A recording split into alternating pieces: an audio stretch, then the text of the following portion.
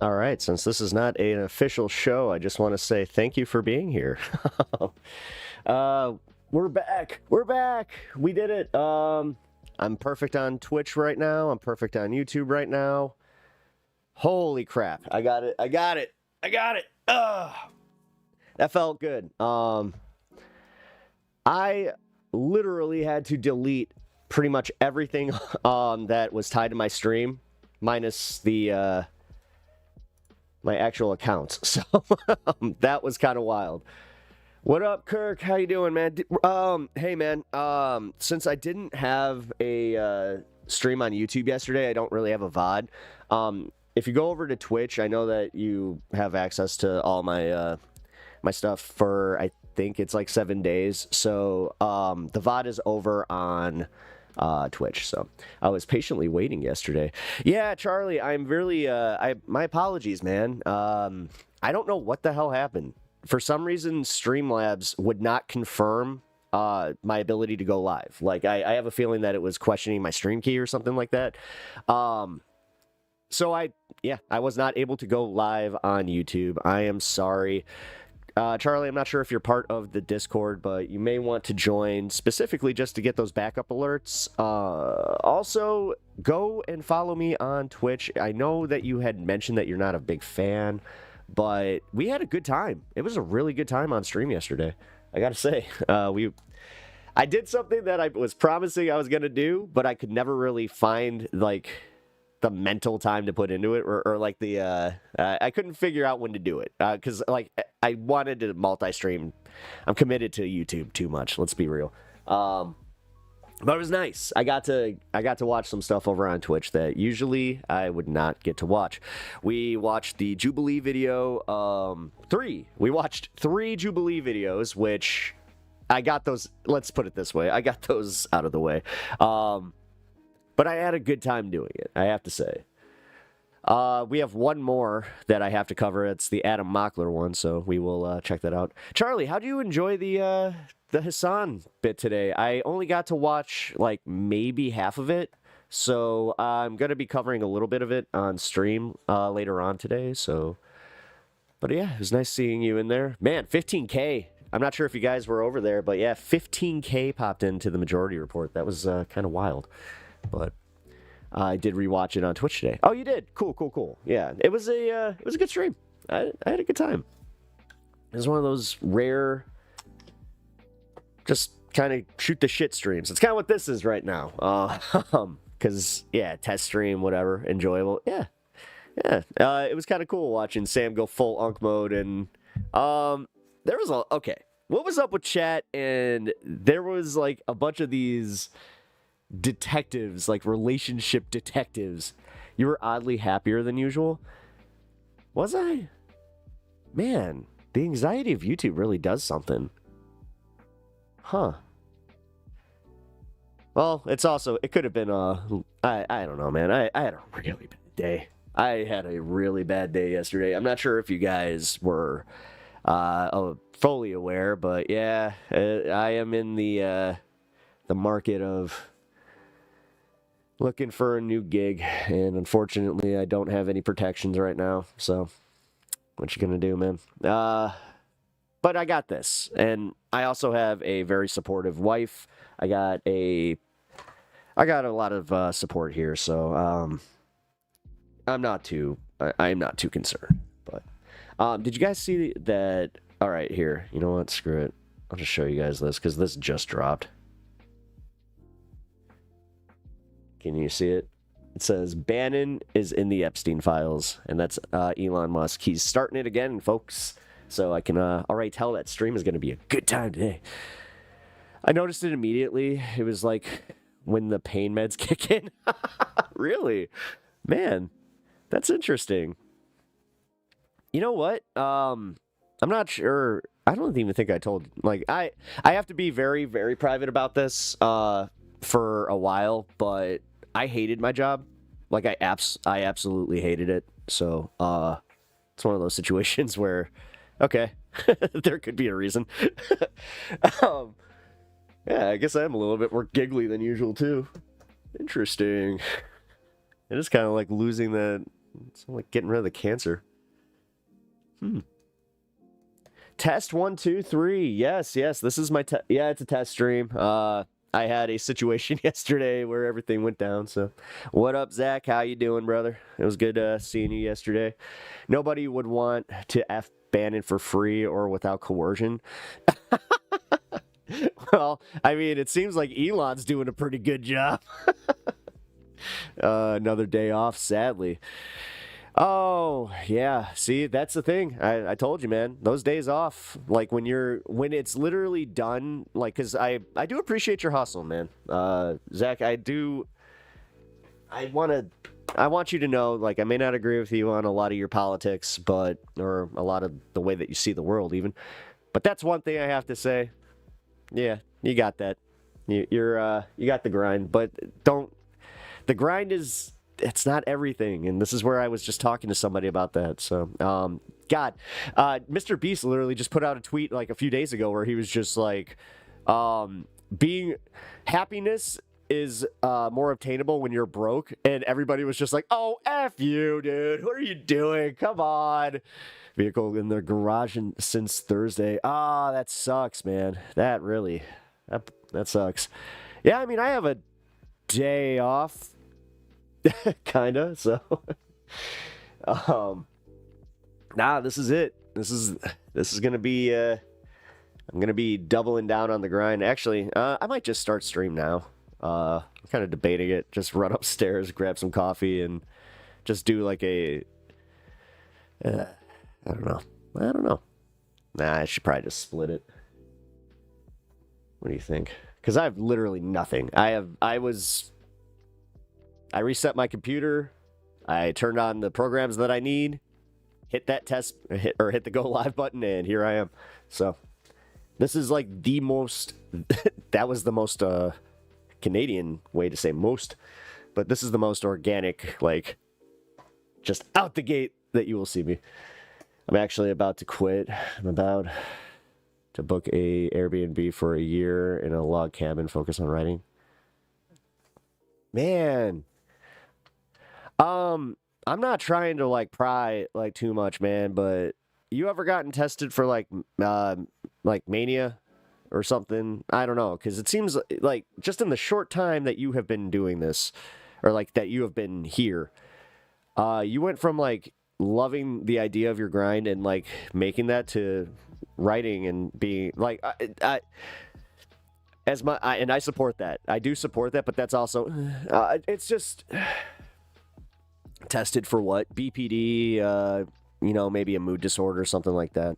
Because you can have these extreme highs and lows types of situations that influence your decisions, and you just want to be really careful about that, man. I know a lot about it specifically because of my mom.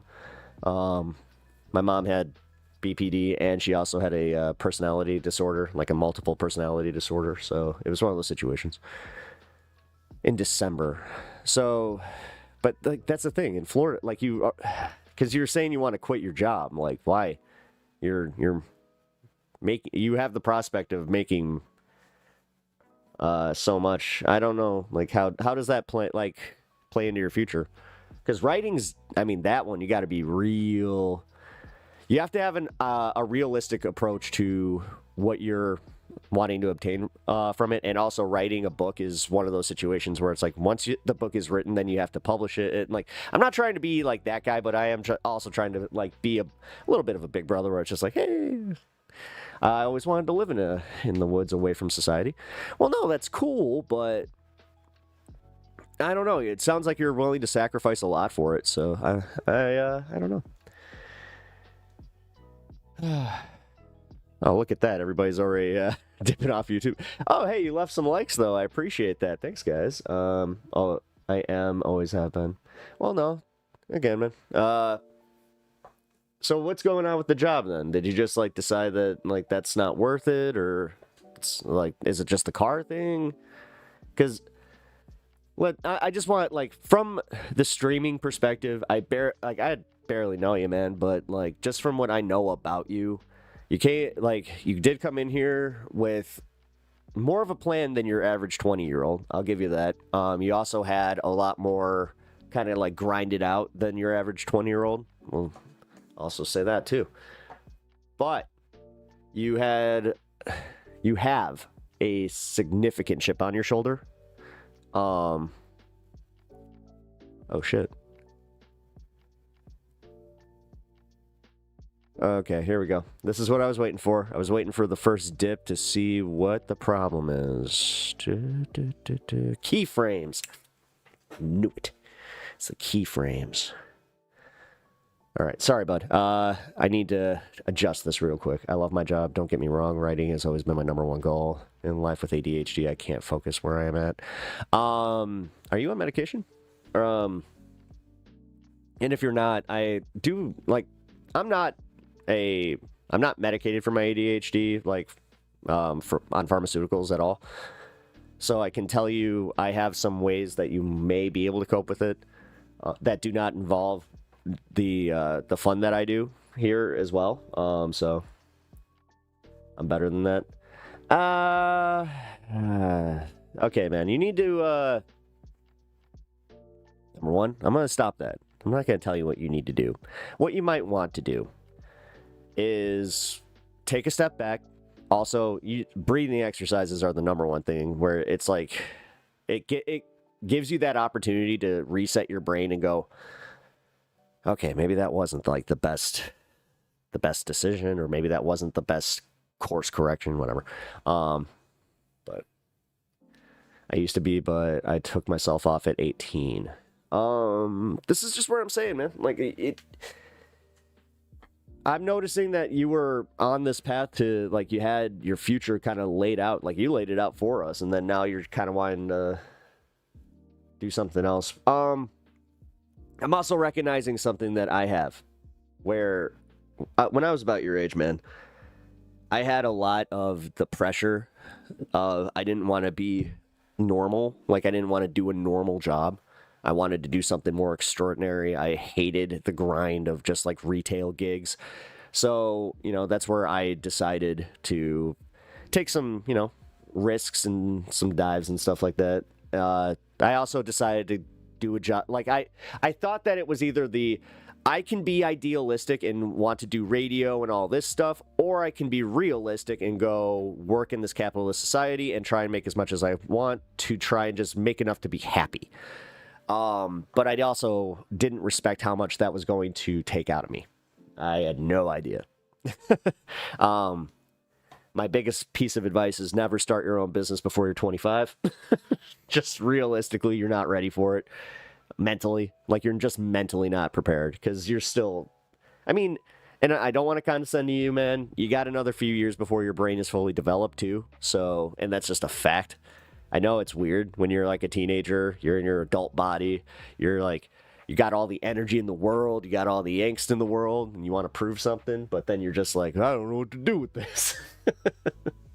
I don't miss that, man. I don't miss being like 18, between the age of 18 and 25. I hated that. I look back on it, and it was like, you couldn't pay me to relive that shit. Like, you could literally tell me that you were going to give me every dollar on the planet, and I would just be like, well, I could reallocate that. That's like the ultimate Avatar, like, boss mode for me, where it's just like, full collection of capital and disperse! Oh, speaking of, like, some fantastical stuff, I think that I might be going to see a premiere of Superman. I got invited to go do that on Thursday. So the only problem with that is I usually do my my late streams on Thursdays. So I'm trying to toy with how to do that. Here, I'm going to rename this from test stream to something else. We are back. Join the fun. There we go. I just want my... Yeah, see, the thing is, exactly. Like, and you have people that need to fight for medications. Although, Sylvie, you might enjoy a legislation decision that Pritzker just made, where he is making it he codified not only trans rights in our state, but he made it a law where like they cannot ban HRT that's already been prescribed and all that kind of stuff. So he's trying to get ahead of all this stuff. I will never be. Well, you don't want. Listen, being normal sucks.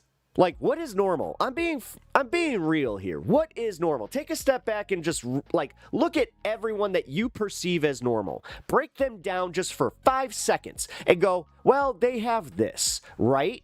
Like, everybody's got something. I don't care if you have, like, the closest family. I don't care if you got the nicest house. I don't care if you have, like, the best kids. There's always something.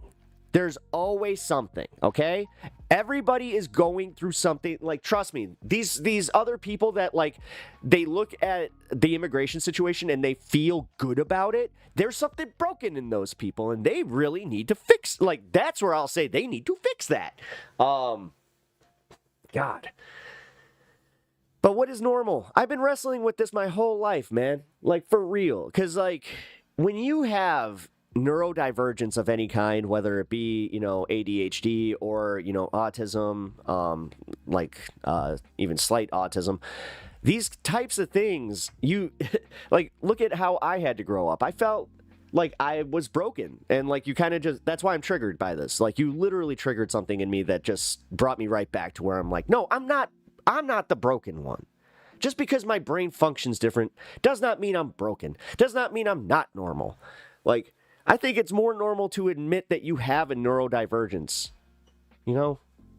I got so much, but yeah, here. I didn't even read your full comment. My bad, bro. I will never be normal. My brain will never fully develop. I got so much built pressure that I know one day it's going to collapse, so I'd rather be away from society. See, I understand. Oh, well, are you? Oh. Wait a minute, are you really at that point, bro? Like, see, I don't like, mandatory 5150s are ass, but if you are feeling that way, doing a voluntary is much better, because then you can at least, like, sign yourself out. So that's where you got to be careful, man.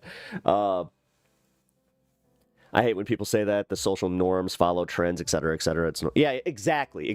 The other thing that I will say about this is, like, in my life, I've noticed that the ones that strive to be normal, that want, like, most people would call this a balanced life, or they would say, like, oh, you mean a healthy dynamic with a healthy family dynamic? I'm like, yeah, healthy family dynamics kind of suck, because it makes just consumers.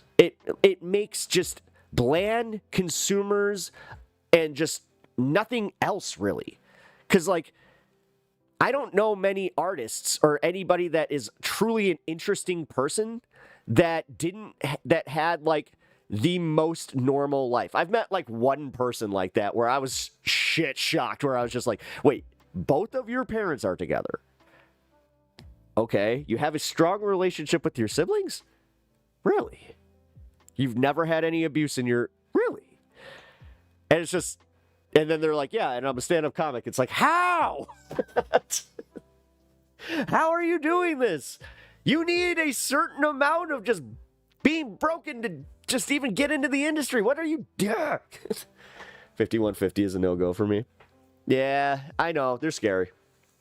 They're absolutely terrifying, and I hate the fact that people that don't suffer from having these types of, like, mental situations don't really know what they're talking about. That's also why I get scared, is, like, when the non-voluntary committals, dude, those are bad. For living in the woods. Well, when you're saying living in the wood, oh man, are you really trying to do the, like, I'm gonna go, like, just disappear? Like, come on, man. That's not good. That's not healthy. Like, I'm pretty antisocial. I'll be, like, not antisocial. Actually, that's complete horseshit. I'm a social butterfly. What am I talking about?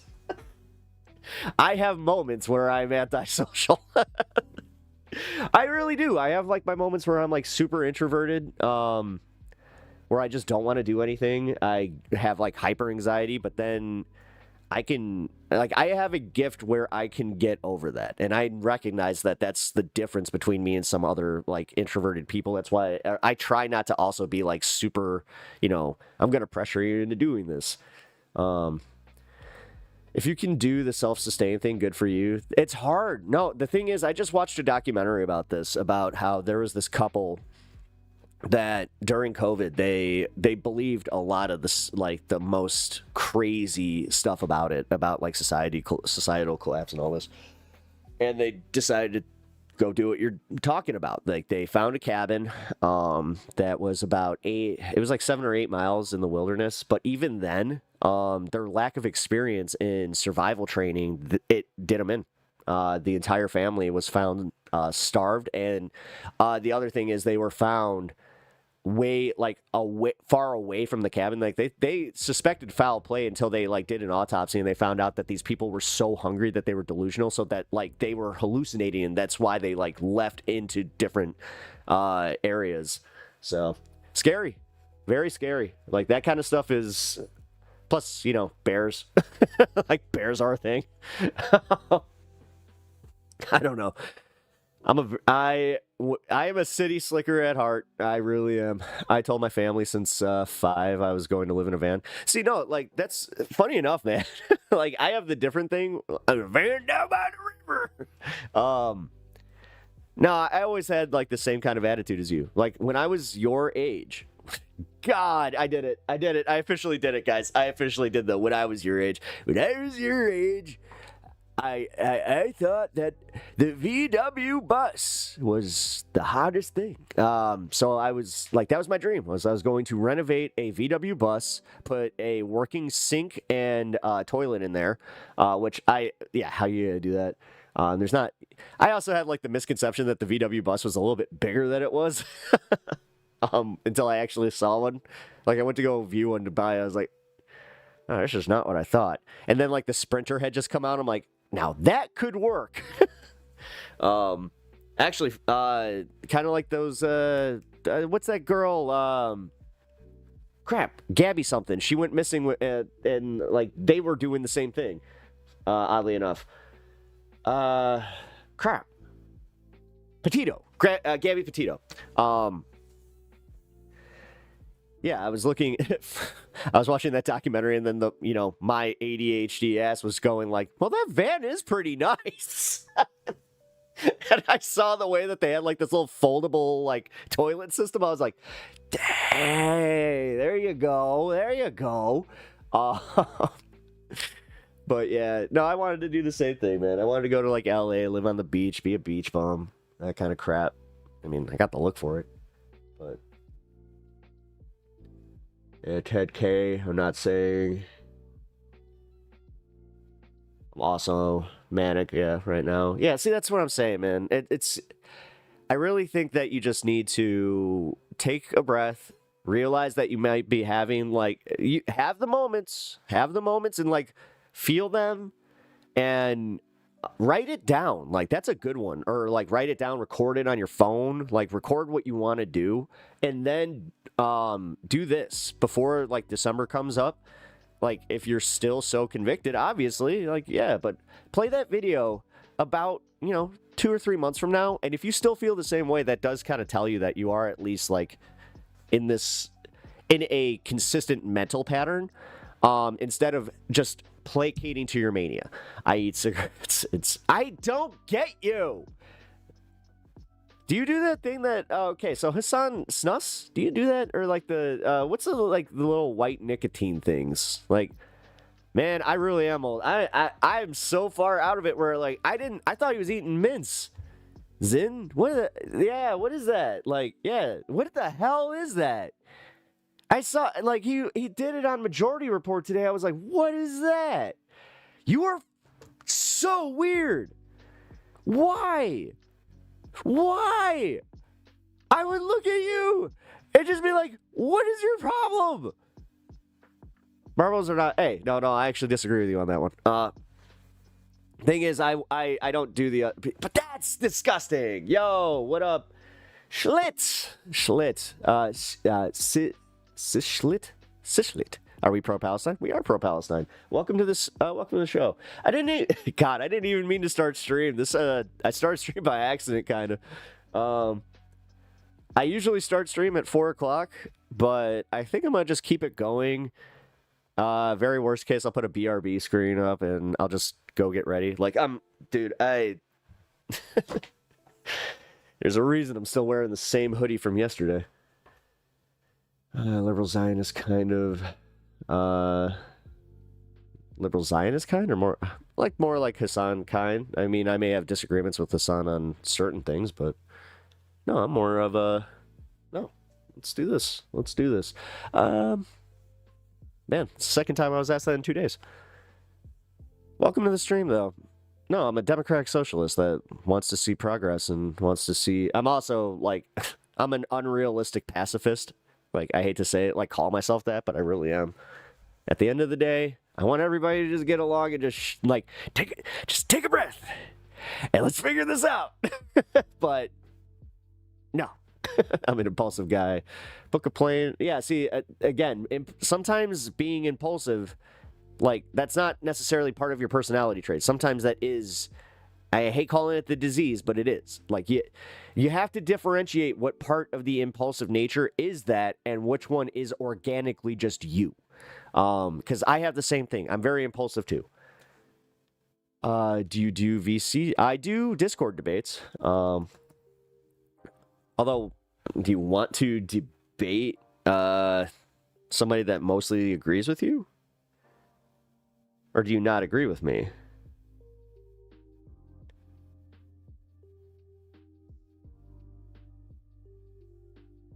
Debate! Another one. Yeah, I mean, I'm getting more into debates again. Yay. Fun times. Fun times.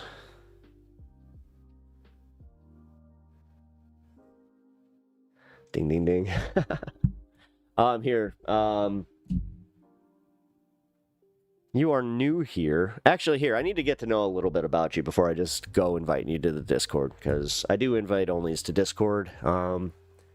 So, tell me a little bit about yourself. What would you like to debate, and also what is your stance on Israel-Palestine? So, not gonna lie with you, Pep. We look the same. You have longer hair.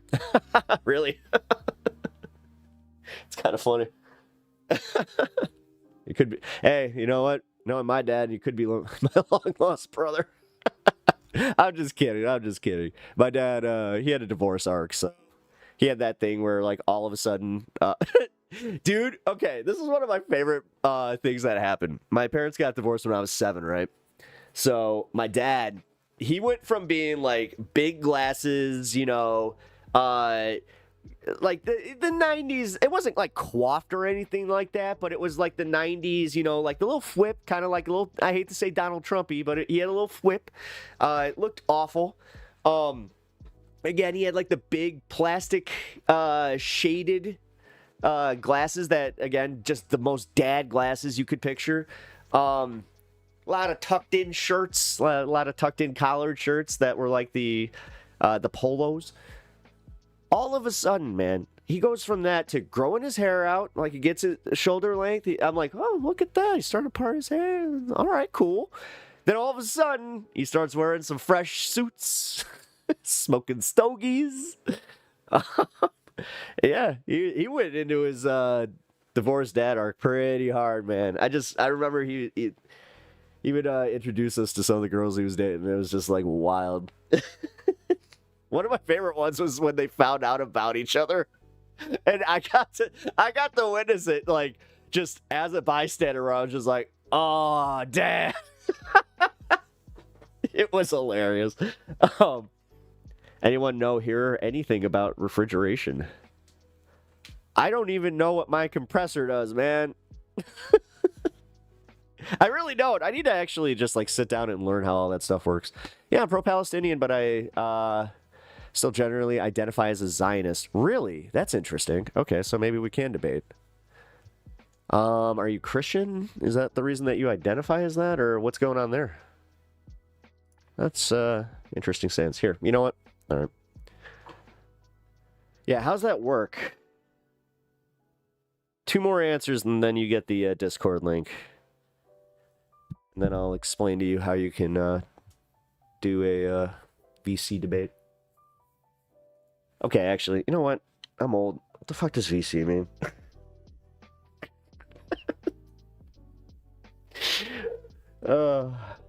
Oh, wait. Oh, crap. All right. If this is the voice chat. Yeah. That's okay. Thank you. Yeah. Then yes, I do that. I'm so bad with acronyms as it is. Like, again, I'm a little dyslexic. So it's not just the dyslexia that does that either. Oh, did TikTok Live Studio get taken down? Guys. Oh, shit. Oh, shit. Oh, no. Dude, TikTok Live just went down. I was going to try and broadcast on TikTok today. Really? So essentially the idea that Zionism is a national movement, not an explicit statist one. So you can be a Zionist by supporting Jewish national rights in Palestine.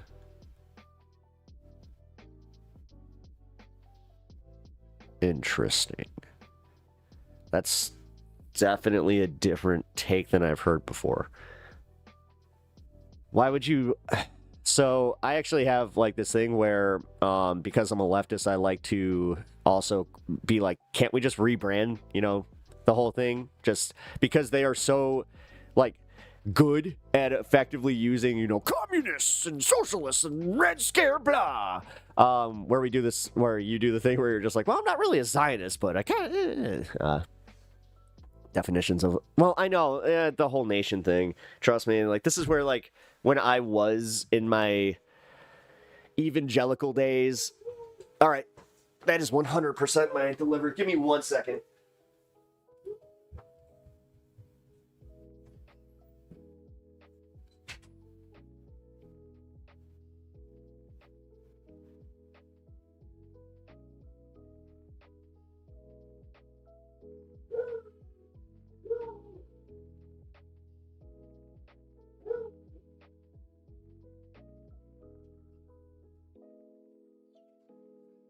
Going to be a math your percentages.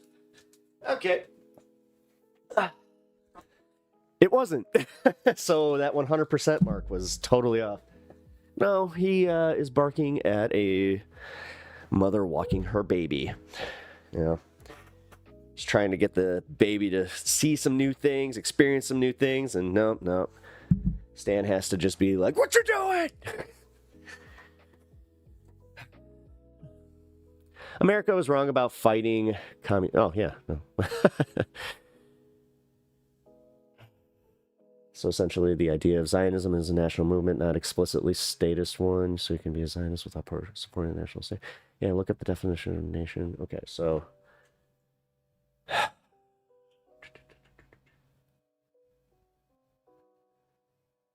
is what ended up emerging from the Zionist project through history.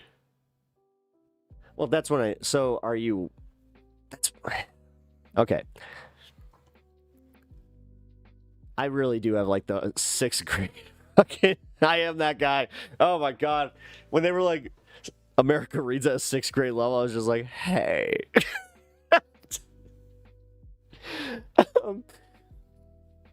I think it literally started that way, though, a Jewish state. Well, it didn't really start. I mean, it started in a way that wasn't like, this is why people are still like a little, you know, hey, we're not exactly cool with this.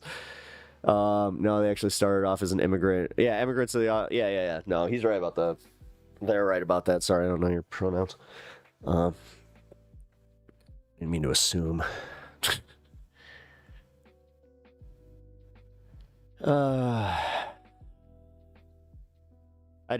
I thought that Zion, like, am I wrong that, like, okay, fuck this. We'll do this in real time. I'm gonna do a PEP education segment, why not? Let me bring up a new tab. Let's get the textbook.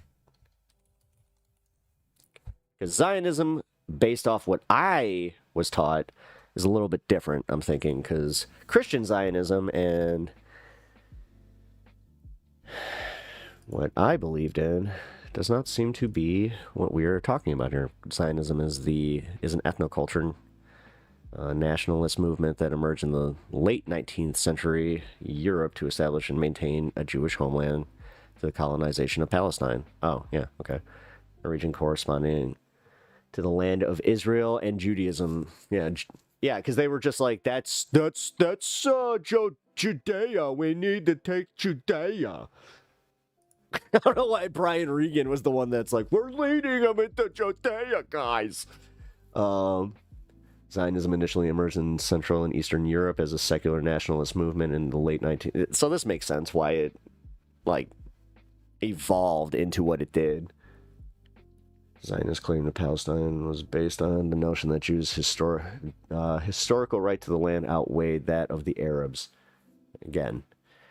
So, just, yeah, that's where it's kind of like, like, because this is kind of like, I love using this one because Americans kind of get it, where it's like, okay, so if all of a sudden we just decided, hey, you know what? Yeah, we're going to give it all back. We're actually going to give it, we're going to give Chicago back to the Algonquin Nation because, we kind of messed up. So, pack up, homie. Like, not exactly something that I think you would be jazzed about, right? Because it always does kind of come back to that. And this is where, like, I really did have, like, a baseline understanding of this shit. Because it was always, like, religious. It was always coded to hide the religious undertones of everything. Where it was essentially, like, a religious war. Where it's just, like, the Christian Zionists will always just be like, well, we got to protect Israel. Okay, but why? Well, because, Iran. But why? Well, they're fucking Arabs! Like, they just want to say it so bad. That's true. I never thought of it that way. So interesting.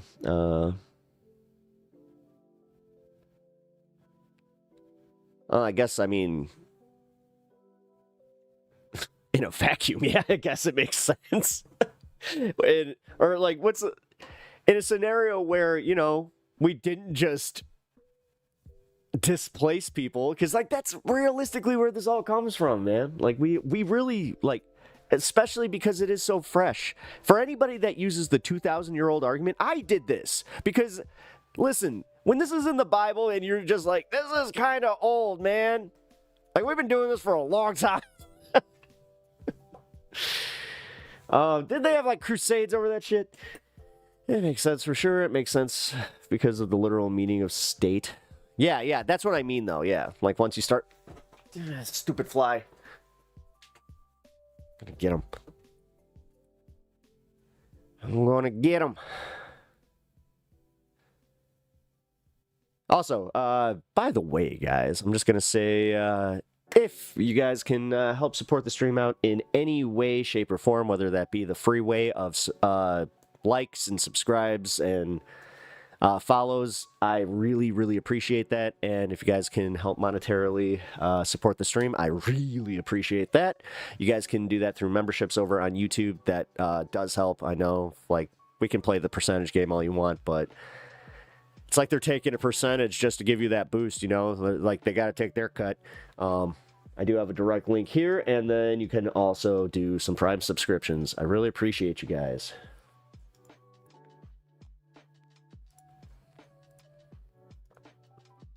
Because, yes, I am in a transition period. I'm in my transition era. Wait. Not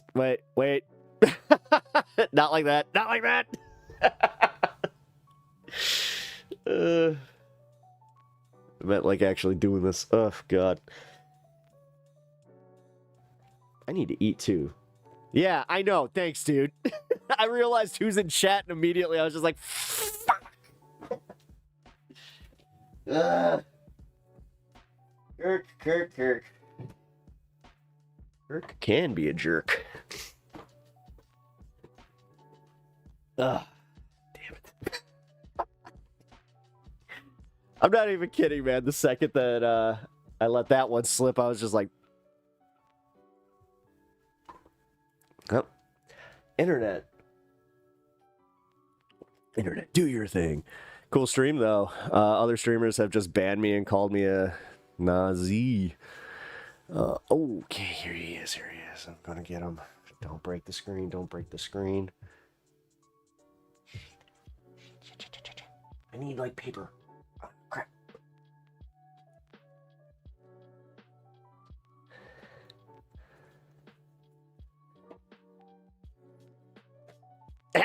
Missed.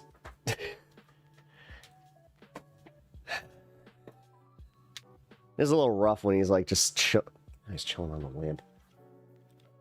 Got to rebrand. Yeah, you got to rebrand. That's kind of what I'm saying. Like, yeah, man, because like it sounds like the second that you say that, they're equating it like that. This is why I was talking about the communism thing, man. Like, because immediately you think one thing, so it's just for bringing it to a different understanding and like a different engagement level. I would say a rebrand would not be bad. That's my whole issue, is that the left has appropriated a label millions of Jewish people self-identify as.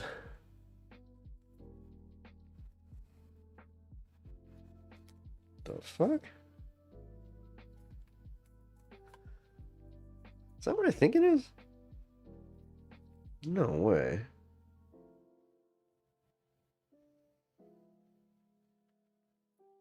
Yo, that ain't right.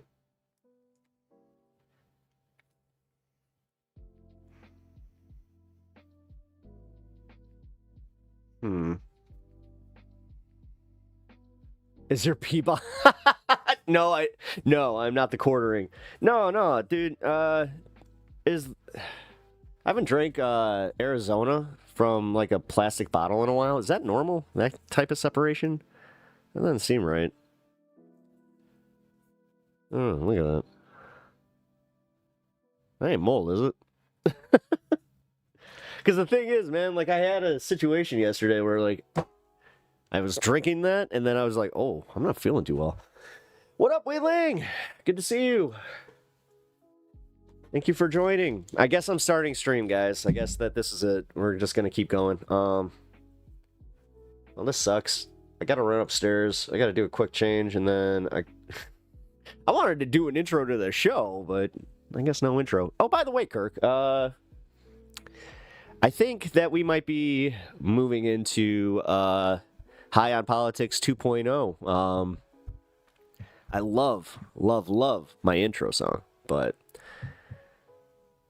I think that it's about time. So, Golf Marine, what up, dude? It's good to see you.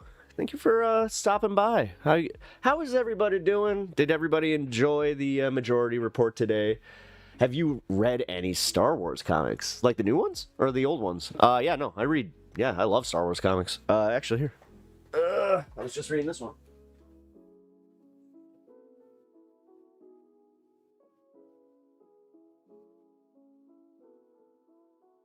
It's actually really funny that you brought that up, because this was on the top of my pile.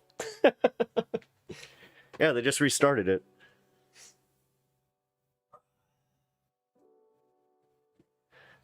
Yeah, I'm a big Star Wars nerd. Wait, I'm going to be honest. I don't want you to get mad at me, but you have a big heart. I thought you were talking to me for a second. I was just like, wait a minute. No, my nightmare. Bat in the cave? What? Okay. I'm good. All right, textbook Zionism. Let's go. Let's learn a little bit. In 1917, the Balfour Declaration established Britain's support for the movement. Makes sense. White Brits. 1922, the Mandate for Palestine. Yeah. No, I know all about this. Okay. Terminology. Zion. Mount Zion is a hill in Jerusalem and a term used in the Hebrew Bible. Hebrew. I do this thing where I get lazy, so I'll stutter a little bit when I'm reading something like that. It has been used poetically as a type of figure of speech to refer to the land of Israel since a period of Babylonian exile. Yes, I know that. First time Zion was associated with them. Mass movement was the Hoevi Zion, Lovers of Zion. 1884. Oh, look at that. We have a redemption. Guys, get ready. Get ready for the spicy takes of Tim Pepper. Tim Pool's little puppet brother. Listen. I have spicier takes, but I'm more correct, and I have to hang out with this asshole. So all I have to say is, if you were watching HASAN, then you are part of the problem. You're part of the problem, guys. You're part of the problem because this Zora Mandani guy, he's a communist, you see, and everybody that supports him is a communist. Kickflip.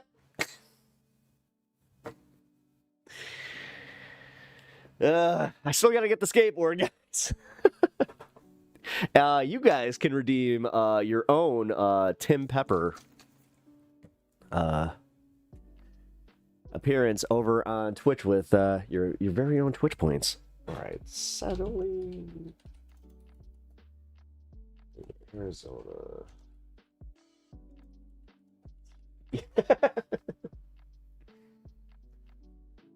It's mold. Same thing happens to a lot. I contacted customer service and confirmed it's mold.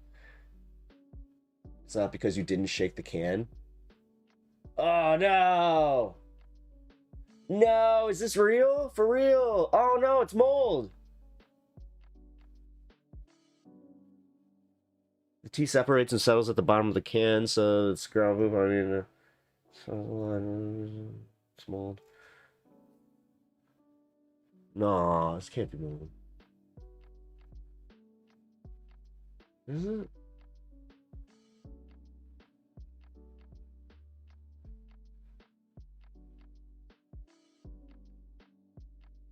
One out of 50 cans, maybe I didn't shake it enough?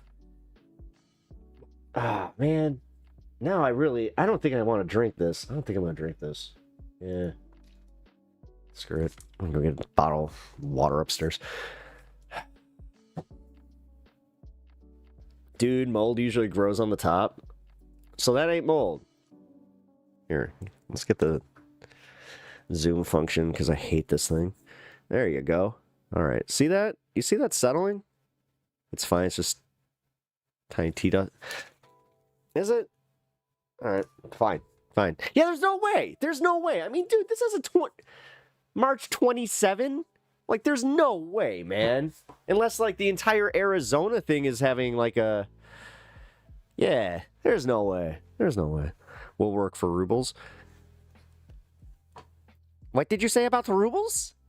I'm here for it. Comrade and ruble. Wait, comrade. I'm not a leftist. Ah!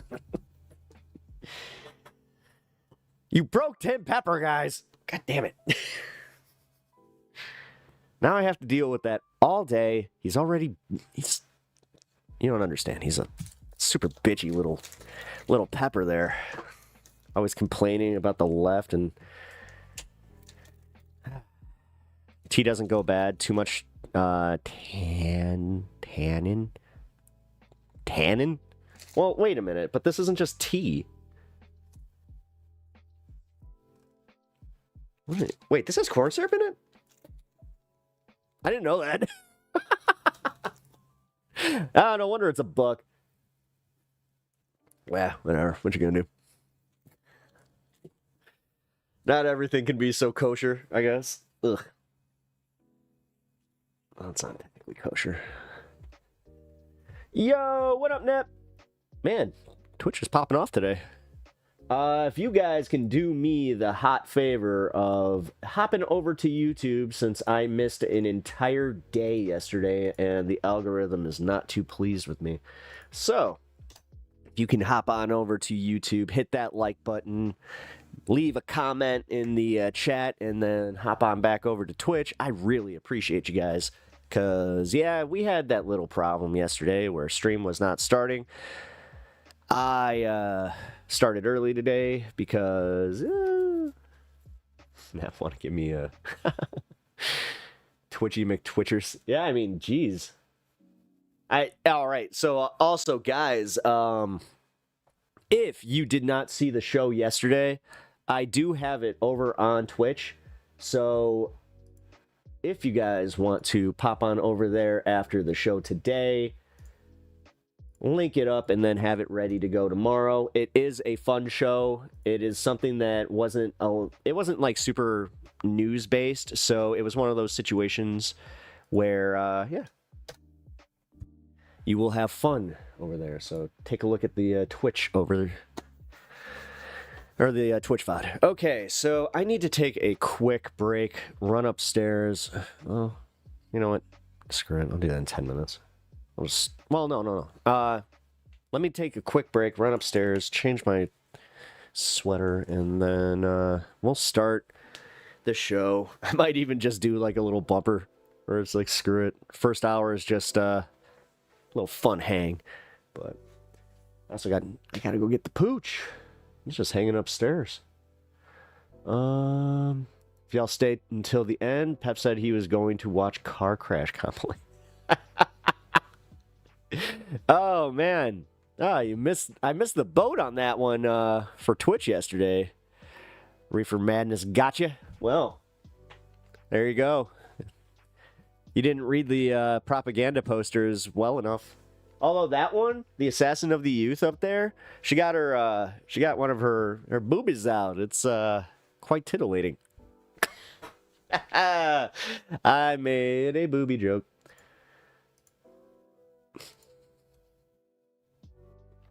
You can tell I'm proud of myself. He promised, guys. He promised. Here, let's see. I gotta be able to find something here that can just Hey, this space is live. All right.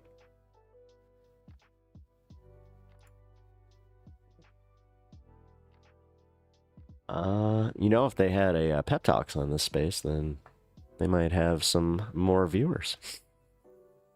Oh God. Uh-oh. The ego's starting to come out. Oh no.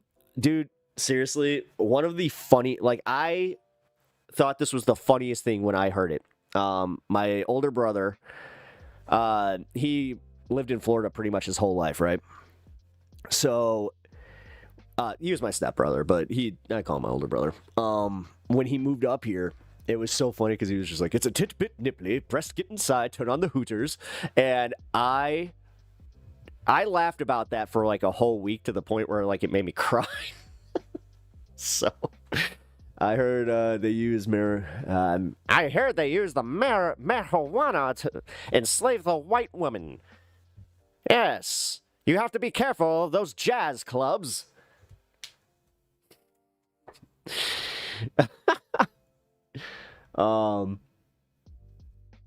W. All right, well, while I am having fun with this, come on, there's got to be something that I can put on here. Nah, not really. I'm looking through my own content, and I'm just like, wait, I have nothing that I can just put up as a bumper? That's kind of annoying.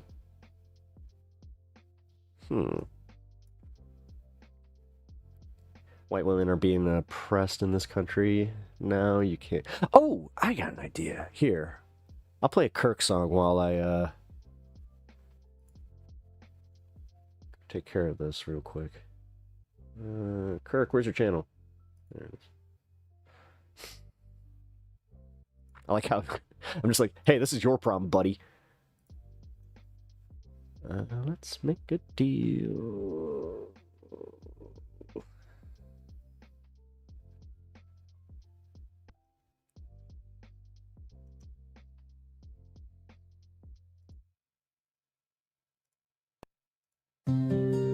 All right, I'll be right back. Oh.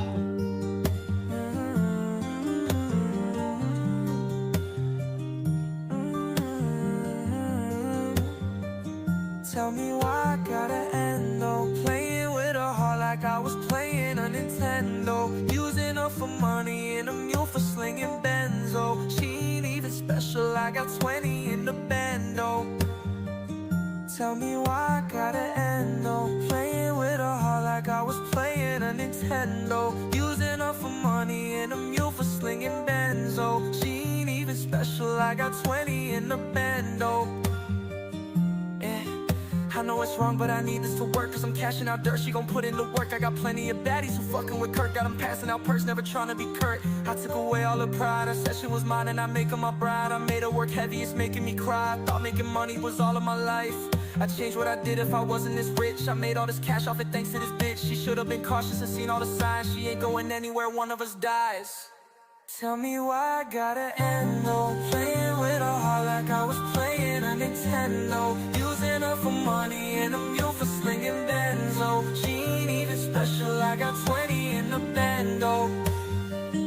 Tell me why I gotta end though, playing with her heart like I was playing a Nintendo. Using her for money and a mule for slinging benzo. She ain't even special, I got 20 in the bando.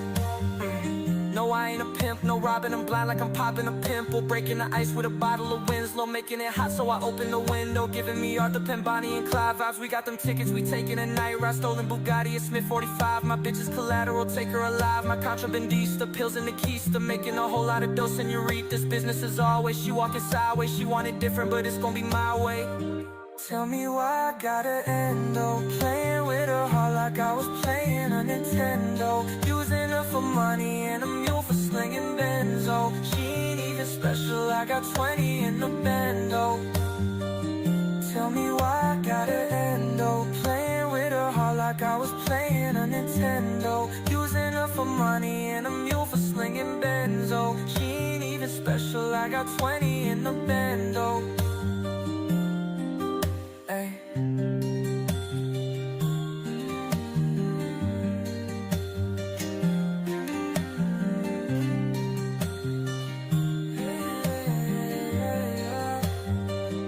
Tell me why I gotta end though.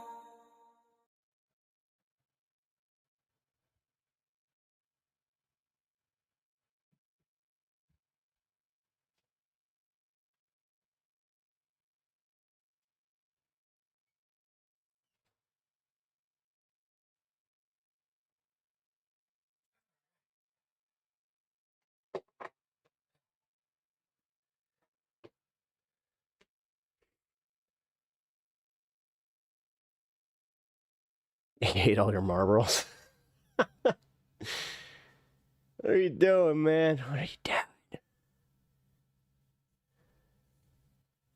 Wow, Majority Report already put up the HASAN video. That was quick. Good for them. All right, well, we will definitely put that up.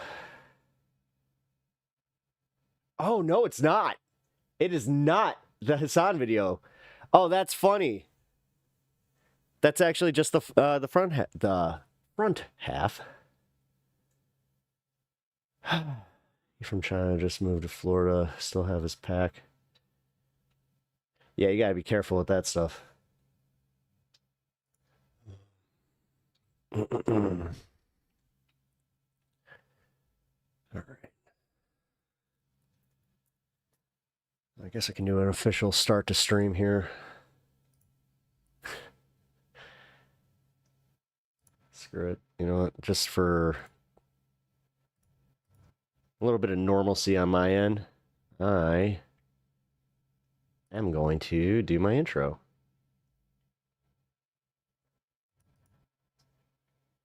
Whoa, why is it like this? Okay. There we go. What are we at? Start at 3 today. So there was an hour pre-show. I kind of appreciate that. That was fun. And it'll still be fun. We're still going. It's not going to be... Have you read the Book of Leviathan? What? If I'm a cigarette eating. It's people who inject vape juice into the... What? That can't be a thing. That can't be a thing. There's no way. That's disgusting. All right, guys. I'm going to start the show. Let's do it.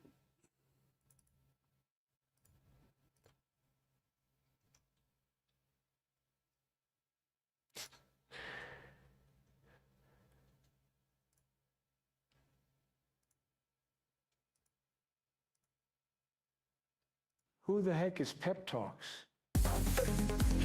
I'm not gay, but I fantasize about Marco Rubio. Pep Talks. Pep Talks. Pep Talks. Let's eradicate the Kung Flu. I'm literally coming. Pep Talks. Pep Talks. Who the heck is Pep Talk? They want our women. They want our children. Pep Talk. Sometimes no means yes. Grab them by the pep talk. Grab them by the Marco Rubio. Obama is a racist. Pep Talk. I'm literally coming. I'm Pep literally coming. Pep Talks. We found weapons of mass Pep Talks. destruction. My fellow Americans, it has been confirmed today from Pep Talks that we are indeed all high on politics. There we go. Welcome to the Tuesday edition of Pep Talks. Welcome, welcome, everybody. We did it. I fixed stream. For anybody that has just joined us, which is probably this one person that just popped up, welcome. We just started the stream. No, we've been up for about an hour, so we are ready to go here. Oh, wow. Did people think I was ending stream? That was not... I fucked up. It's okay, guys. Well, oh, man. Is that a game or a book that says Leviathan in your room? Oh, that is a game. That is Warhammer 10th edition. That was the starter box of 10th edition. I split it with one of my friends. He wanted to play Tyranids. I play the Space Marines because... why not? The Space Marine faction was actually, they got a lot more fun, so, which, yeah, on your left. Yeah, no, I got you. Sorry, guys, the latency over on YouTube is back to what it used to be, so I have about a 6 to 8 second delay in my chat response. If you guys want to optimize that and get away from that, you guys can always go over to Twitch, but yeah, not the biggest deal. So let's get some music going. All right, now I hope our buddy did not take off. She lit here. I have determined that you can definitely do the you can join the Discord, and we can debate in voice chat if you would like a little bit later.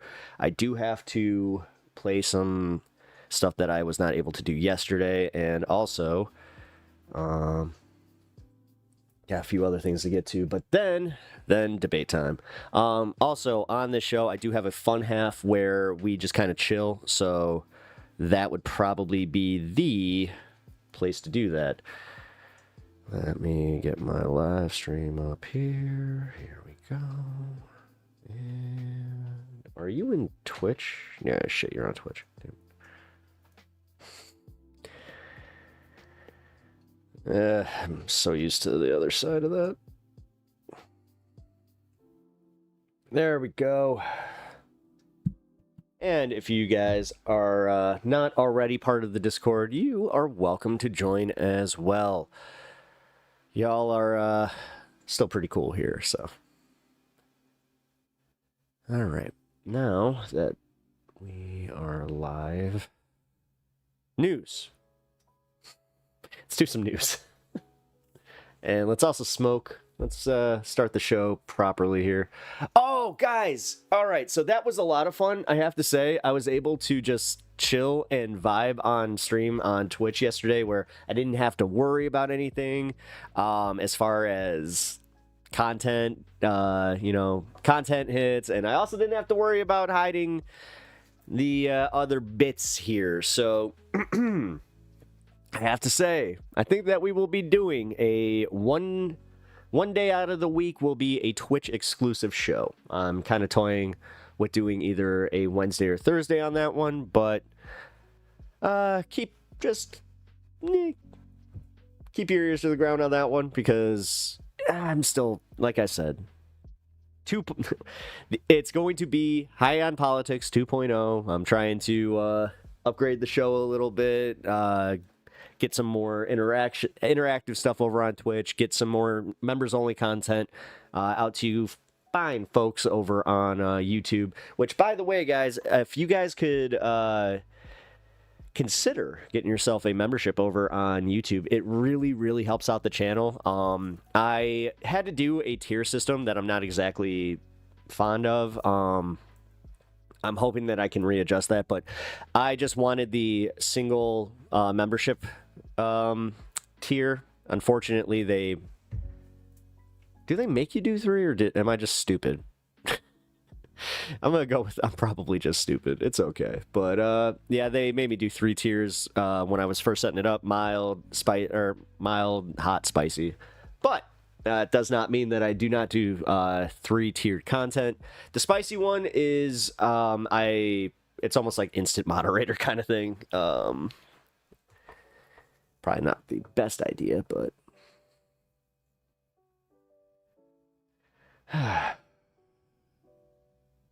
sorry. Keyframe rate just started popping off again. There we go. All right.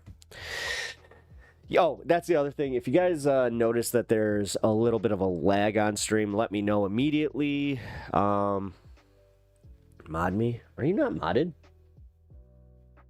I thought you were modded.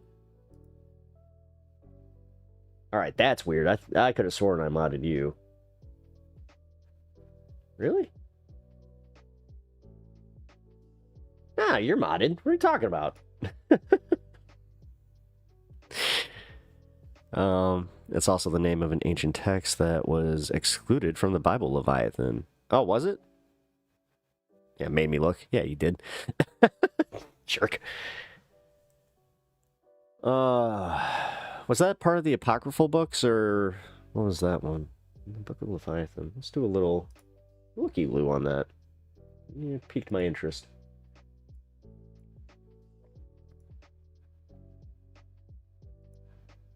Mod me as an ancient text. The ancient text of mod me, bitch. Is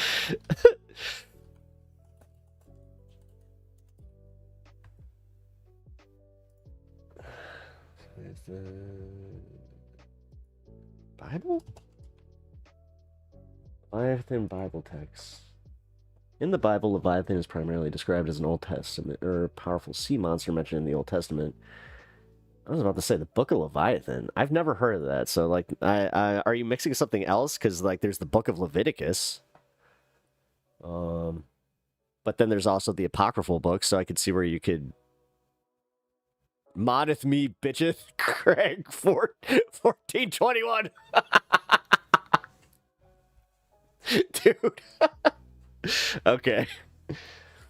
I think that we might need to have the Book of Pep that needs to be retrofitted into the Bible. That was great. Moddeth me, bitcheth. All right. News. Supreme Court clears the way for Trump's plan to downsize the federal workforce. Supreme Court clears the way for conversion therapy ban. That's not going to go anywhere. Oh, wait. Yeah, it could actually. Hold on.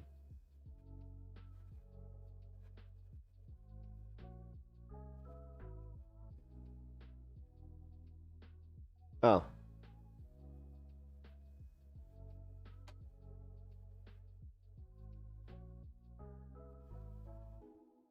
Ruling follows Tony Evers' lawsuit alleging that the committee exercised unconstitutional legislative veto over executive powers assigned to the governor. The court's decision clears the way for Wisconsin to enact the conversion therapy ban, joining 23 states in D.C. So they are not going to allow conversion therapy in Wisconsin. Cool. I could have sworn it was an apocryphal book, my mistake. Oh, don't worry about it.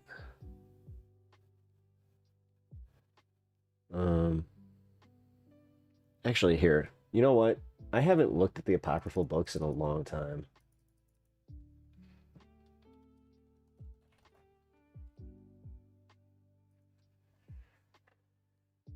Yeah, it was Tobit, Judith, The Wisdom of Solomon, Sirach, Barak, and yeah, the first and second Maccabees.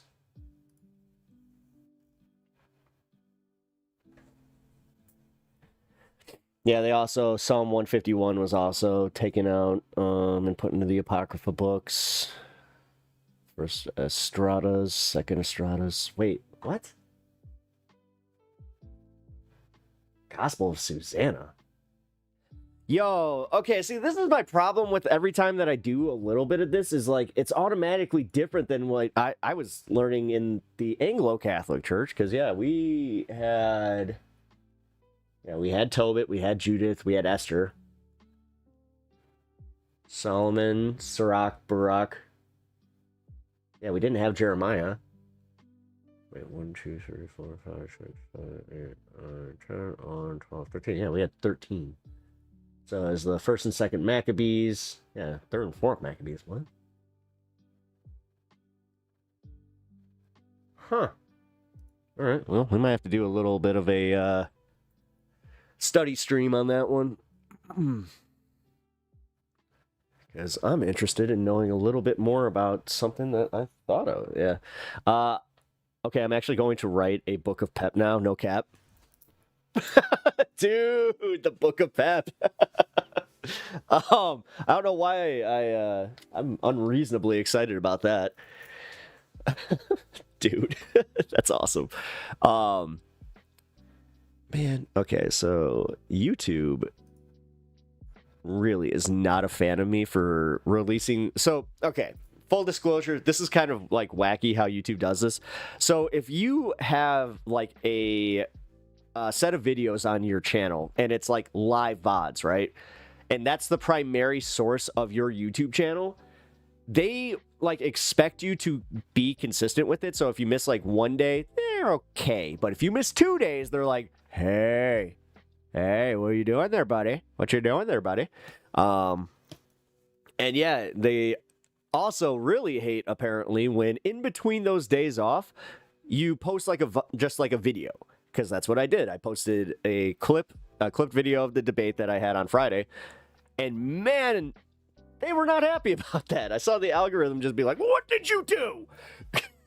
So we're back at it. What up, Sean? How you doing? You're back. Yes, you are. You were able to join us yesterday over on Twitch, though. That's fun.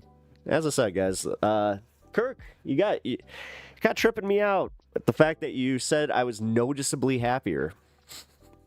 Because I will admit, now I have a little bit of anxiety.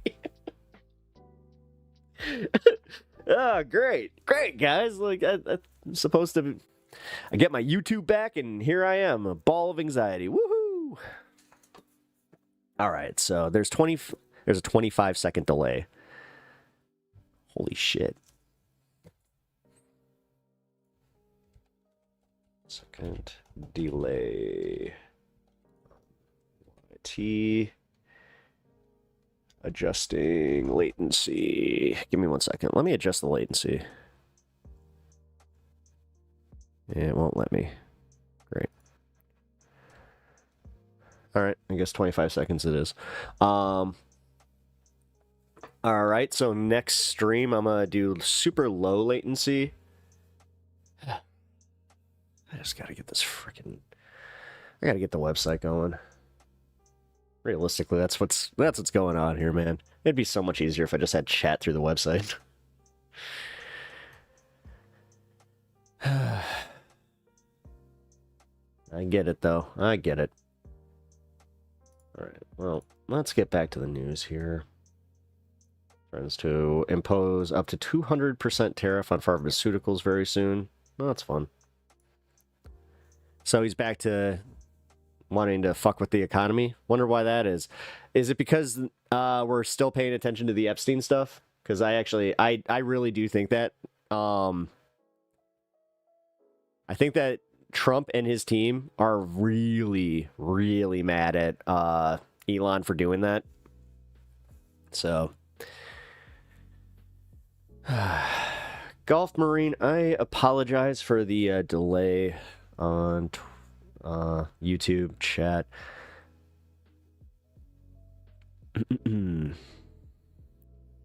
Okay. Maybe this will help. Here. Nope. That didn't help at all. That actually incurred an error. Crap.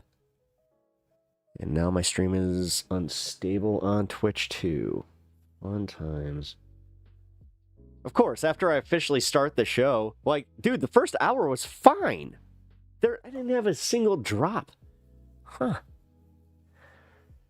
Trucker John needs to figure out that latency control.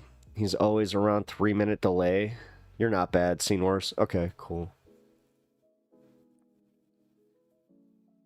Well, yeah, I mean, the problem is if I go to super low latency, then it also affects my my video output. So there's a little bit of a problem there, but YouTube's got to figure this one out. I do have to say, like Twitch, like being a regular user on Twitch now and a streamer on Twitch, it's instant. Like literally, it's like 2 seconds. It's insane, and it's so much easier to interact over there. So, Golf Marine, hate to say this, consider going over to Twitch if you're not already over there. But keep that YouTube up. Like right now, if you guys can really help me out by keeping your YouTube in the background, it does help me. I know. This is where I'm a little bit more. Like, come on, guys. Time to help the channel. Ugh. It was all fun and games until, take a little hit. Take a little hit. Yeah, this next jobs report is going to be interesting. All right, so I have got to eat. I also got to eat, smoke, and then hang with y'all. So, that means, let's find some news to cover real quick while I power down this protein bar.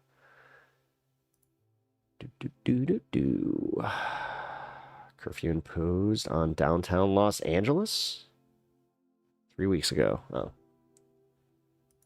I thought that was updated right now. I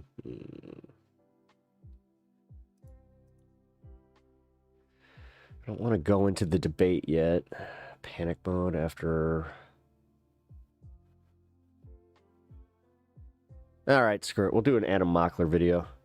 There's something very weird going on. I want to break down the missing list, the missing footage, but also the fact that Donald Trump's press secretary, Caroline Leavitt, did something very, very unusual yesterday during her presser, and it's now going viral. Now, Caroline Leavitt had the impossible task of going out and defending the Trump administration after they brazenly flip-flopped their position on the Epstein files. A few months ago, Pam Bondi said, I have the list on my desk right here. My lunch and after Elon Musk says Trump is on that list, all of a sudden the list is gone. So Caroline Leavitt, again, 19 had a really seconds. unenviable task of I knocked down 4 seconds. Defend this all in front of cameras, and look at her face. She looks like she's not prepared for this. We'll break that down. This is fun. No, this is the first time that I've seen her lose all her confidence, where she just doesn't. She knows she's fucked because she knows that there's enough Republicans that are pissed. We're gonna watch the Alex Jones response to this, by the way. After Pam Bondi came out and said the Epstein list is gone, there was never any list. It disappeared. We then learned that there was footage being released, but this footage, upon its release, was missing one key minute. I'm not making this up. The New York Times article reads, quote, this video released by Miss Bondi and Mr. Patel, however, appears to be missing a minute just before midnight. The digital clock on the screen jumps from 11:58 p.m. to 12 a.m. Officials did not I also noticed immediately have an explanation for the apparent the trash can gap, but we have the footage right here. This is the footage that they released. And let me just point out the bottom left. You'll see the bottom left, the timestamp, 11:58:46 seconds. As it counts, 50, 51. Nothing is quite happening on screen, but you'll see a jump in just a few seconds. And that jump that you saw right there clearly signified a cut in the footage. So even when the Trump admin is trying to trying to give the veil of transparency, they still can't be transparent. Trying to give the veil of trying to a cut in the footage that you saw right there clearly signified in just a Wait. few seconds. 58. And that jump that you Oh, saw wow. right It's straight up a minute. there clearly Oh, signified damn. a cut in the footage. So even when the Trump admin is trying to give the veil of transparency, they still can't be transparent. We deserve to know if the people who are sexually abusing hundreds of young girls are still walking around. I mean, they have to be, right? There's no way Epstein and Ghislaine Maxwell were doing this operation alone. There weren't hundreds of victims and 0 clients. There had to have been clients. So the idea that there wasn't a list is absurd. Now, is there like a perfect notebook list of every name and date? I'm sure it's not that simple, but there has to be receipts somewhere. Here's, Jesse Waters saying the same thing. Now, we knew Epstein didn't keep a list of people he was blackmailing in his diary, but there should be case files, mountains of them, mountains of paperwork going back decades. Where'd that go? That's actually exactly right. Where'd it go? There should be paperwork going back decades, even if it's not cleanly listed out. It doesn't matter how organized of a pedophile Epstein was. It matters that we hold the people accountable who were committing these crimes. Someone tweeted out, big reasons I voted for Trump: cooperation with Elon, lower deficit, Epstein files. Oops. None of those things ended up panning out. Really quickly, make sure you're subscribed to the Adam Mockler feed and you drop a like. We were relentlessly punching back against MAGA, and I can't do it without you all. When I go on What happened with him and Midas? these debate shows or when we host our live streams, the community that we've built is always I want to know the drama. crucial. So thank you. If there is This any. one says, someone asked Grok, which is Elon Musk's own AI. Someone said, hey, Grok, did Jeffrey Epstein have 14 different phone numbers for Donald Trump? Grok says yes. Jeffrey Epstein's address book, published in 2015, listed 14 phone numbers connected to Donald Trump, including those for his family, staff, and properties. This does not imply involvement in Epstein's business crimes. You can argue yes or no on that, but Grok says, yes, Jeffrey Epstein's address book had 14 different phone numbers connected to Donald Trump. Let me play you this clip of Caroline Levitt, and I want you to tell me if you notice what she's doing differently in this clip. That's transparency. Follow up on that, Sure. Caroline. Okay, so the FBI looks at the circumstances surrounding the death of Jeffrey Epstein. According to the report, this systematic review revealed no incriminating client list. So what happened to the Epstein client list How did he still look like a 10-year-old at Sunday school? that the Attorney General said she had on her desk? Well, I think if you go back and look at what the Attorney General said in that interview, which was on your network on Fox I've News. got the quote. Go ahead. John Roberts said, DOJ may be releasing the list of Jeffrey Epstein's She wasn't clients. expecting Will that really quote. happen? And she said, it's sitting on my desk right now to review. Yes, she was What? saying the entirety of all of the paperwork, all of the paper in relation to Jeffrey Epstein's crimes. That's what the Attorney General was referring Meta to, the and I'll cat, let her what speak up? for that. But again, when it comes to the FBI and the Department of Justice, they are more than Welcome to committed stream. to ensuring that bad people are put behind bars. If they were committed to ensuring that bad people were put behind bars, Trump would have been put behind bars successfully years ago, especially after trying to overthrow the government. But I digress. What went viral about this clip is something you actually wouldn't expect. It's what Caroline Levitt is wearing, or what she's not wearing in this case. Because someone posted, a Trump supporter posted, wait a minute, doesn't she always wear a cross? Always wear a cross. And then it started to go super viral. Interesting that Caroline Levitt took off her cross today while talking about the Epstein files. Then someone went through and realized, wait a minute, she's had the cross on for every single press briefing against this one. Someone said, I noticed you removed your cross necklace. Was it burning your skin after covering for the Epstein clients? Another Trump supporter up here says, Pam Bondi looked the American people in the eye and said she had Jeffrey Epstein's list. Now she says there was Weaponizing their Christianity against them is wonderful. I love it. never a list. Pam Bondi should be fired for lying to the American people repeatedly. Missing minute in Jeffrey Epstein video raises questions. And then when you click on the video, there's also a missing cross on Caroline Levitt's neck. Okay, just to back up. I'm not someone that likes to delve into conspiracy theories. I'm actually he really quite did do, like, the anti-conspiracy Kermit the theory. I'm Frog, one like that's always the, trying to push back and make sure we're grounded in reality. I don't think there is a conspiracy theory to be drawn from the fact that Caroline Levitt doesn't have a cross necklace. You have to admit, it's incredibly ironic that the party of Christianity, which is what they call themselves, is filled to the brim with people who exhibit traits that are the antithesis of what Everyone knows. Everyone knows. No, that's the craziest part, dude. My own. Okay, so my dad. I've explained that he's kind of a apolitical figure that leans right. He's even just like, oh no, this is sus as hell. And I don't know. He said, he doesn't say sus, supposed but to be. I mean, I always say, hey, Trump, which Bible verse says you should rip off thy neighbor, call nicknames on the enemy, rip off the poor, evict the weak out of your tenants? Oh, that Bible verse that says grab women because they let you do it. None of these things are in the Bible. Donald Trump's entire persona is antithetical to the Bible, and I'm glad that Caroline Leavitt is deciding not to put the cross on while defending Epstein. Now, as far as this missing footage, do I think that this is a larger conspiracy? Somewhat. I'm not going to speculate on exactly what would be in that minute of footage, but I do think the Trump admin is covering something up. They're acting quite peculiar, and there are two different rational explanations for why the Trump admin isn't releasing the Epstein list. Number one, guess there is no list was too big a lie for her. That Trump's name is all over it, and that watch Elon Jesus Musk watch her lie. Oh my God. I guess there is no list was too big of a lie to let Jesus watch this time. Right. Wow. Number two, my brain just it went scrambled eggs for a second there. Sorry, guys. Pam Bondi got a little bit overzealous and lied when there isn't quite the clean list that they claim there is. For example, Pam Bondi wants to stir up conspiracy theories, so she goes on TV and says, I have the list on my desk, when in reality it's like a bunch of like disjointed papers that haven't really been sorted through in over a decade or whatever. And none of this is to defend them. Either way, that would be terrible. Either they're lying to the American people beforehand. Okay, that's good to know. And saying they have a list that they don't, or they're lying to the American people. I just re-scrambled that shit. About the president being a pedophile. I personally think Trump's name is on the list. I'm sure. Yo, Meta the cat. Seems like you're having fun here. Hit that follow button. Some sort of list exists. I don't like to tell you what to do, but we're getting close to 420. Organized list. But at the end of the day, something very weird is going on, and I think we can all agree. All right. You can't have Pam Bondi saying the list is on her desk. Then Elon Musk says Trump is in the list. Then the list is gone. I pointed this exact thing out in my Pierce Morgan debate. It was her job to make the effing if you list. Missed my Pierce Morgan debate. I highly recommend. No, and the fact that she was also like the the acting district attorney while Epstein, I love the fact that now conspiracy theorists are now kind of catching up to this.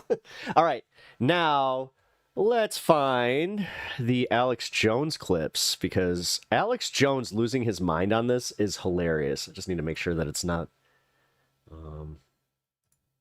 Is it on X? I think it was on X.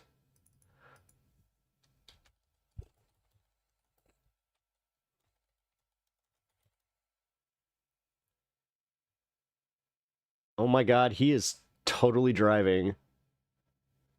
A disaster. I don't know how. Here we go.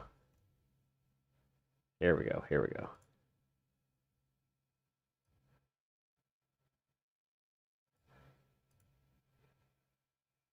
They got Trump and the DOJ to do this because the public is not buying it. No one. This is wonderful. Oh, I didn't expect to just get that. Did you just see that, like, the way I just jumped right there? And, like, that was pure joy. So I never saw any evidence of Trump involved in any of this stuff. This is great. It was all fake. The fake Jane Does, all the crap. E. Jean Carroll, the crazy leftist cat lady, all of it. So now, by coming in and being part of the cover-up, the Trump administration has. They're part of the cover-up. They're not doing the whole cover-up. I mean, I'm not saying the forest for the trees here, guys. Become part of it. I mean, it's just you cannot. Dude, he always was. He always was. The fact that you of all people were just like, he's not part of the deep state. What are you talking about? He's just a billionaire that has the best interest for all of America. I don't know what you're talking about. I see it any other way. So I just got to the office. I'm going to go throw up, actually. And this only happens every few years when something really, really bad happens or something. I mean, I'm physically going to puke probably right now. My mouth is watering right now. It's because he's literally crying. Because I have integrity. Yeah, he filmed him in that owl video, and now he's acting surprised. I just really need the Trump administration to succeed and to save this country, and they're doing so much good. But now they're literally like, dude, they just exposed themselves as everything that you have been talking about for the past, 20-something years, since the mid-90s. And then for them to do something like this, to tears my guts out.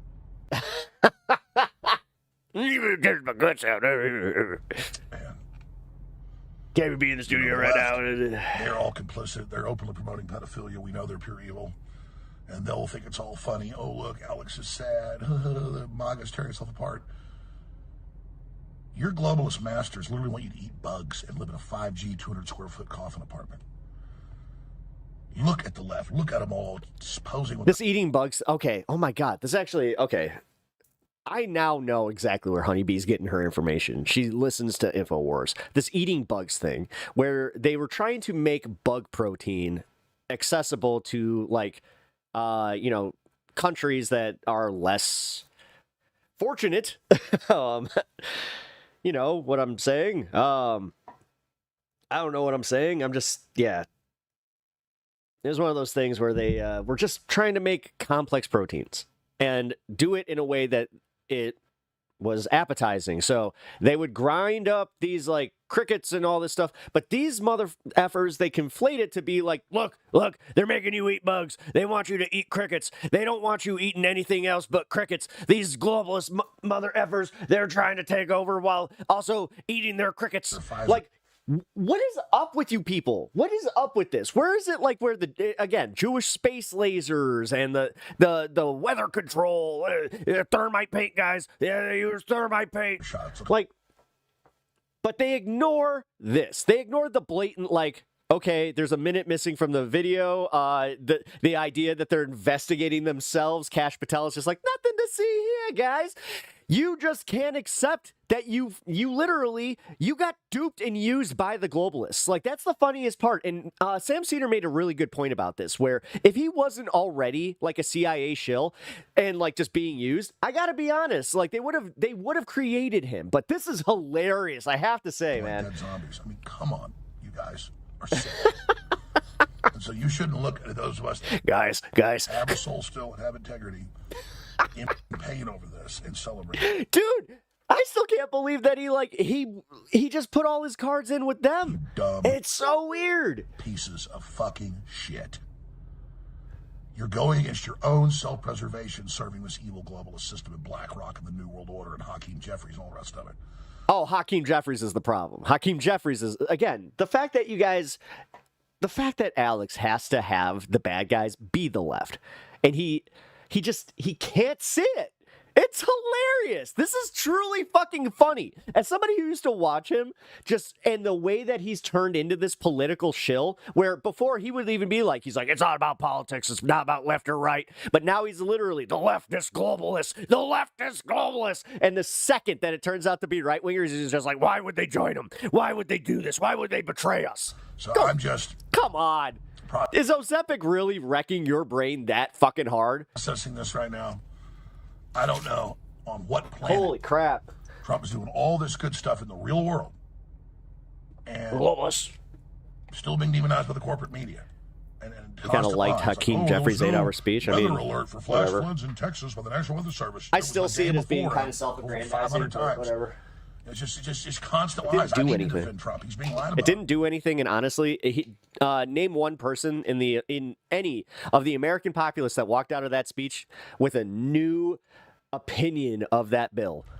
And then this I don't think it shit did. happens. I think it was literally just like, look, we can say that he stood there and spoke for 8 hours. He did something. I mean, it's just, it's beyond insane.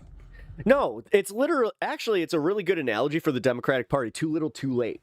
Like, standing up there, doing this thing where it's just like, we can't have this happen. It's like, gee, maybe you should have done something about that. Maybe you should have had better policies. Maybe you should have put up, better candidates. But nah, what do we know? It's our fault. You couldn't try to hurt yourself worse. You couldn't try to... Honestly, that's the part about the Democrats and why they're losing, is because they keep doing this thing where they'll, like, without saying it, just tell the American people, like, you do know that this is your fault for not voting for Kamala, even though she wasn't that great of a candidate. We really did, screw up with Biden, and we did kind of just let him do the Zionist thing. And we just, but fuck the left. FBI. Worse than what they've done. And now they're shocked Pikachu face. Why are the 3 most popular people on the Democratic ticket leftists? What's going on here? Pam Bondi, all of it. All those videos are saying, yeah, she's seen the videos. It's all coming out. It is truly Now funny. It doesn't exist. I mean, what? What? What? Damn it. Oh, is he going to go on one of his rants? 11 a.m. today, I'll be covering it. And no matter where this information goes, I'll always report to Here. We got one more. So I just got to the office. I'm gonna go throw up, actually, and this only happens every few years when something really, really bad happens or something. I mean, I'm physically gonna puke probably right now. My mouth is watering right now. My mouth is watering right now. Because I haven't taken it. That's how. Yeah. Don't puke. He starts doing that in the bar. You're just like, Alex. To succeed and to sell this country and to do it so much. Alex, you okay? It's good. And then for them to do something like All of a sudden, seeing Alex Jones do that makes, if you have like a poor gag reflex, it's the same thing as going like, tears my guts out. And, you know, the left, they're all complicit. They're openly promoting pedophilia. We know they're pure evil. And they'll think it's all funny. Oh, look, Alex is sad. Alex Jones is going to start speaking in tongues. That was a funny clip. MAGA's tearing stuff apart. Your globalist masters literally want you to eat bugs and live in a 5G, 200 square foot coffin apartment. Yeah, there we go. Look at the left. Yep, that's... All right, so this is hilarious. My dude is driving. Turned my phone on and there were hundreds of text messages saying, oh my God, the DOJ just put out a letter. He's holding his phone. Okay, now. yeah, so when Hasan talked about this on Majority Report today, I didn't really believe him. I was like, there's no way he's in the middle lane using his hands to film himself while driving. Nah. Well, here's my dude committing. I mean, this guy's committed to content, but he's also, this is scary. Operation, Epstein killed himself, and the investigation's closed. The DOJ is running the DOJ is running cover for the CIA and Mossad. No one is buying this. That next, the DOJ will say, actually, Epstein never even existed. This is over the top sickening. Well, I know what's going on. And so I'll tell you. Trump had 2 ways to go. I do hate to say that. Would be kind of funny to just like, I got something to tell you guys. The globalists are, oh shit, oh shit. Prominent people, household names. Or they could use the information to blackmail the deep state. I've done deep research, have a lot of contacts, and know Trump's MO. He is the deep state. Stop it. Stop doing the blinder thing where you're just like, the deep state. I can see the deep state, except not over there, guys. You know what? It's not over there. Not Trump. Trump's going to take care of the deep state. Because he is the deep state. Like, what? Come on, man. Peed on and Russian hotels, all that was lies. We now know from the CIA. Was it, though? I don't know. The more that comes out with Putin and the way he treats Trump, the more I start to think the PP tape is real. Running the Epstein operation. But the reason is he broadcasting from his ultra new studio? Is because the CIA with the Mossad and MI6 was running Epstein, and it was an official U.S. government operation, multinational. And it was the family business going back to Ghislaine Maxwell's dad, and that's all on record. So if Trump was to actually prosecute this, it would bring down the CIA. And so that's why you've had Comey. Isn't that what he wants? He does swap hands! Oh my God, he's totally... Oh my God, Alex! This is insane. Over at the FBI, Department the of Texas Transportation, what are you doing? End of the DOJ. Having his daughter Then bring down the effing CIA about time. The thing is, why all of a sudden is he running like for the CIA? Like, why does he care? I thought he wanted to abolish the CIA. I thought he wanted all these secrets. What is different now that Alex is sitting here just doing this thing where he's just like, guys, I didn't get it wrong. They're just betraying us. It's like, no, you got it wrong, bro. You got it wrong. What's that thing about the I keep forgetting the name of it. Something fallacy where it's just like, you're already too invested. Not just with the Epstein Maxwell case, but obviously P. Diddy and the rest of it. So yes, P. Diddy. Yes, P. Diddy. That's it. That's it. Okay. Come on, man. Is Trump's DOJ actually using this to control the deep state? Or are they just so overwhelmed by it, they are... Sunk cost fallacy. Thank you.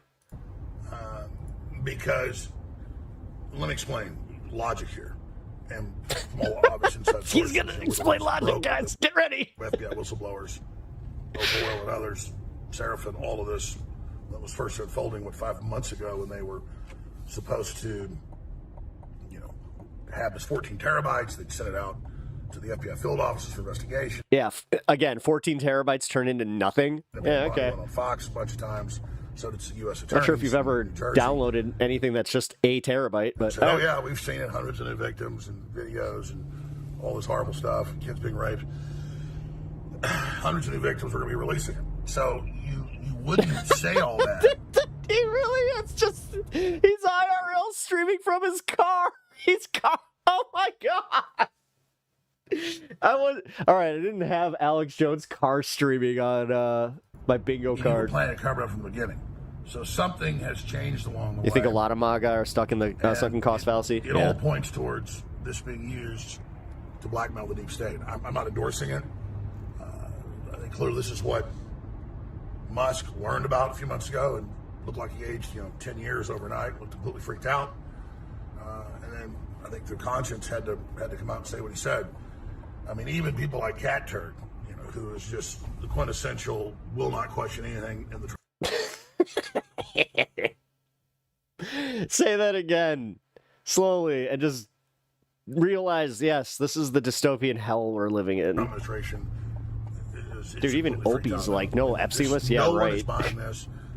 Patrick McDavid's had really good breakdowns of it all. Jack Posobiec said, okay, so Ghislaine Maxwell is innocent because she was found guilty of sex trafficking. So how do you say there's no trafficking or blackmail or any of this? It's just absolute horseshit on its face. And on its face, it's a disaster. On its face, it's an absolute disaster. Right there, on its Jack face. Posobiec said, okay. He keeps doing this thing where he does not want to burn the bridge, and that's actually even sadder, dude. You just have to do it. You just have to do it. So Ghislaine Maxwell is We're innocent. gonna watch his actual show. So how do you say there's no message here in a minute? Trafficking or blackmail or any of this? It's just absolute horseshit on its face, and it's a disaster. It's an absolute disaster. Trump is doing a lot of good, and obviously the deep state's trying to destroy me for supporting him. It's been hell, and a lot of good's happening. I'll say this. This is very, very painful and nauseating. I'm actually physically nauseated in the last 3 hours since I got up and just trying to collate this. And of course, I instantly knew what was happening when I saw the information. I've talked about the different scenarios here. Oh, so that was just a clip of him from when he was driving over, Obviously, and then he did the this. globalists wouldn't do to keep this. It's a dystopian future where smoking weed protects you from being in the organ harvest. Coming out, they've already tried to kill Trump repeatedly. Had they rolled over? And being trans protects you from the draft? Trump's pretty much in charge now. And so... Back to the Future 2 instead of Jaws 25, they should have said Cat 2. Cats are 2 dudes! So, meet the new boss, same as the old boss. Now reporting from Cat Turd 2. But...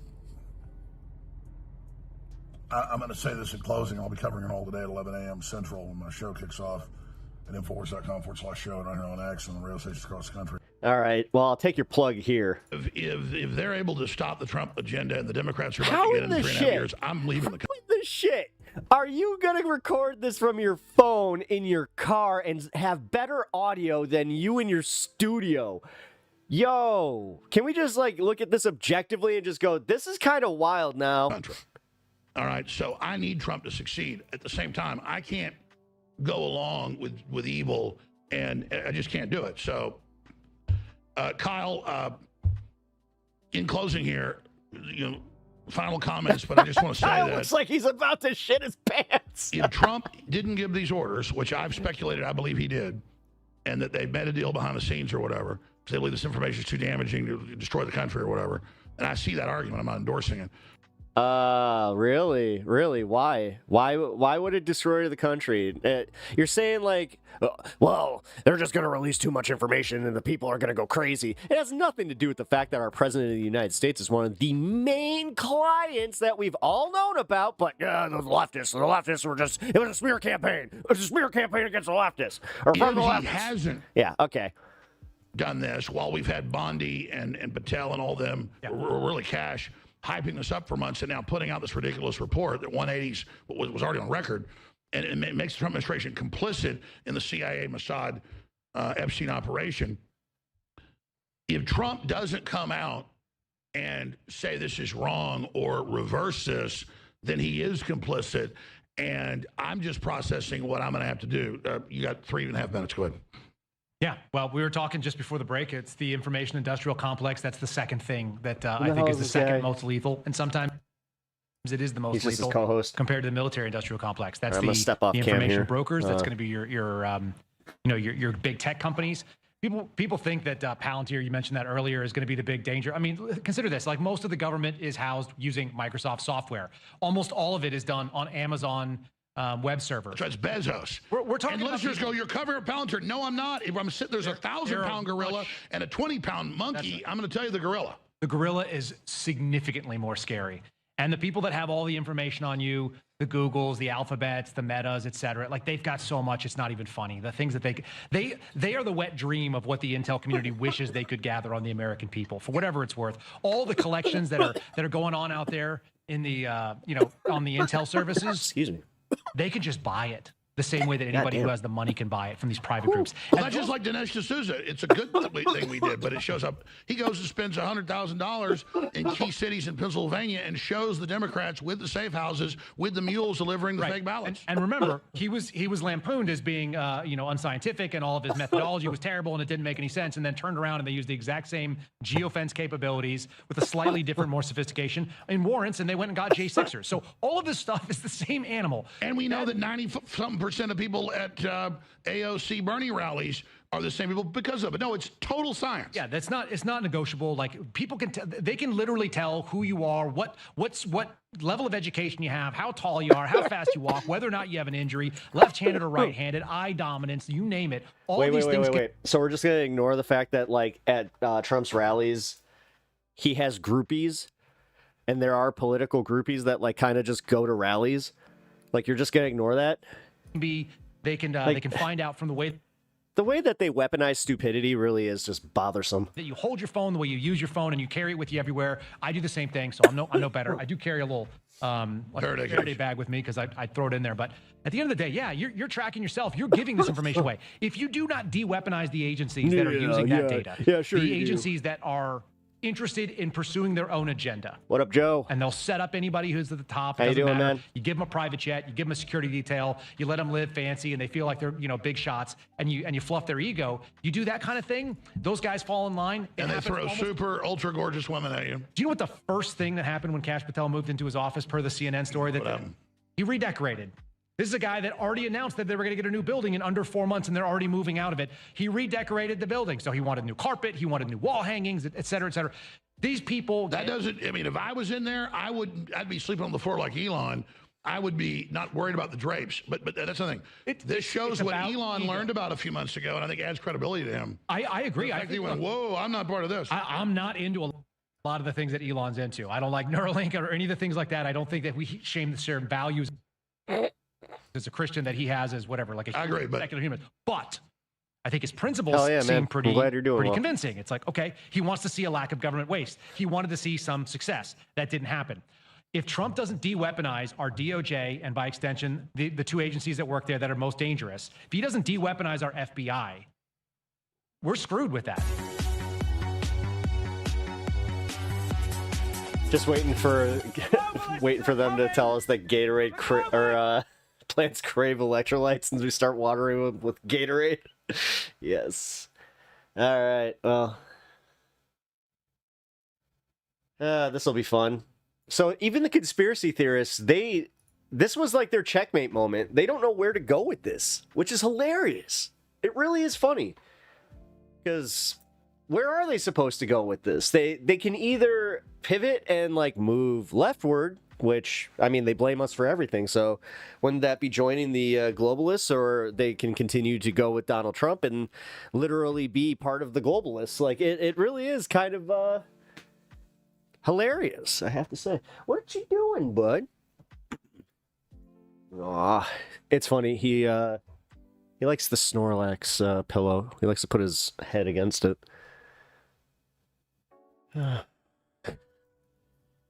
There's the one time that I actually, like, somebody said something just so outrageous that I fell, like, out of my chair. And, like, I kind of fell into the Snorlax. And, yeah, it was actually quite cozy.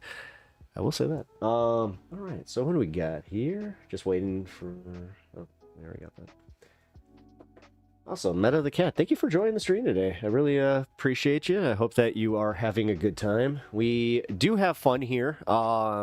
Just so you guys know, in about a half hour, it is about to be my local 420. So, during my local 420, I like to celebrate just a little bit harder. Sorry. Not to say that the, 520, 620, and others are not as fun, but... And then we also celebrate the 420 mark on stream. I technically call it my 420 fun half. You're having fun? Hell yeah! Well, this is a fun place. I'm kind of upset, though, because I had somebody that didn't follow the channel, and I guess I wasn't, like, quick enough to answer their questions.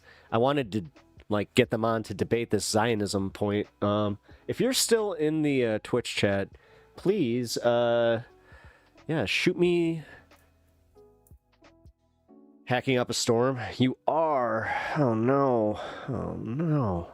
That's not good.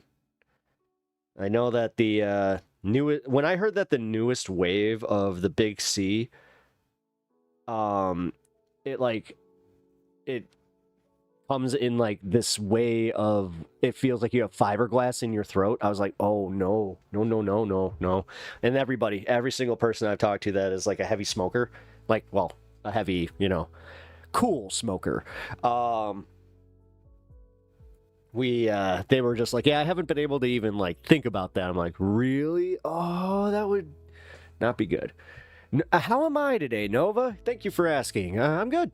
I'm good. I got my stream back up and running. Everything is, I wouldn't say aces as far as the quality of stream. I'm still kind of figuring out some of the kinks because, yeah, for some reason, Streamlabs just decided it was not going to work with me, so I had to delete everything. I had to start from scratch, so everything that I have found as far as, like, my settings that work for me, I have to do this by scratch, by scratch again, so that's fun.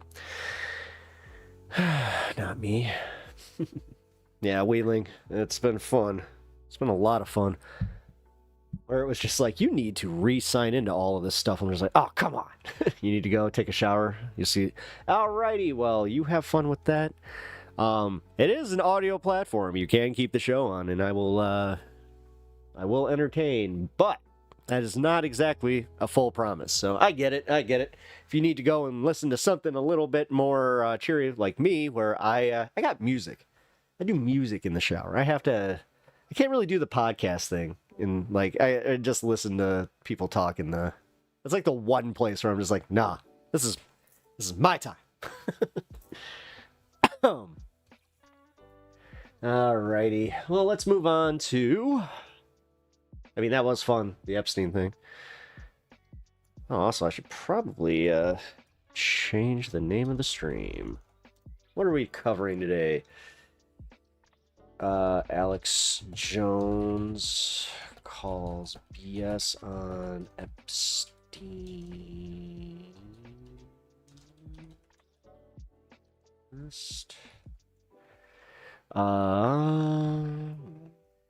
Trump panicking. And HASAN on Majority Report. There we go.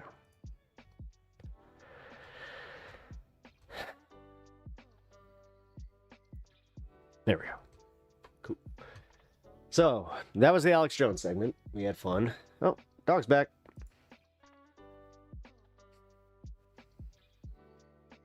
Now, we did the White House panicking thing. Let's go to Hasan on the Majority Report. This will be fun. Oh, that's right. I also forgot about that. We got an update on the Ethan thing, too. I was going to cover that yesterday, but I ended up having too much fun with the Jubilee stuff. So, if you guys enjoy, like, the Jubilee content and Jubilee React content, definitely check out the show yesterday. I hit 3 of them, so... Am I in time for Epstein? They are eating the list. They are eating them in... Oh, man. Here, I can do one in honor of Robin coming in late here. I did just kind of wrap it up as far as covering the Epstein thing, but here I have one more Alex Jones thing I can play for you.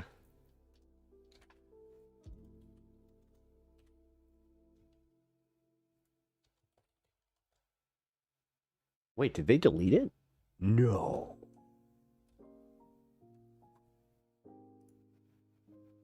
They didn't delete it. Oh, good.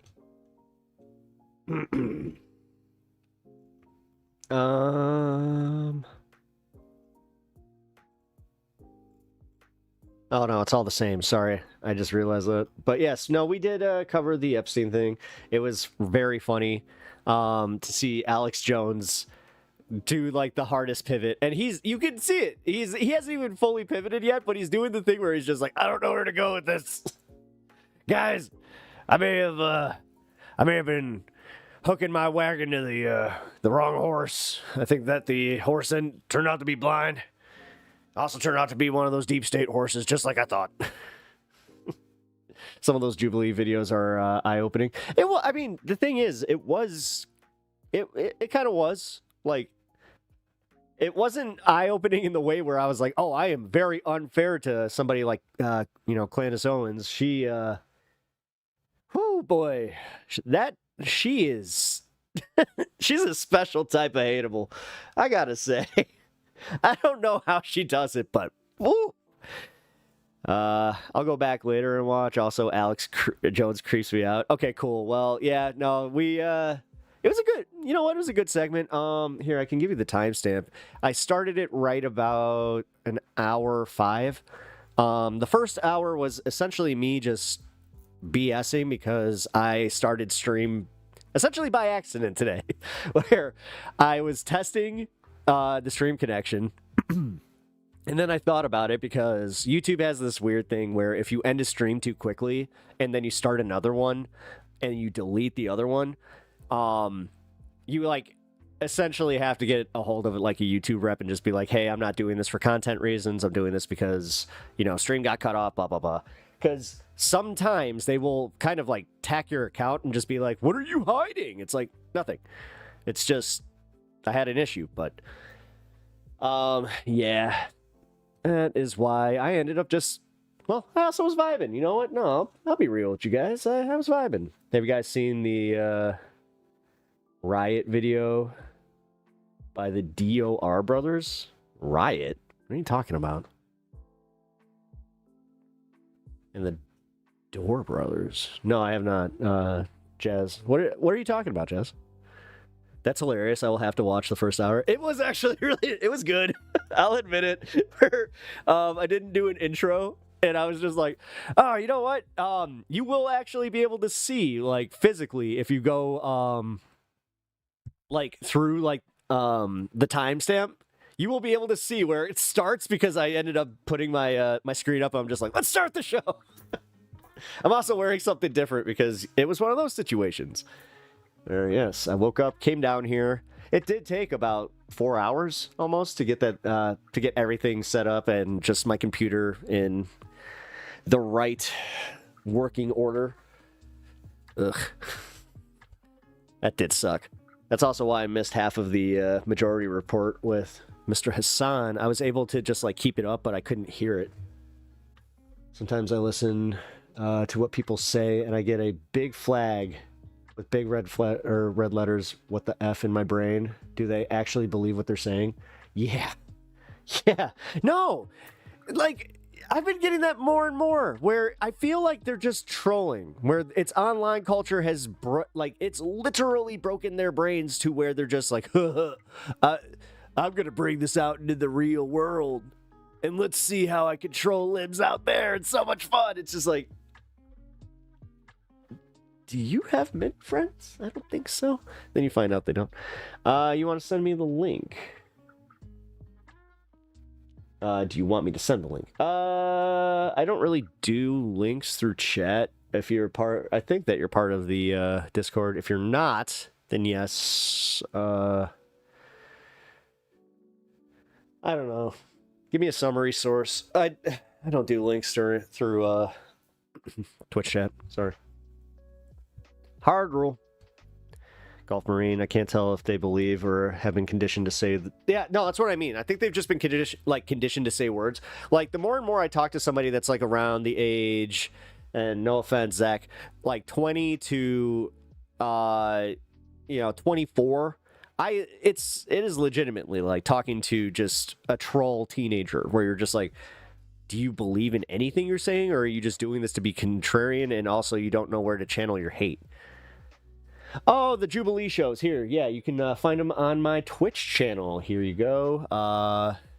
This will take you directly to my channel. You will not have to like sign in or anything. You can just watch it from my channel.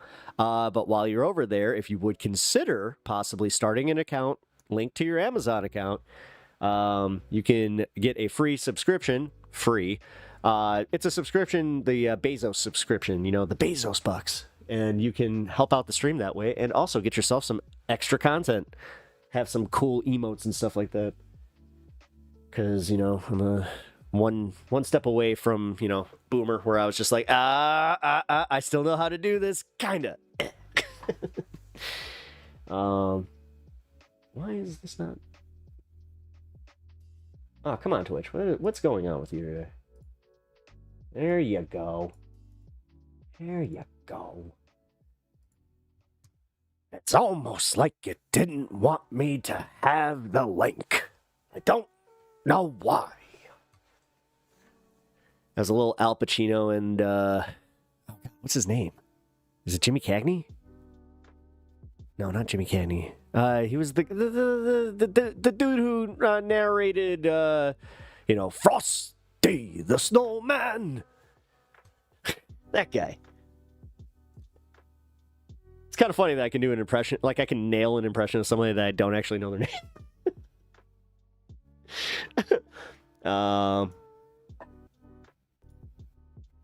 I proudly know Amazon account. Oh, it's okay. Well, you can still watch for free.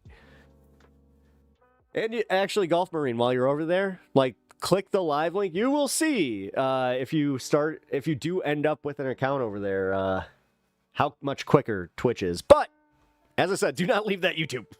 You leave that YouTube up, mister. It says Discord link expired. Oh, right. No, I know. My Discord link is expired on purpose. I don't know why I have the link to my Discord still there.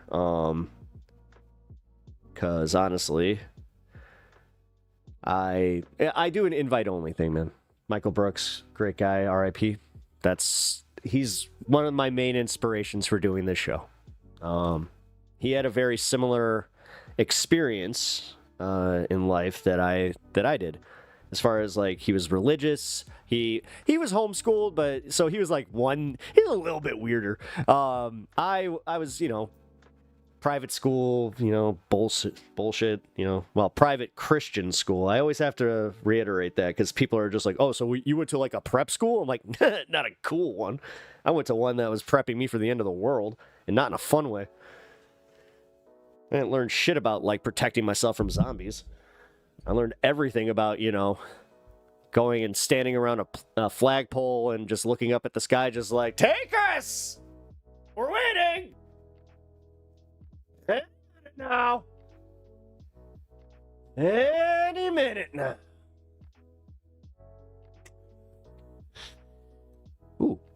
I tilted my head back a little quick. Just for when the demons come.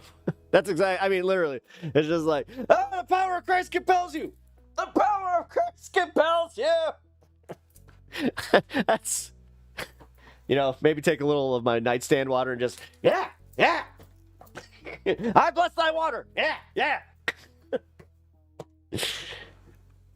That's how it works, you know, like, it's the emergency blessing. It's, you know, you don't have to do all the Latin, all that BS. I had it, I had the water already pre-blessed, and then I also, you know, it's like, hey, can I bless my hands to do a quick blessing? It's the double blessing. Bless you, my children. All right. Thank you for joining the Discord.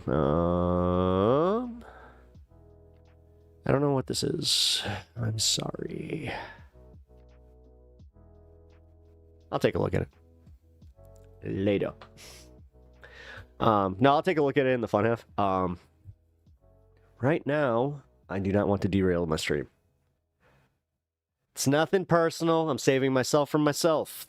Because if I took everybody's link ideas and suggestions, I would never be able to do this show. Because for real, I do have a little bit of that ADHD where it's just the kind where, yeah, I totally forget about the other stuff. So the voices, he had a great Obama and was a really good voice guy plus superhuman being. Yeah. No, he was. Seriously. Like, and yeah, he did impressions that I can't do. And I love that. I love the fact that I can't do it like an Obama. I really can't.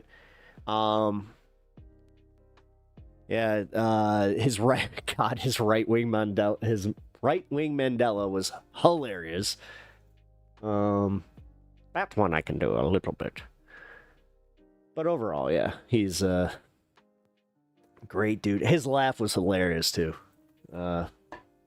I always appreciate somebody that has like just a boisterous laugh like that. And the funniest part is, my very first interaction with the Majority Report was me calling him out on doing that fake, and then Matt Leck, to his credit, was just like, that is the most authentic. He's the most authentic guy. He actually laughs like that. And I was just like, really? And yeah, I checked out the content and boom.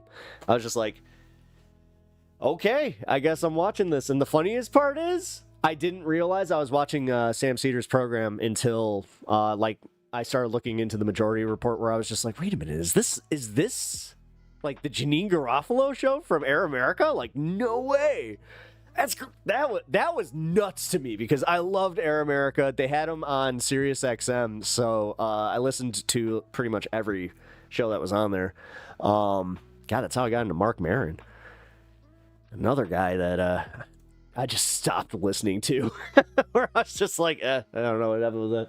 There's so many of those dudes where I don't even remember when I stopped listening, or it's just like, nothing really did it. It was just, All right, but, we should watch a Ken and Ken, or their Jimmy Dore spoof.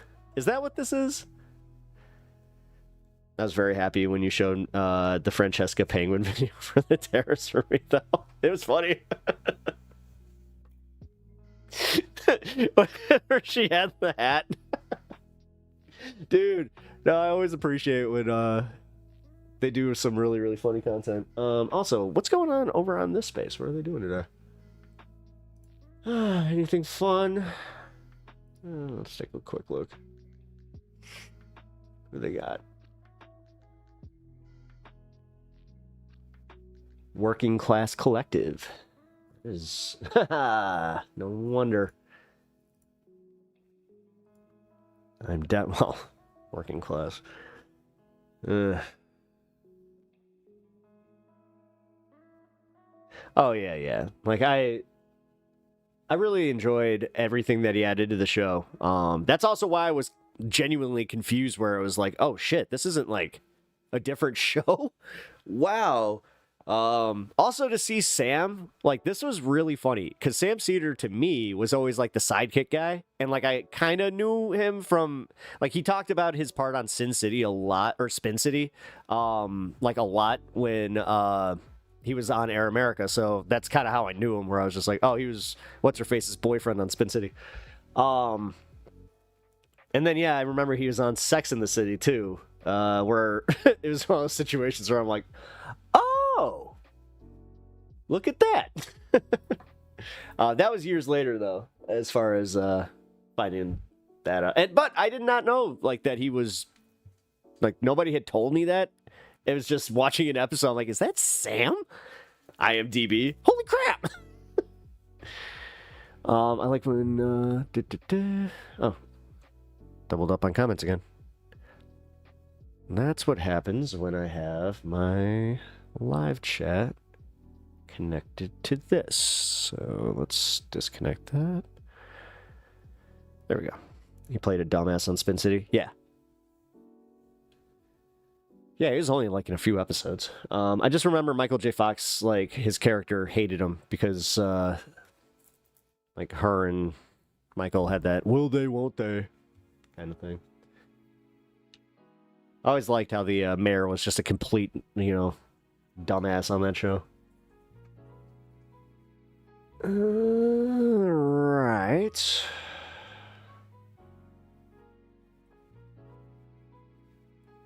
Let's do the HASAN on the majority report. We don't have to wait till the fun half for that. That is technically content that we can do. Give me one moment. Let me get this set up. God. Oh, there's also a legal mindset thing that we need to go over. Not him. It's about the stuff that's going on with HASAN, because legal, after watching his stuff yesterday, I did kind of come to the conclusion, I'm just like, oh, this guy's he fancies himself to be a much better attorney than he is. And that is why he is a YouTube attorney. Who literally has to say, this is not legal advice. So, yes, I know. Here.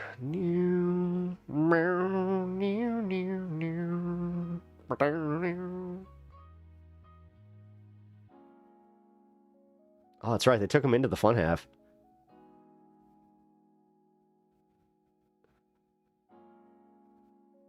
All right, here we go. All right, guys. I think Doug is about to ask to go out. So what I'm going to do is I'm going to take this quick minute to do that, and then we will start this segment. I never knew anything about Sam's previous TV stuff. Whoa, he almost never talks about it. No, and like,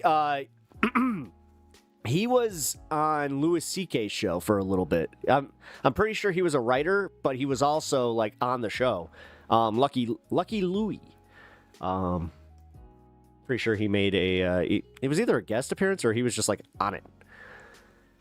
But yeah, like he was like a sitcom guy, and like he would make the occasional appearances on like MSNBC. But yeah, I just knew him as Janine Garofalo's sidekick, because yeah, I listened to Majority Report for Janine. I miss those days. If you guys have never, like, oh wait, dude, he mentioned that they don't have the old stuff. Oh my God, they don't have any of the archives? They have to have at least like a few shows of Janine and Sam, because man, that was a good dynamic. That was a really good dynamic. But if you will permit me to run upstairs, let my dog out, and I will be right back. And then in 6 minutes, we will celebrate my local 420, and we will get on the segment. No, that was my bad.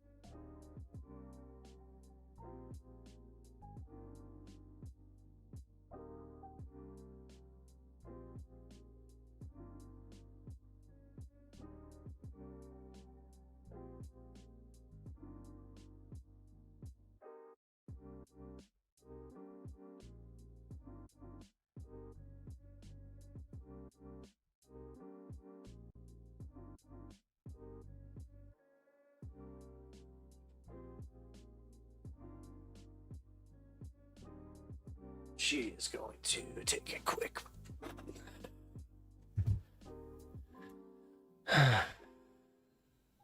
Well, let's hope she's quick. So that means, yeah, we'll start this after 421. Oh, what? Sorry, guys. Didn't mean to feel like I dipped out on you. All right, see, now here's the problem. I got 2 notifications. Why did I get 2?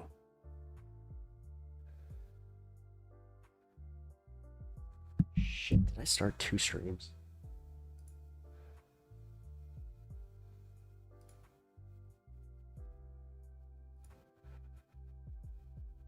No, I didn't. Okay.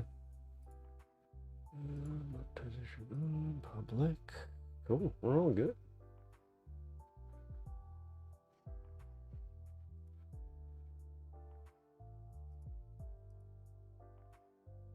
All right, guys, cool. We are solid. Stream is in good condition. And...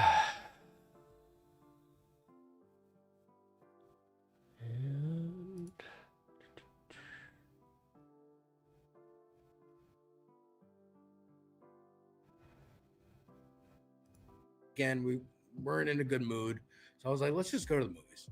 We'll see what's there. Sinners is playing, whatever. Even if it sucks, we can make. Okay. When the Air America broke up, selling the server was considered better than keeping files. I think Sam has mentioned it. Yeah, but he also said it was $600. So, like, honestly, he should have just, I mean, at that point, like, a fan would have bought it. Trust me, like, there are so many people that respect the need for archiving that kind of stuff, so they would have just immediately jumped on that. But that sucks. It's kind of the same thing that happened with Opie and Anthony. Opie and Anthony, if they didn't have this one dude who was just recording all of their stuff, they wouldn't have anything. I was about to say, okay, so...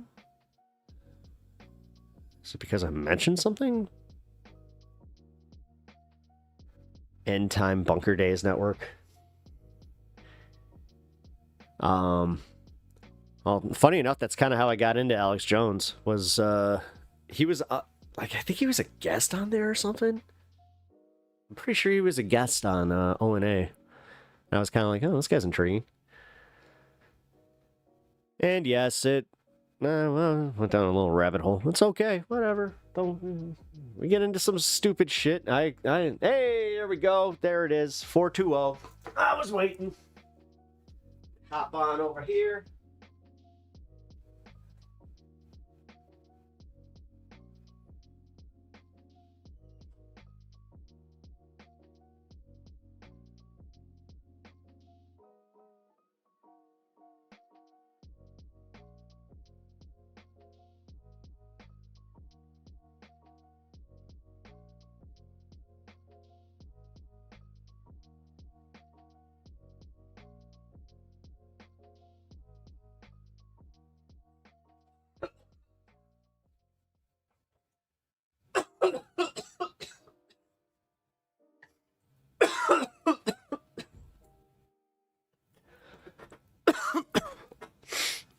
Shame on me.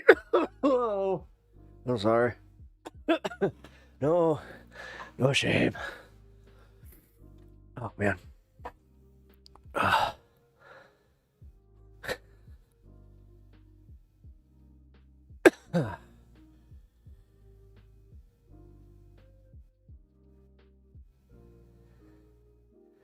knew he was a guest on MSNBC.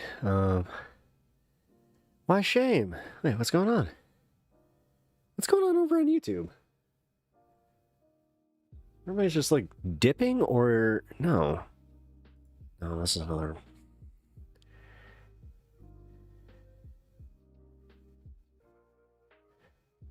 Oh, okay. Hold on, I'm having a connection issue.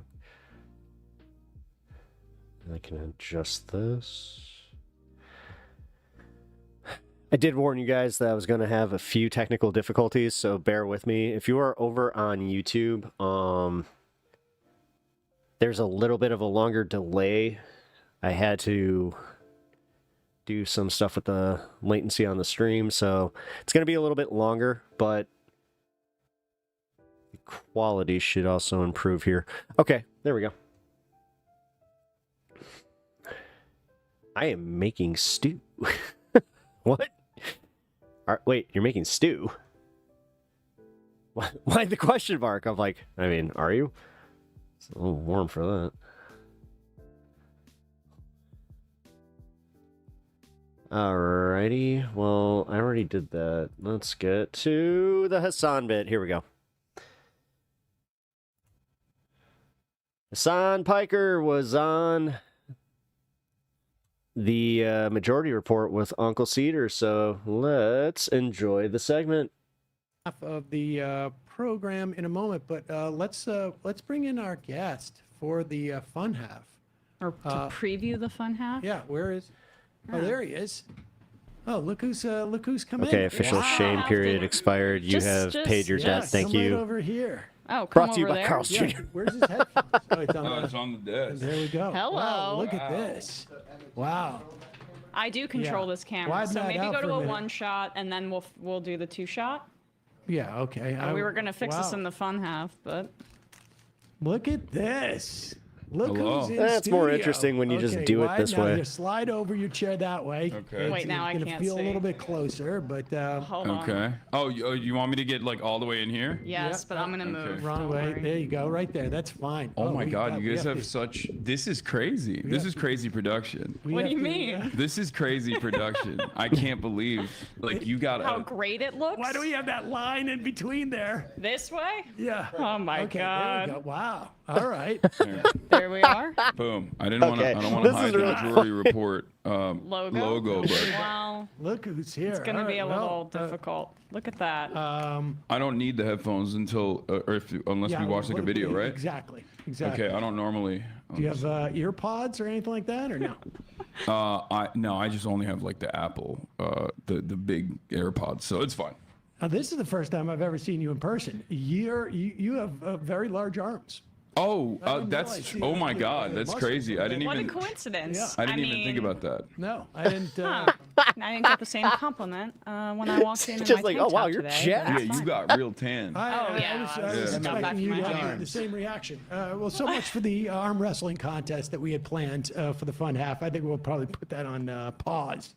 That water, incidentally, is for you. Oh, and thank you. That mug is for you. Oh wow! 20 years of pausing it. Yeah, there you go. Majority Report Radio. What an incredible get. Is this available on the shop? Yes. It is, but Okay. Oh, that dude, one okay. They're making him hawk is, shit. for you. But we also love do it. have some other All right, merch this that is we're gonna hilarious. have you model in the fun half. Oh, absolutely. You don't want to do it now? No, yeah, I guess we could do it now, and then we'll go to the fun half. Wait, is fix he? my, Oh man, he really is just Uncle Fix your Cedar. camera. Why are you in New Shameless York? plugs, go. I'm Let's- doing yeah, an interview dude, with go. Mohammed Khalil. I'm doing something with Hassan Minhaj. Hey, was anybody in Majority Report chat today earlier? Because And most importantly, I was I like, missed the have plugs. to- I have wasn't to sure come if on the they Majority picked those Report. up again. I was ducking you guys We have too No. long. we have new trucker hats in the merch Oh, store. wow. at, And we'll sell a lot more if you actually put this on. shop.majority Of report course. radio.com. Let me grab So it. Let do me you wear mind? It's a that. I special love one these that guys. we thought might be good for you. Shameless, and I absolutely love it. Oh my God! Are you actually? Is this one of the hats for real? It is one of them. I love that. Oh, they're gonna sell out Max of those. left. There you go. This is ladies my and idea. Yeah, was I great. For like you to it. model it. Yeah, exactly. This is gonna piss him That was her idea. Flawless. She's just like, you know what? Screw it. I'm think it shameless. We need to use this. All right, well, listen, we got to take a break and head into the fun half of Emma, the I program love where you it. can join us with our special guest today. That's so funny. My son bought me one of those in mugs. I need studio. to, yeah, I need to Just update some of remind- my merch. I got a left is best, and he's got himself a little collar on If you him. want to support the program, I got two of join the collars. MajorityReport.com. When you do, you not only get the free show for your commercials, you get the fun half as well, and you can IM us. Oh, this is and, wonderful. That's Emma. Bravo, bravo. Go away. All right, that's it. Sorry. I Also, usually have my phone on. JustCoffee.coop, fair trade coffee, hot chocolate. Use the coupon code majority, get 10% off. Left Reckoning happening tonight. I think Matt's on break, but maybe who knows what he's doing. But check it out; it should be good. He doesn't seem to be What a fond of dig it, breaks. Jag. Yeah, Matt doesn't really take a break. It really just means more gaming. I think is really what's going on. All right, we'll see you in the fun half. All right. Well, we can skip the. Although this is a banger production. 3 months from now, 6 months from now, Yeah, 9 months from now. And I don't think it's going to be the same as it looks like in 6 months from now. And I don't know if it's necessarily going to be better 6 months from now than it is 3 months from now. Yeah. But I think around 18 months out, we're going to look back and go like, wow. Hey. Oh, you ready for this? They're coming back. And, man, I thought I'd nail it too. Nail the drop in here. Okay. Hold on one second. It's all right. That was doing a chair spell. We're back. Man, why do you need to do that? Just let them. On the Majority Report, the special guest, Hassan Piker, is in the studio, ladies and gentlemen. I've literally done this test with chat and where we're they just, enjoy to see since we've had in the scenes. It's been a while since we had. I think honestly, the last in studio guest we had was Matt Duss. And he's also massive. He's also so we're used to this. This is a cool setup. This is cool. Describe The Office for the audience, please. What's your impression immediately? Very professional. That's what I thought. I thought, like, am I in the MSNBC studios? Like, what's happening here? I mean, it's vast, right? That's the Yeah. Soros wing that Yeah. obviously has the hot tub. It's clear that the Cutter funding has kicked in. It is kicked in, and wait till Annabelle, our intern, takes you down to the commissary. Wow. On the second floor, and you will enjoy. We have a blueberry crumble that's going on right now because it's blueberry season. Oh wow! Sam, you may want to fix your camera. Just a heads up. Oh, there we go. All right, I got it. It's all right. I love this that is you going to be a guys little have bit the- messy. It's going to be a little bit messy. You have the electric. Appreciate you coming in today, particularly this morning, because last night it's literally an electric The control. I got the text from you at, let's see, Oh yeah, it was late. it was 3:11 Yeah, I was a.m. hanging thought, out with like, my oh, buddies. You're gonna be. I didn't know if you were gonna actually make it in. No. I mean, that's not a problem for me. I woke up at 10, very reasonable, which is like 7 a.m. for my time anyway. So I'm still basically on LA time. I mean, I did just come in yesterday. But yeah, I was hanging out with a bunch of friends of mine. Shouts out to Noah Colwin, Blowback Podcast. The man. Millennial John Stewart, Adam Friedland, Felix Biederman of Chapo Trap House, and Is numerous other Felix people. still in town? He lives here now. Oh, he yeah, he came back. He came back to live. They here. used to. Their office used to be in this building. Oh, really? Yes. I did not know that. Yes, back in the day. This is a legendary building. it Back in seems. the it was they were here briefly, just before COVID, I think. Yeah. I'll be honest. I did not. I thought this was gonna be like a walk up situation because like I've been to podcasts and stuff in the past and like near the industrially ravaged Gowanus Canal in downtown Brooklyn. Oh, right. And I know what you're talking about. And usually they're like almost like in a warehouse style Yes. area, and there's like a 1-story walk up style situation. This was like a lot more. It was confusing when I first walked in. I was like, "Am I at the right place?" Yes, I mean part of that is OPSEC, but also we were here. We've been here now for 11 years, and so Oh, wow. things were a little bit different in this neighborhood at that time. Yeah. There was half the building that's going on. But Yeah, they're gonna clean up once Zoran Mamdani becomes mayor. They're gonna clean up the Gowanus Canal like they did in France. people are going to be swimming. That's what in I'm it. saying. Yeah. Did you see that? That made me so jealous. And I just got back from Europe, where I know you've been in Europe recently. It's a little bit of a depressing feeling to come back into the United States. Yeah. It's like, oh, great. Care if I get sick, I'm totally screwed, for example. And yeah, that kind of thing. At least Well, you just can't take a L. You just can't get sick. That's just how it is. You're right. Yeah. And that's why I have all of the colloidal silver that I've been drinking. That's good. And the methylene blue. That's what I've been on. Oh, nice. Oh, Yeah. I can God. tell on your skin tone. Yeah, I'm getting a blue hue. I saw somebody recently that is into that. And you can tell where you're just like, they look like a Smurf. What was I? What's going say? on? That's not. No. I mean, this is crazy to see, like the inside of the operation, because I watch you guys all the time.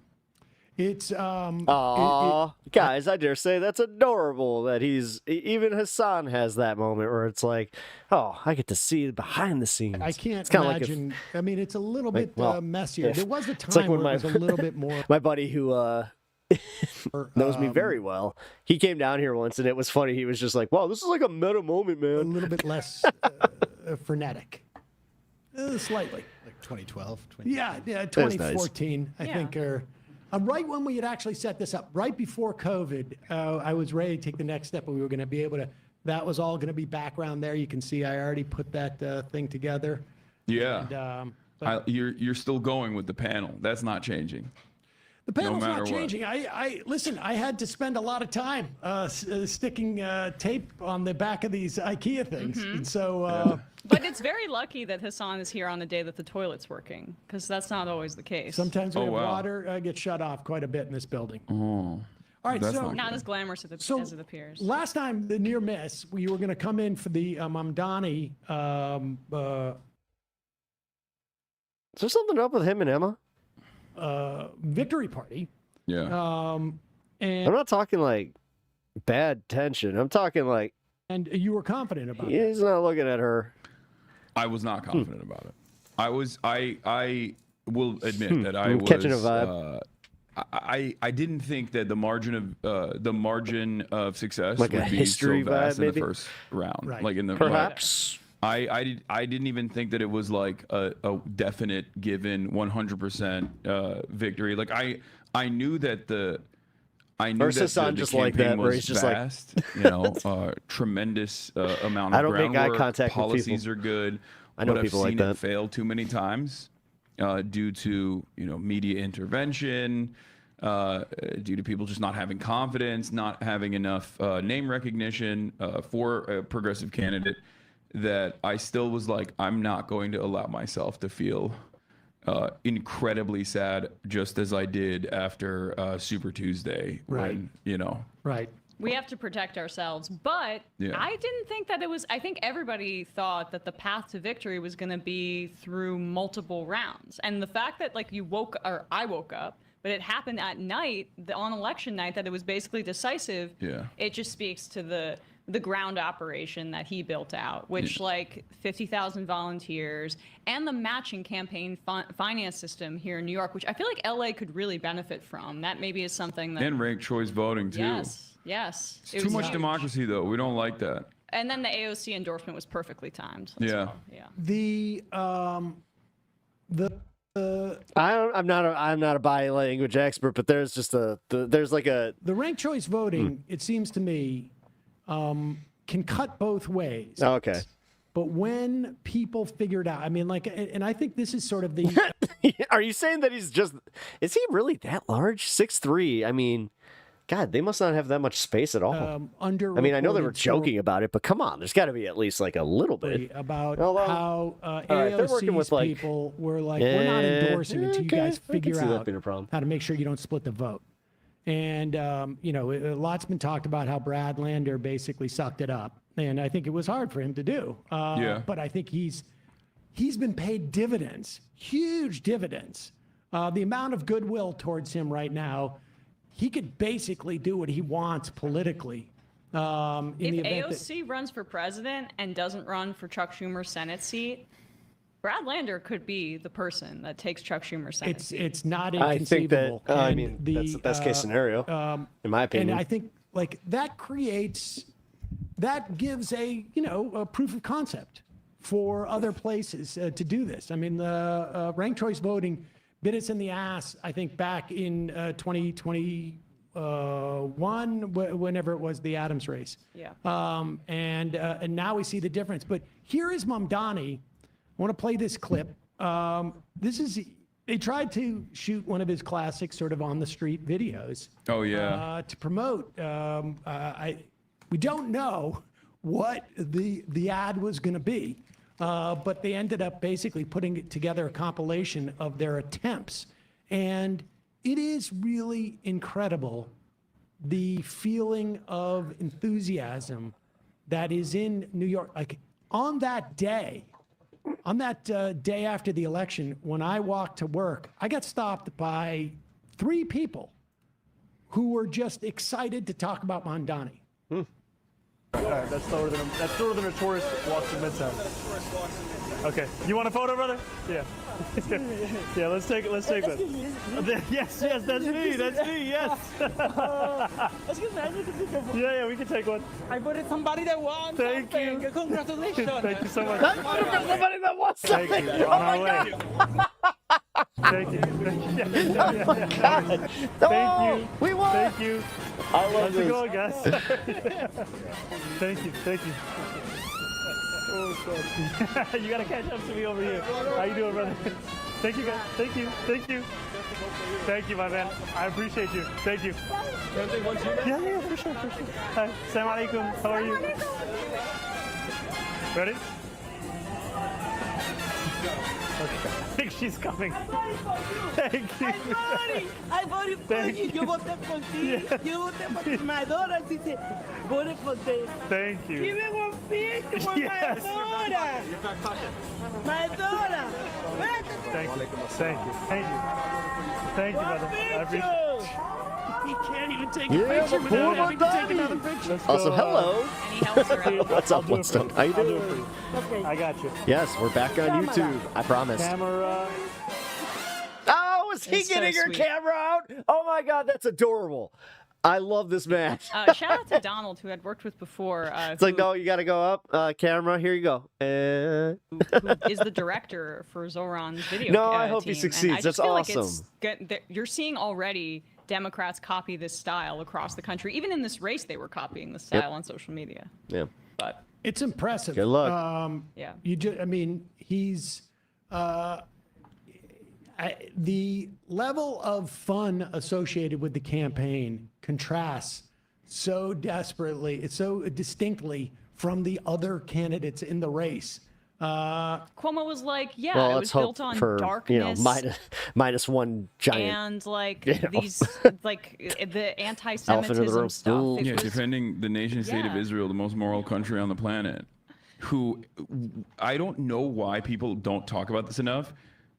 Andrew Cuomo is a part of the ICC legal team for Benjamin Netanyahu, which I always thought was so fascinating, so strange that like the media didn't even hyper focus on that one bit. They barely mentioned it. Yeah, that is like way more of a prominent fixture of what Andrew Cuomo is than the associations that the media was trying to desperately make with Zoran and his campaign about Israel.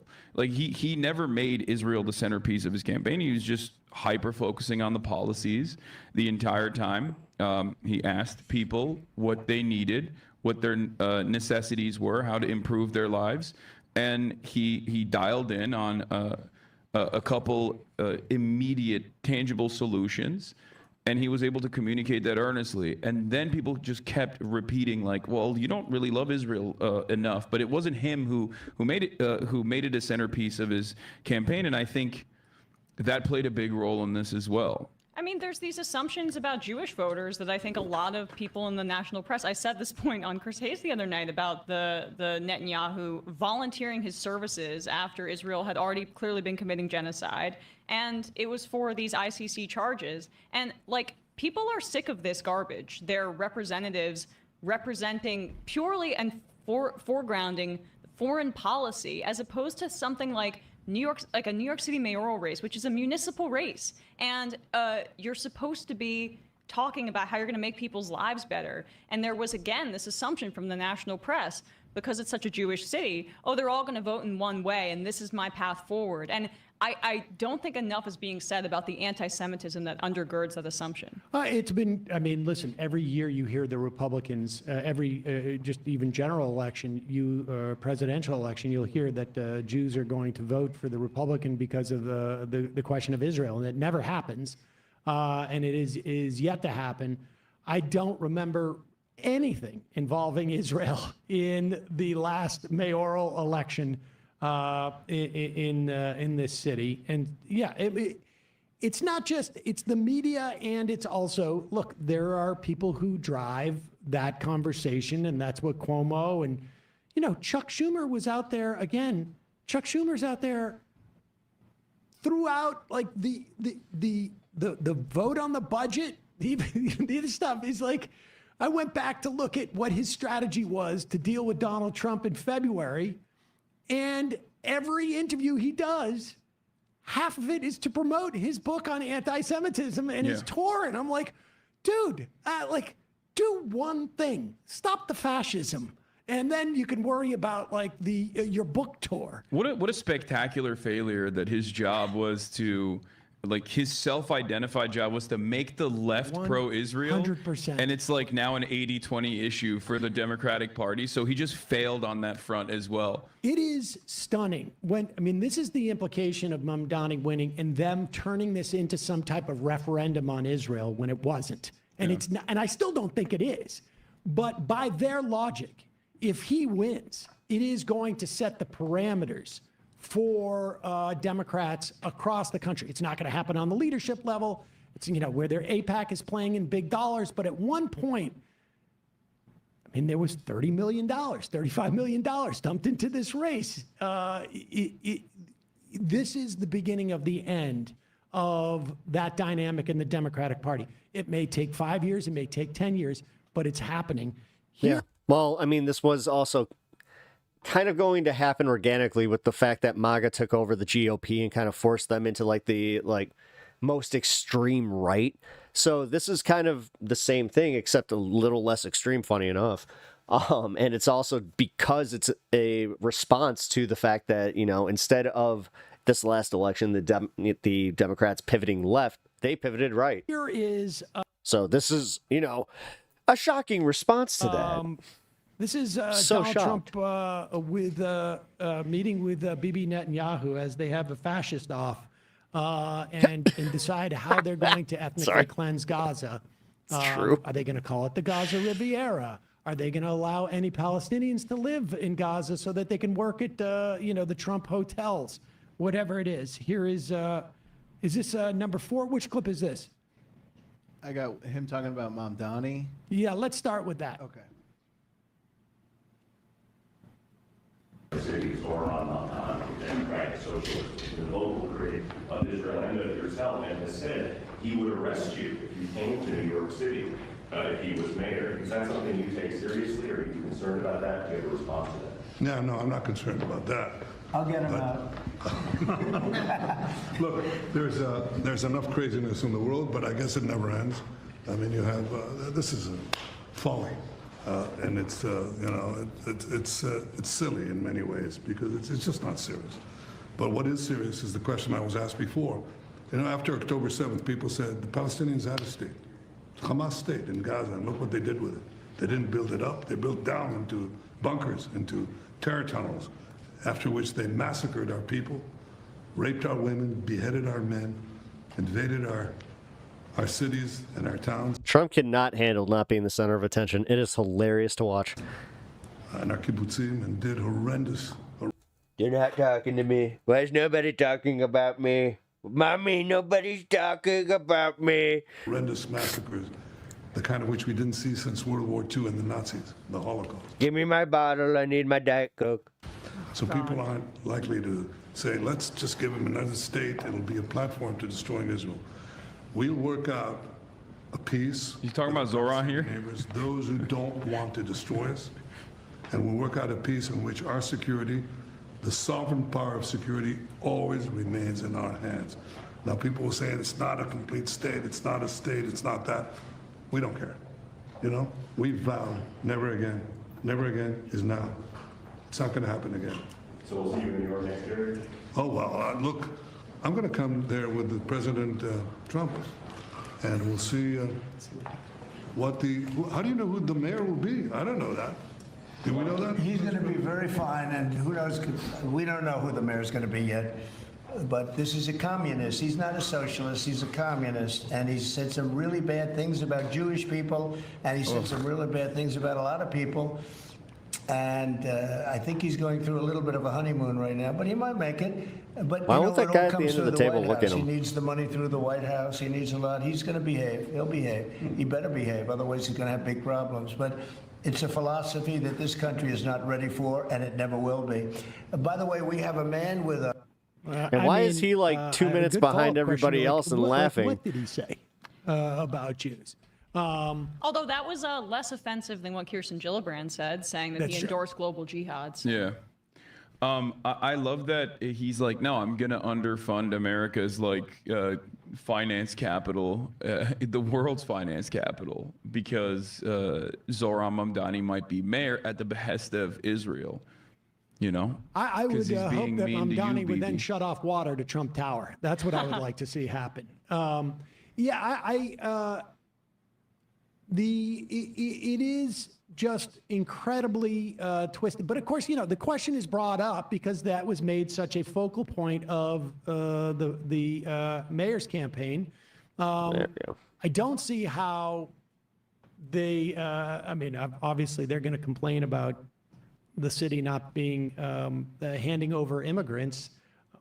Why wouldn't you follow what the International Criminal Court says at that point? Yeah, we want to get out these violent, dangerous immigrant criminals. I mean, who's a bigger violent, dangerous immigrant criminal than Benjamin Netanyahu? That's the real criminal. Also, the level of explicitness now, sitting across from the president, it has been the policy of the United States, supposedly, of a two-state solution. I think that is, a little absurd. We have a single state now in Israel. It's an apartheid state with varying degrees of apartheid. Some actually, maybe even worse than apartheid, constant slaughter, more akin to the Warsaw Ghetto at this point.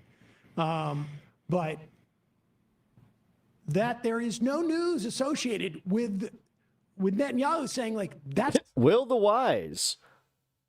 Meow? It's off the table.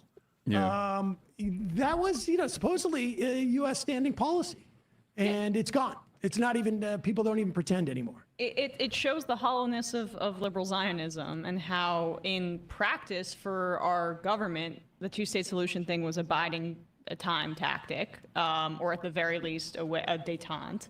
And then Also, nice Stranger Things reference, by the way. for the actual reality for the state project of Israel, it's always been one state, but with a lot less Palestinians, and we do that in a few different ways. States need to stop sending taxes to the federal government. I mean, the thing is, guys like Pritzker have already kind of posited that as a extreme response to Trump's policies, especially if ICE, if they try to send ICE over, especially against citizens. I do know that he said that. Also, so. because we're on the topic of it, I find it really upsetting to see how. Translation: My name is Lee from China's Henan province. Is it true that we say in the news that Trump is possessed by an evil spirit? How within the Democratic Party. I mean, they say that he is possessed by Jesus Christ, so that could be. In the context I don't know. This race. I'm just kidding. No, dude, he's just dumb. He's dumb. He's rich and childish, and he really that's it. Really trying to use. It's actually the most dangerous mixture when you really think about it. Almost great replacement theory level politics about this city by conflating Zoran's Muslim identity with anti-Semitism, or people's fear of him that is imbued with racism, and their reaction to that and experiencing that as anti-Semitism. and calling it anti-Semitism when it's really their own bigotry, and trying to leverage that into a like heavily racialized attack on him. And I would include Cuomo's mispronunciation of his name, which is exactly, by the way, what the right did with Kamala Harris the entire election last time. It's a dog whistle. And they're doing this within the Democratic primary, and there's little to no leadership from national Democrats on this front calling out this like incredible racism. I mean, his life, his safety is in danger because of the abdication of Democratic leaders. I think. For sure. Yeah. I also do find it odd that the Democratic Party for the past year, or at least like in the aftermath of the election, have run numerous studies at this point, spending tens of millions of dollars trying to figure out how to reach out to young men and how to mobilize the masses as they once were able to do. And then now you do actually have a Joe Rogan of the left is Zoran Mondani. Yeah, you literally have an African socialist Muslim man this time around, like the real Obama. Yeah. And all of a sudden, none of the liberals that would back him are out there defending him at all. This is a moment where I think that may turn. Here is this is clip number 8. This is a video podcaster, Jennifer Welch. I mean, we saw her. She's a good friend of mine. Yeah, is she? on the show. Yeah, she's been on my podcast before. I've had it, ladies. She's pretty like a normie coded. Yeah. Let's put it. Yeah, they are from Oklahoma, and they definitely are definitely a lot more progressive than the average Democrat, but I know for a fact that the Democratic Party like really wanted to use them as like this non-hostile space. I mean, they've interviewed Barack Obama, they've interviewed Hakeem Jeffries in the past. And what's his face? Oh my God, the chief of staff for Obama. Rahm Emanuel. Yeah. And Rahm Emanuel got eviscerated on there. Yeah. And here she is on Hakeem Jeffries, that same, issue. I think our nominee is going to have to convince folks that he is prepared to aggressively address the rise in anti-Semitism in the city of New York, which has been an unacceptable development. Okay. First of all, he has addressed the rise of anti-Semitism, and it's not performative. It's very, very real. And he understands that it's real, and he has the endorsement of other Jewish politicians that aren't propagandized by a corrupt Israeli government, Hakeem. But secondly, this was your moment, Hakeem, to also stand up against Islamophobia, because here's the thing about human rights, you guys. You don't get to cherry pick. If you're against anti-Semitism, then you have to be against Islamophobia, homophobia, racism, and down the line. Also class warfare, this bigotry towards poor people is just abhorrent, which disproportionately hurts people with the color of Hakeem Jeffries' skin. And so this kind of cherry picking because of who donates to Hakeem Jeffries, AIPAC donates to Hakeem Jeffries. How on earth right now is the government of Israel helping calm and quell anti-Semitism?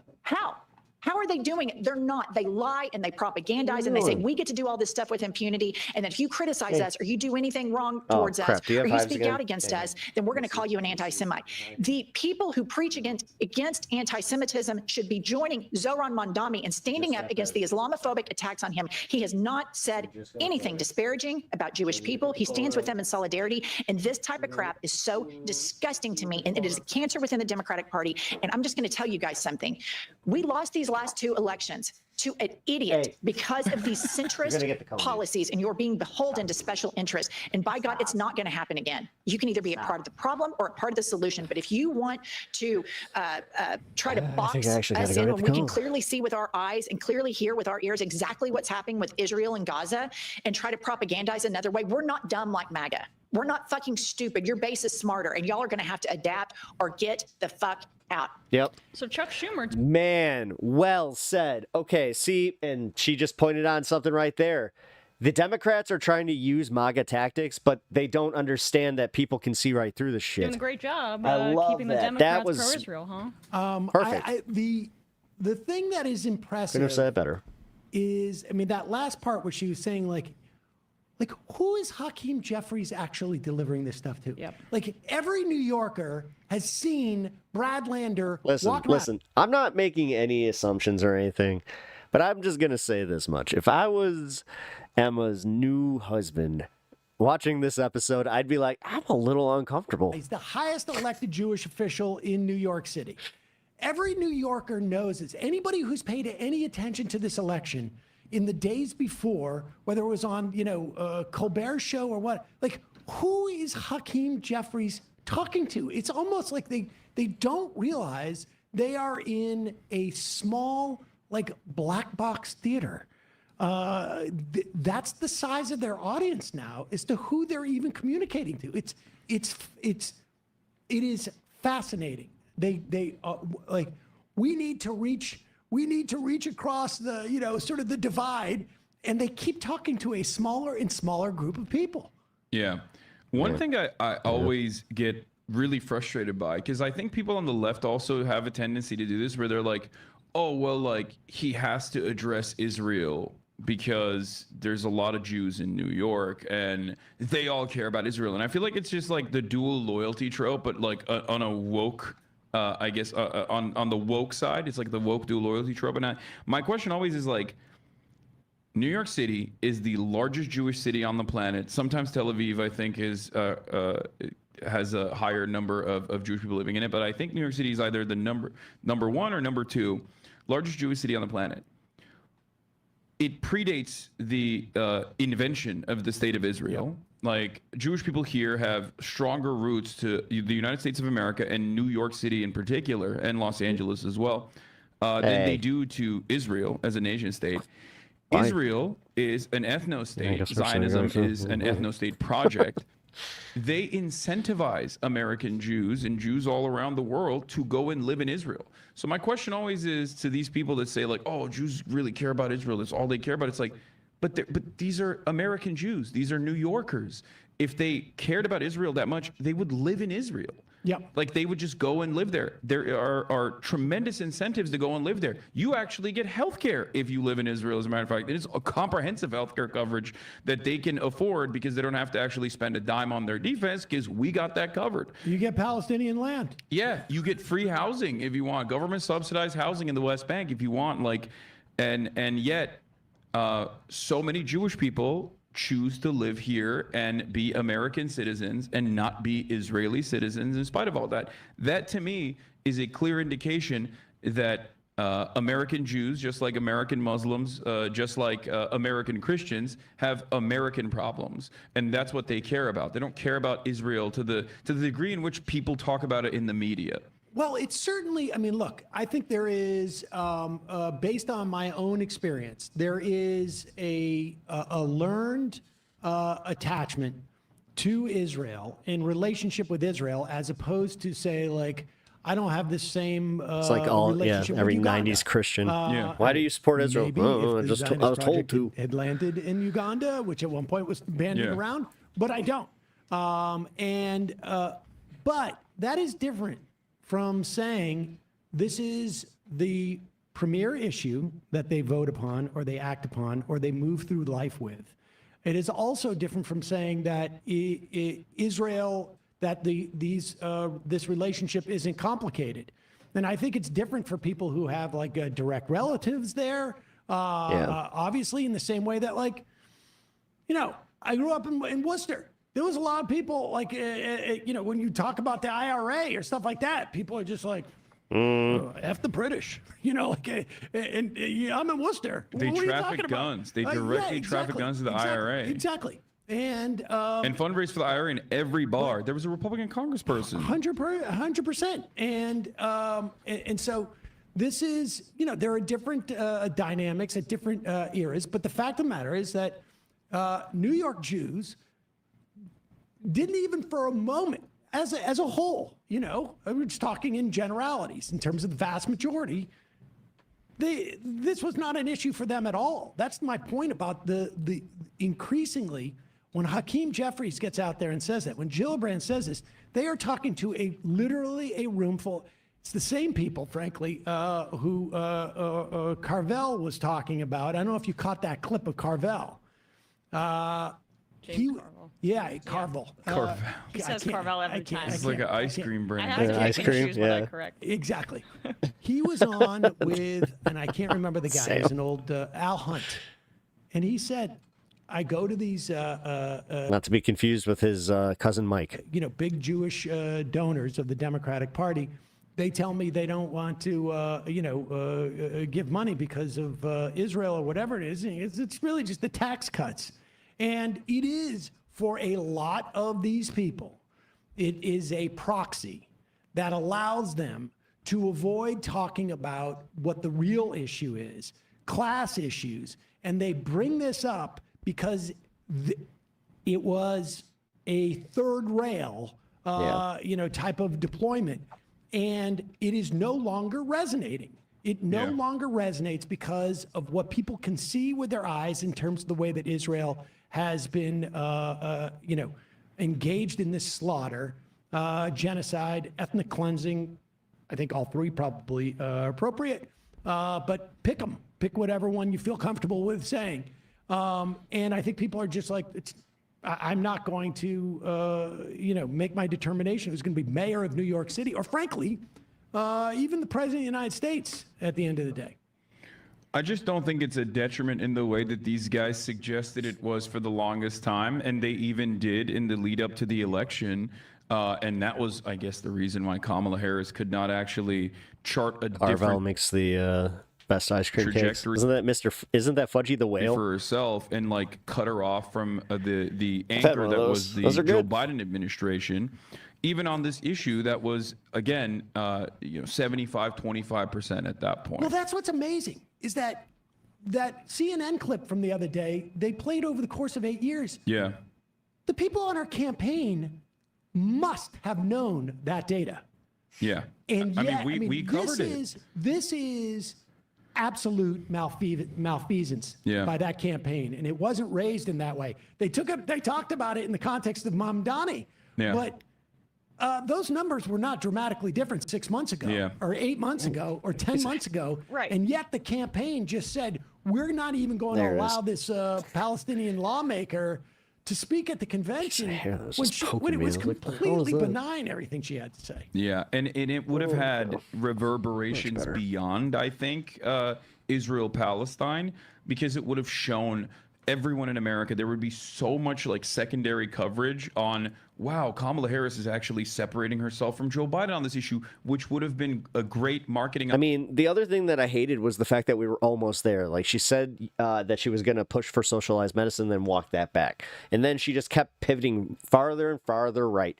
And then when she I'm telling you, the death knell was Liz Cheney. Like, Liz Cheney can be blamed for, like, the downfall of, modern society. Opportunity. I literally advocated even for, like, from a bloodless, cold, cynical, calculated stance. If you don't care about the humanity of, like, charred children that we're facilitating the genocide of, the least you could do is, like, advocate on this, because I don't want Donald Trump to win, and this way you can, like, separate yourself from Joe Biden, who was, deeply unpopular. Everyone saw him as old, feeble, and monstrous.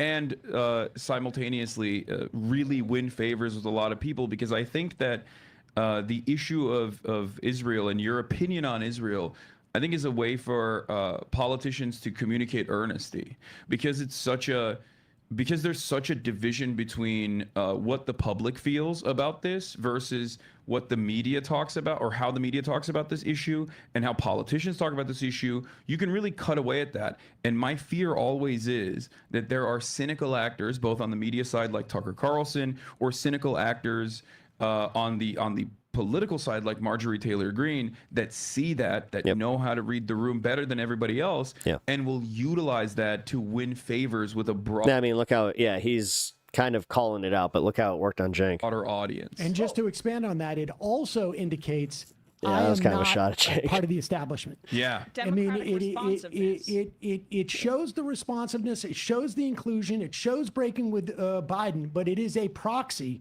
The reason why, Tucker Carlson or Marjorie Taylor Greene find efficacy in it is it shows that they're anti-establishment on some level, because, again, they are only speaking to the establishment. Like Hakeem Jeffries is sitting on whatever, Meet the Press, saying Mamdani needs to deal with anti-Semitism. No one thinks that. Well, Yeah. Marjorie Taylor Greene may not be actually speaking to the Zionist donors that Carville was talking about there because she is actually an anti-Semite. So she's not in the rooms that 95% of Republicans are in and like 70% of Democrats are in. So when you ask, like, who is this for? When Hakeem Jeffries is doing this performance, it's for the Zionist donor base. Yep. And people can sense that. So when we're talking about it being like a proxy for other things, We're really 24th. is about Oh, no. showing democratic responsiveness, and also why it compounded things for Kamala was the fact that tracks. people Oh, felt excuse me. alienated from the Democratic Party's lack of democratic responsiveness. Yeah. When Wow. for, basically since 2023, the polling showed that the Democratic voter base felt that Joe Biden was too old to run again, and they decided to ram him through without really any public debate or process on this front, which made people feel alienated from the Democratic Party. That's a huge problem, and it's not just a problem of Joe Biden. It's a problem, as we're seeing structurally with the party, where they can't conceive of a working class politics that shows direct responsiveness to people. The only people that the people they're most directly responsive to are donors, and then if they see polling shift enough for them, then they'll decide to lead. The immigration stuff, Trump, his numbers tanking on that front, we can't thank Democrats for that at all, except for maybe Chris Van Hollen and a few, and of course the members of the squad and the left wing members. Yeah. But that's all what he did on his own. And the Democrats could have been the yin to that yang. They could have shown an alternative vision, and now it's just like, oh, he's unpopular in a vacuum and people feel nihilistic, which is what he thrives on in the end, and this movement thrives on in the end. It's strange to watch them kind of get reminded that they're supposed to be anti-austerity.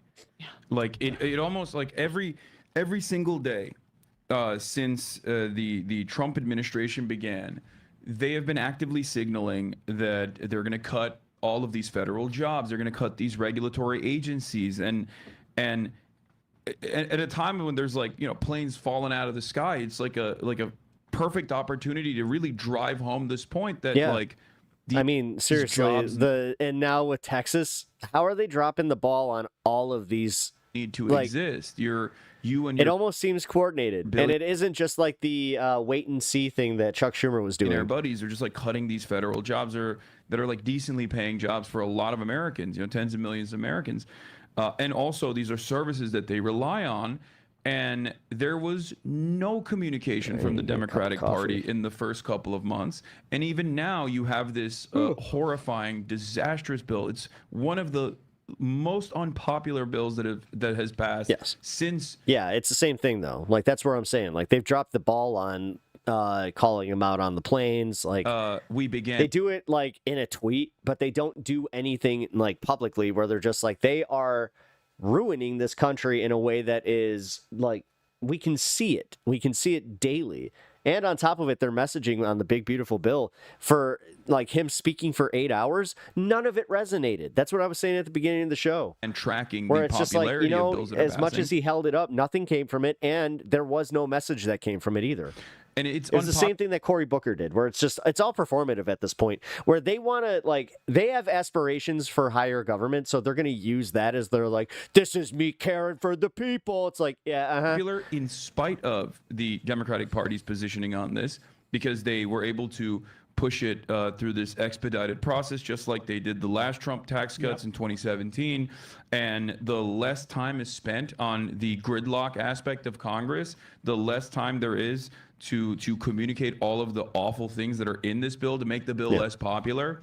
The alternative to this is, of course, like the ACA, that the Republicans were able to stop at every step of the way and simply lie about the and they gutted things it that were to in high the bill, heaven. like death panels, if you remember.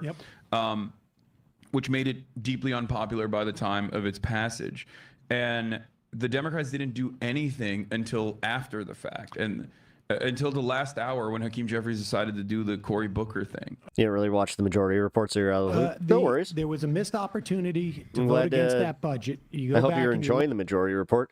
It is definitely, you know, a bit drier than, say, some of Hasan's content or my content, but you know what? They are very good at what they do, and I enjoy look it. at what so.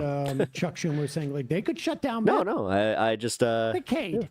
Well, I got some very bad news. Definitely here. Let me link the show here. Get that. News for you for what's happened. They have shut down Medicaid. Yeah. And having to have forcing them to have shut down Medicaid 4 months ago. Follow their show, and then also, if you don't mind, would have inhibited take a little. If you're already, you know, taking the journey to could not YouTube, you can the increase in ICE. Subscribe to the channel over there. So too. bad on immigration. They have no immigration policy. Making our way to 2K. This. So they couldn't get out there and go like, we're going to turn this place into a fucking Thank you, police Meta. I state appreciate that. With $300 billion for ICE. They could not do that because they've been wrapped up. I mean, the leadership, I will say this. When I first got into this in 2004, there was like a sense. Oh, well, hey, who am I to tell you what to do? You know, the Thank you, Matt. I blogosphere. appreciate that. There was a sense that within a certain, you know, quadrant of the Democratic activist base, there was a divide between the leadership and the party. But I really feel like the divide between the Jeffrey speech was so awful and useless. The only thing that they could have tried to do was delay it so Trump couldn't sign on the 4th, and he couldn't do that. So why bother? Exactly. And just your average Democratic voter. It made no sense. It really made far more pronounced today. Although it would have been really funny if he just like got out there and read the entire script to Spaceballs. Then at any time, that's what I'm waiting for. Is somebody with a real sense of humor to just do it. That I've been, you know, conscious of politics. Maybe 1968 was different. Trump refusing to release the files says more about him being guilty than to release the files with without his name. Yep.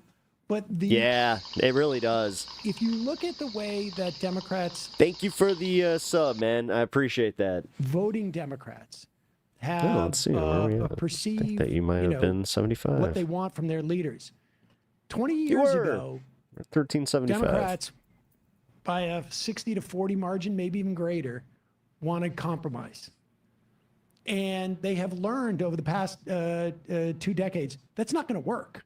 Yeah. That's why Build Back Better failed, because Joe Biden the fact it disappeared convinces me more than if I had seen it with my own eyes. Decided instead of following. Also, Nate, what up? Up on the American Rescue Act, I'm going to let the Republicans come in, and that killed 4 months. Here, Nate, then I'm going to let Senator Portman come in, and that destroyed the bill. Hop on over to the YouTube channel if you haven't already. The donors caught up with the Manchin. And, Trump rammed it through. Hit that sub rushed button. it. It's exactly really what helps you out the need to channel. do. One of the things. Also, all my VODs are permanently I brought up until YouTube Daddy decides like, hey, we need to change the moderation here, so we're going to make you edit all your videos. But yeah, you can check out all my old VODs and some of my older content and my videos over on the YouTube channel. It is a little bit more substantial than the Twitch channel. In the immediate aftermath of the election to the Pod Johns was exactly this. I was like, there were so many opportunities for Biden if he actually had the ambition to like whip these votes. Thank you. Right? Because we look at Donald Trump and we see like a silly man, a fascist, but like a goofy, stupid person. But he obviously commands the party. He has completely changed the trajectory of American politics in general. He has completely redesigned it in his own image. And outside of that, he also is capable of getting these votes, getting these people to vote on whatever bill he wants them to, and he will resort to dirtier tricks if necessary.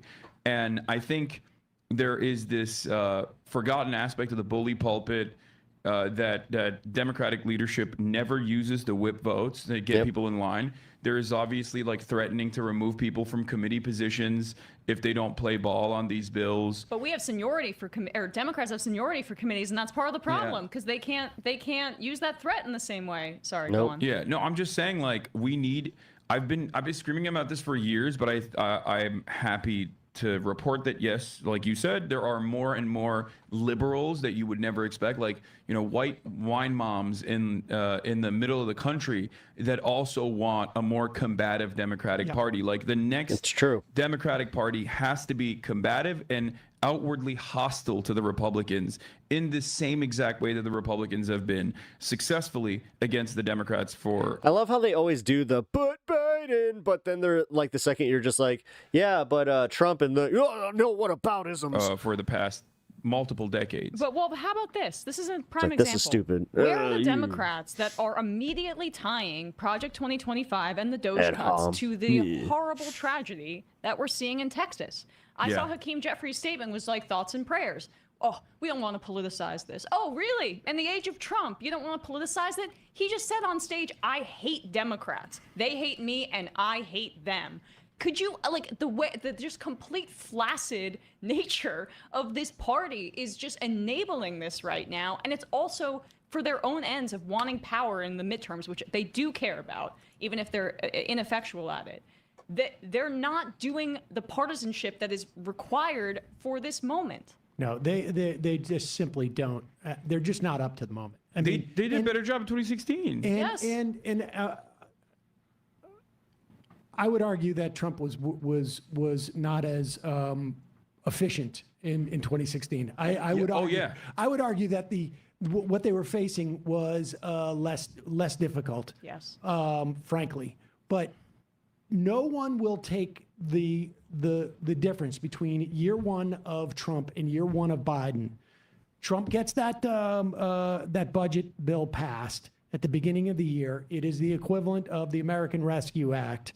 And then he gets this done by July. When the American Rescue Act passed, the only thing Republicans were talking about was Dr. Seuss. Was 3 fucking books that were not republished by Dr. Seuss. They should have gone right in. Joe Manchin was talking that Build Back Better at that time should be $9 trillion. He was spending more than Bernie. And then as Biden dilly-dallies on some type of bipartisanship, there was that leaked audio in June of Joe Manchin with the no labels people. And that's when they started to get to him and say, like, no. You got, this is the other path that you can take. And that's where it all goes south. Yeah, and they paid him for it. And they were just like, here we are. We'll let you retire pretty cushy, Trump's done. And he knows he's going to live on that stupid boat. They understood this dynamic. You take the power when you have it. It's not going to last 6 months. There's no more, 100 days or whatever it is, first year honeymoon. And now I want to play this clip. I mean, this is he doesn't really drop F-bombs much. Yeah, you gotta love that, where he gets really ramped up. Rollins. And this sort of combines their two basic things. One is let's try and get rid of all low-income people by attrition, and then we also can get rid of any immigrants. But I can't underscore enough. There will be no amnesty. The mass deportations continue, but in a strategic way, and we move the workforce towards automation and 100% American participation, which again, with 34 million people, able-bodied adults on Medicaid, we should be able to do that fairly quickly. Thank you. Okay, she's talking about what's going to happen to, that there's not going to be, that farm workers are going to get rounded up. And that we have 34 million. I think what she's talking about, I think that 34 million is probably the number of adults on Medicaid. It's around 40 million adults on Medicaid between 19 and 64, I think. And I think her argument is they can get into the fields. Move to they can pawn that Medicaid card. Now, incidentally, they can move to the rural areas where they can get into the fields. There won't be any hospitals there, incidentally, because we're going to be rolling up 200 of them. I mean, this is... Also, 2/3 of them already have a job. Exactly. So there's also that reality. And then the other third is like if they're in school taking care of an elderly family member, and it's like somewhere in the single digits in terms of people who don't have a listed excuse. So all of those people, congratulations, you're headed to become a farmer now. I mean, the idea that a government official, a cabinet secretary, could say something to that effect, and there's no the Democrats aren't in a position, and I think it's because they have no immigration policy, that it's been completely eviscerated by their backtracking and this and that, and the bill that Joe Biden was supposed to pass and Donald Trump kept from going in there. I mean, they saw it coming. They chose the absolute wrong policy response. Aside from, I think there is some genuine hostility towards immigrants that was in that Biden administration. 100%. I think he came in with the first 100 days. Bloodstone. I've been there. That was it is the weird. exact opposite, the diametrical opposite legislative agenda of Donald Trump in 2020.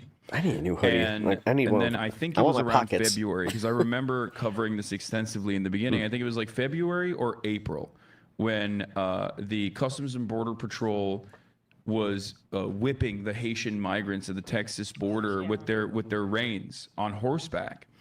And from that point on, the Biden administration just completely dropped the ball on immigration. They completely dropped the ball on it. And there was a amnesty, like a conditional amnesty program associated with the first 100 days, closing the childhood, stopping the childhood separation policy and closing like these immigration detention facilities, which they basically restructured to call, I think, overfill centers or something like that, where like they were doing family overfill centers. So it was basically the same thing, but with like a Democrat liberal patina associated with it. And I remember at the time screaming about this because I said over and over again that this is going to be the issue that the Republicans use, as they have historically. And they know it. The Democrats know it. So if they don't start counter messaging against this right now and don't put out like a comprehensive pro-immigrant agenda, that the media is going to go along with the hostility towards migrants, and the entire discourse will be flooded, dominated by right-wing hysteria, because it is hysteria. It's not real. This is not a real problem. Immigration is a crisis only because we do not go through the expeditious paper filling process. That's it. Because the difference between a documented and undocumented non-citizen is documentation. It's literally a piece of paper. They didn't do any of that, and it was a devastating failure. And by the time the election cycle came around, this was October 6, 2023, right before October 7, is when they unveiled the Trump is right, actually. We want to build the border wall package that the Oklahoma senator had written. And if I remember correctly, that was supposed to be a sweetener for the rest of like an economic package. And what happened is that part became the sole aspect of it, as all the sort of the Build Back Better stuff fell away. That was part of the Cinema Portman thing, I think. It's like a sweetener in there. And then all of a sudden it became the main thing. I mean, it was just like a tremendous amount of just political malpractice. And this idea that like we look at the polling and polling is static is absurd. We have seen this dramatic change over the course of 8 years with Israel. I mean, it's not like you have multi-generations dying off here.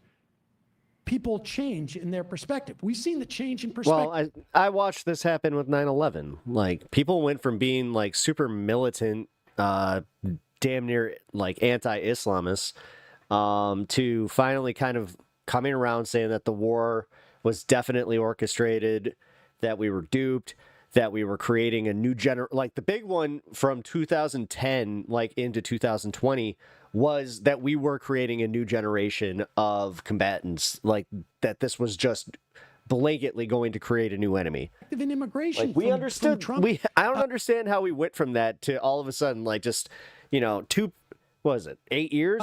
Into in Trump to Biden. And now we're just right back we to saw it? A huge change in immigration. These Well, no. things When did we leave move. out? They are flexible, but Jesus, if you 4 years? chase after where the Republicans are going, which is always the case. No, 5 years, You're right? always We'll have to. going to be behind them. You're not going to get out in front of Afghanistan? them. You're not going to say, okay, well, instead of deporting, what we should do is shoot all immigrants. I mean, that. You're always going to be chasing them, and you're not. It's just 2011 was Iraq. I remember it's a that. fool's errand. You look like you're lying when that happens. After spending 8 years saying like the border wall is racist and it's silly, to turn around and be like, actually, we want to build a border wall, and the Trump administration is not serious about building the border wall. If you think that is going to be a message that ends up bringing some of these like white nativists on board with the Democratic Party's agenda, you're out of your freaking mind. The only thing that it does, people's opinions swings. is Yeah. make your base of No, it's just weird because like even I watched my mom do that a lot, where it was just like it would be jarring, where it's just like, whoa, you used to be like really for this. It's like not anymore. Support. It's like go in the direction of the Republican Party because it's a basic admission that the Republicans were right. Migrants are a national security problem, and therefore maybe I'm going to go with the guy who was right all along rather than the Democrats now. Right. Or I'm going to stay home, which is the other thing that doesn't get discussed enough. It's just like when you saw that IMEU analysis, that the plurality opinion for people in terms of who stayed home, they were not motivated to go out because of Gaza, because of her stance on that. But I think it all has a compounding effect where, okay, I can't vote for this person. I don't like either. Yeah, you're ignoring the other side of that though, which is a lot more cynical and gross. And like, do you know how many times I heard like I couldn't vote for Trump, but I also couldn't vote for a woman? It's like, oh I'm God, just here we going to are. stick around. And that's who Zoran interviewed right after the race. And that's what prompted this historic run for him to win this primary. And those are the voters we should be focusing on. Like this strategy of just picking and choosing issues based on how they poll at a current moment, as you say, Sam, as if like the polling is static and that leadership can't change things. It's the anti-politics. It's like because the Democrats just want to get in power so they can be a concierge like Schumer, or so that they can craft legislation and do the good work of keeping the budget going every year or whatever, where it's like, do you want to do politics? No, it's more cynical than that. It's literally keeping that lobbyist money coming in. Do you believe in something other than getting into power? People smell that, and that's why the Democratic Party... No, and the thing is, like, once they get to the point that they cannot answer what they're doing there anymore, that's when it's like, hit the fucking bricks. Let's go. Why do we play this game? And then we are so bad at running campaigns against these types of candidates. Like, I had to watch Mike Madigan year after year win his district, and everybody hated this guy. Everybody knew he was corrupt. And we're all just like, how does he keep winning? And then you realize they gerrymandered his district to pretty much fit a neighborhood that was all his friends. And all he needed was just that one neighborhood. So it was like 200 people out voting fucking 10,000. Then they finally fixed that.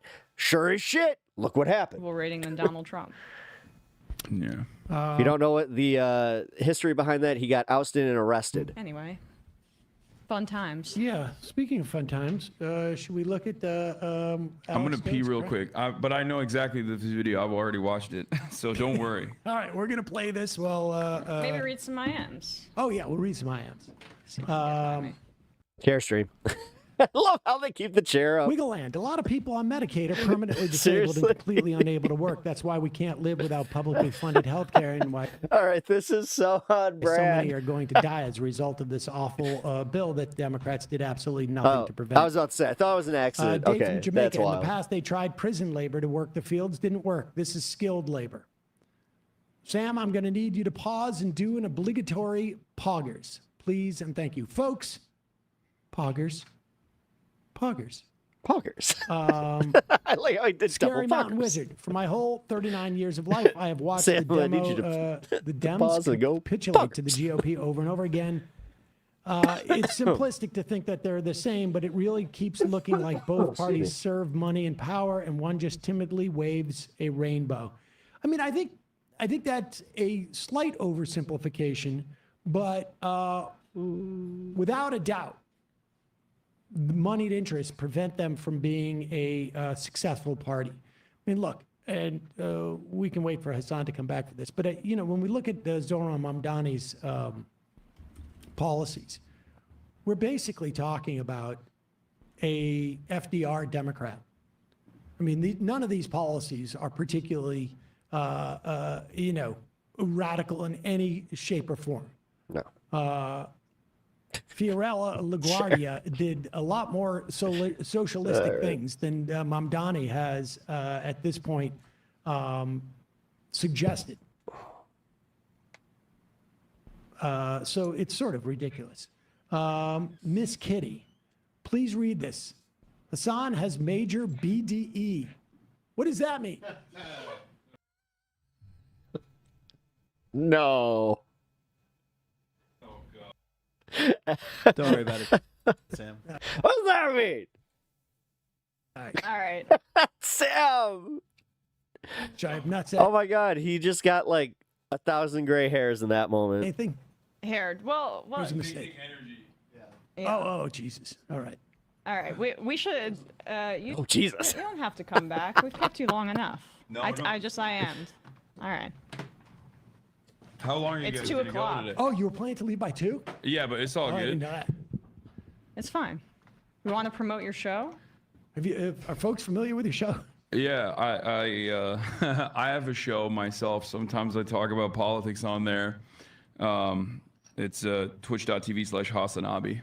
What is that? A snooze? Is that That's a like the Zin? squeakiest freaking one of these what things. is In my Trump Zintin.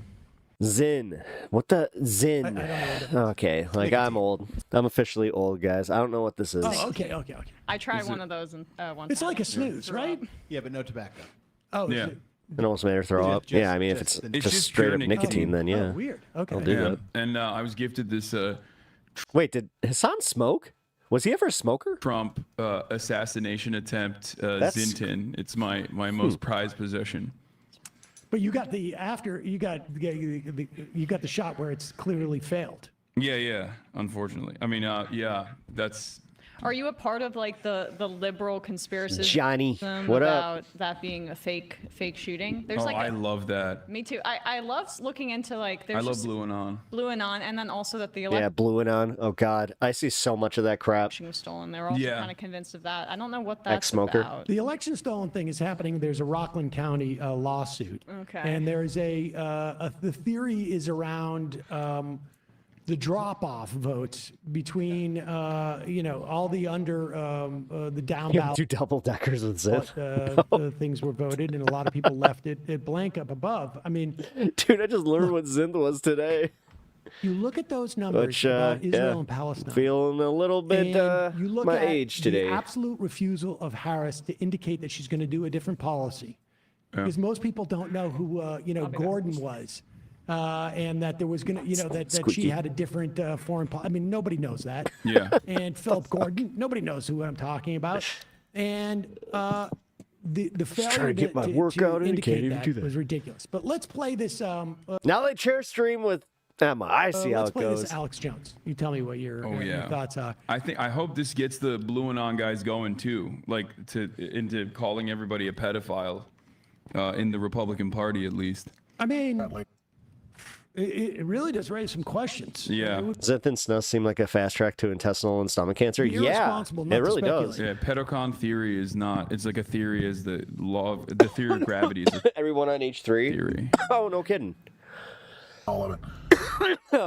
So watch this. now, by coming in and being part of the cover-up, the Trump administration has become part of it. I mean, it just you cannot see it any other way. So I just got to the office. I'm gonna go throw up. Actually, it only happens every few years when something really, really bad happens or something. I mean, I'm physically gonna puke probably right now. Oh, my mouth is watering right now. My mouth is watering right now.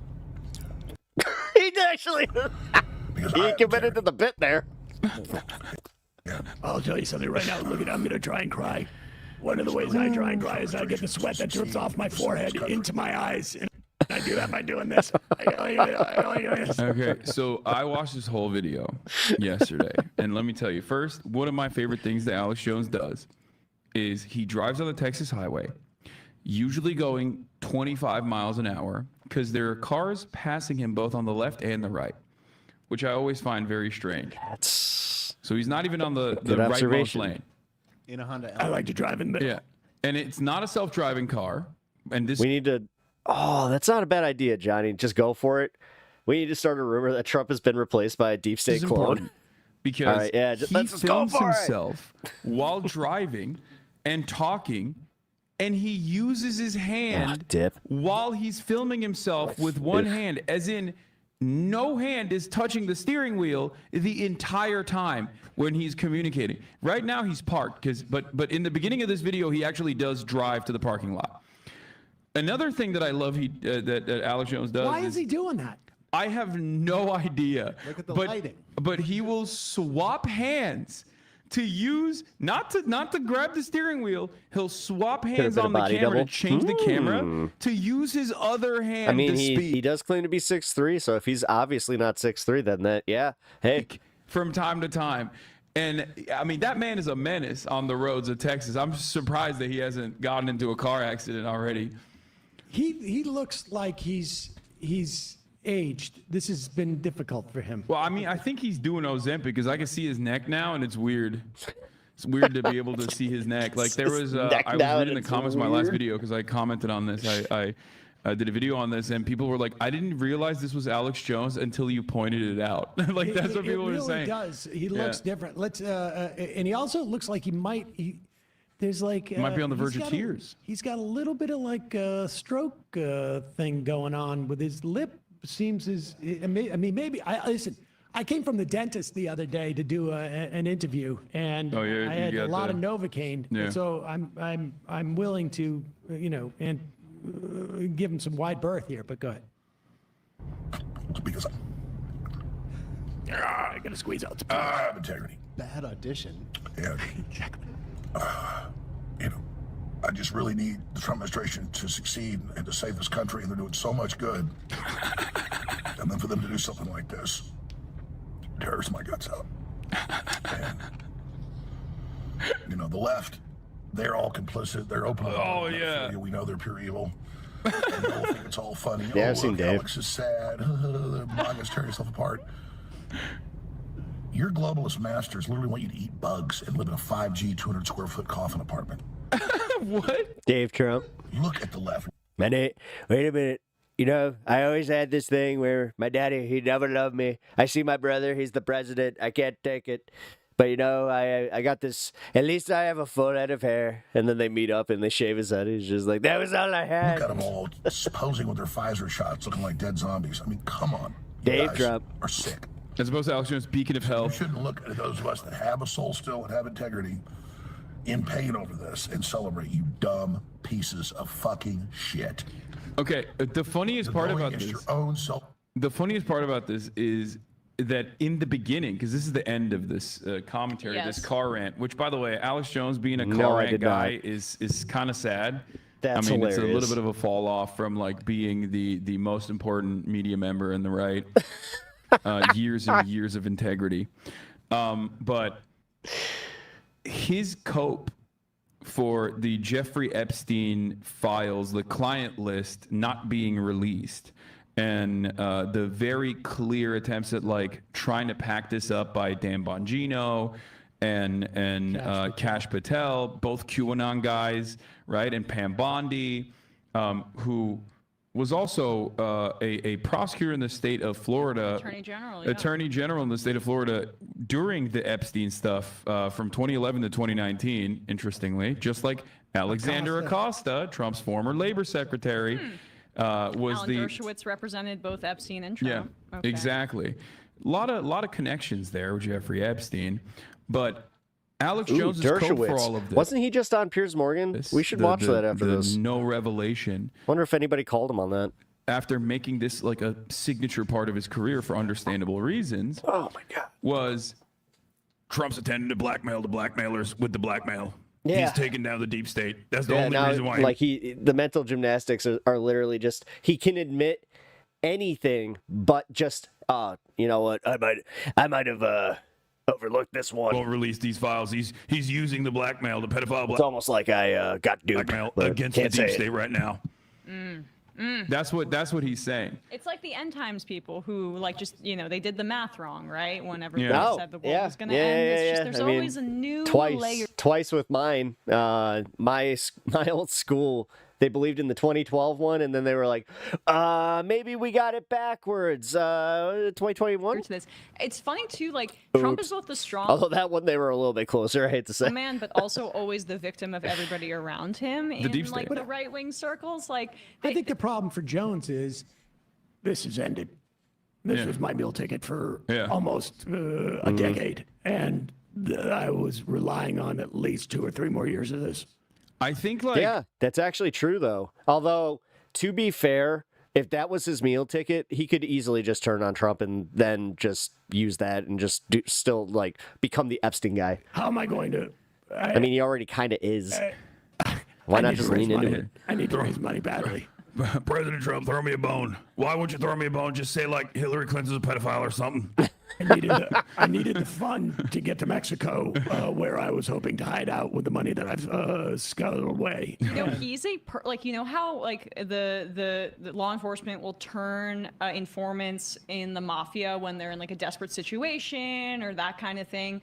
The FBI and the CIA and the deep state gotta reach out to Alex Jones. You're here. pure. If they haven't already. I'm sorry. If you don't, you're pure evil. For even I don't think they haven't suggesting already. that. I think I'm naive. no. I think Alex Jones has been a government operative. Oh, that's what I used to say. It was Yeah. like if Alex Jones didn't exist, Yeah, the Sam CIA said that, would like, invent him. non-ironically. Just because how else can you channel people's political energy down a complete wormhole? Now, essentially, it's like a self-licking ice cream cone. They don't need to seed it anymore. Yeah. Mhm. It's a whole like industry. I think the role he played for years and years was like the one truthful thing that he would speak on, packaged in between like lizard people conspiracies to make the one truthful conspiracy seem also ridiculous. Because like, why are you going to trust the interdimensional vampire guy when he says that there are mass government surveillance operations taking place?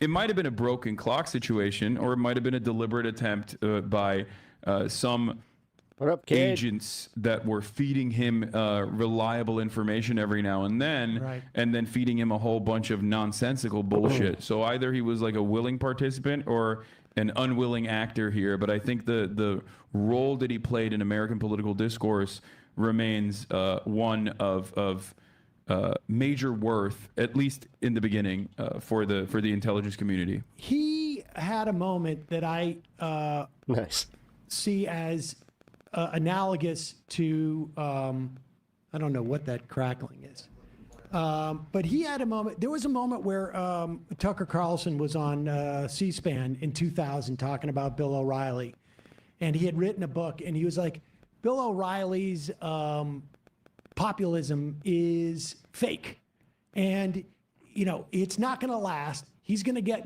some stewardess is going to say he's going to yell at some stewardess, and the whole thing is going to fall apart. And I think Tucker Carlson realized over the years, like, no, it didn't. And when he got into Bill O'Reilly's slot, he pretended like he was the everyman. And there's a similar clip of Alex Jones talking about David Icke, who a British guy. Okay, yeah, I hate to say this, but that would be so much funnier if Emma did jump in on the Alex Jones impression train, even if it was like a bad one. Who cares? Who came up with all God, the that would be great. changeling lizard people stuff, and he said he's the turd in the punch bowl, while I'm giving real always love that. information. Back in the day. Who put the turd in the punch bowl? Yeah. And I think Alex Jones. All right, you got me. realized at one Who point, did like, it? Actually, Who did no. I can Be the turd in the I can punch be bowl. the turd in the punch bowl Yeah. and do much better. That reminds me of that bit from the Tim Robinson show where he's wearing the banana costume or the hot dog that, I think, costume. is, Guys, just admit who it was. Where it landed him, he just got caught, essentially. But I do think that like conspiracy theories play a really important role in political discourse in perpetuity. It's not like a new phenomena. John Birch Society. And yeah, and absolutely. And the reason why, I mean, we're seeing it in popular discourse now. It's never been as we've never been as conspiratorial as we are now, for sure. That's because I think of tech. Yeah. That definitely, social media plays a major role in it. But the reason why it plays a formative role is because God, can we just get the EMP blast that just it's a doesn't like? I mean, of liberalism. If everything, actually, no, let's not do that. If the world in this like spiritual idealized version is built around the good-bad dynamic, like the Marvel Cinematic Universe, instead of wait, would that actually do capitalism in? Wait, is that it? An underlying materialist analysis for how history is moving, then you ultimately have to find villains. And those villains have to be, you know, shadowy figures that are in cigar-filled rooms, cigar smoke-filled rooms, and like backdoor deals that are. That's why conspiracy theories are always so like sexy, you know. That are moving society in a direction for pure evil, rather than doing it in broad daylight through class interests that they express with regular frequency, with no pushback whatsoever.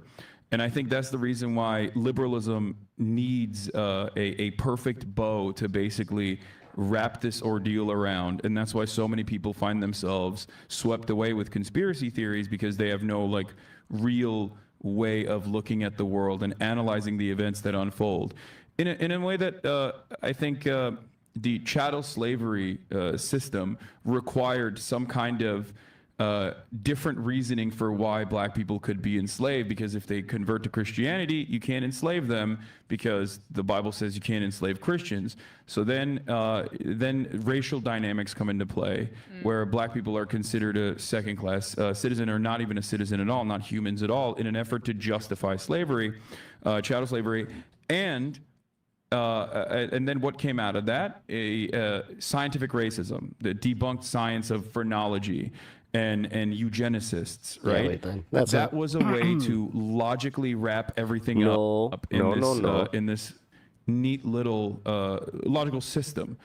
If they're actually scientifically found to be not human, then it justifies. Been loving how MAGA is getting mad about Superman being an undocumented immigrant. All of the untold amounts of cruelty that that slavers could woke Superman do to black people. I mean, we see that today with. Is woke Superman now a thing? Oh man, how have I missed this? I mean, that is the. I've been too into this project, content, right? I mean, to label trans people as, you know, psychologically broken or some type of defect, then the logic follows from that.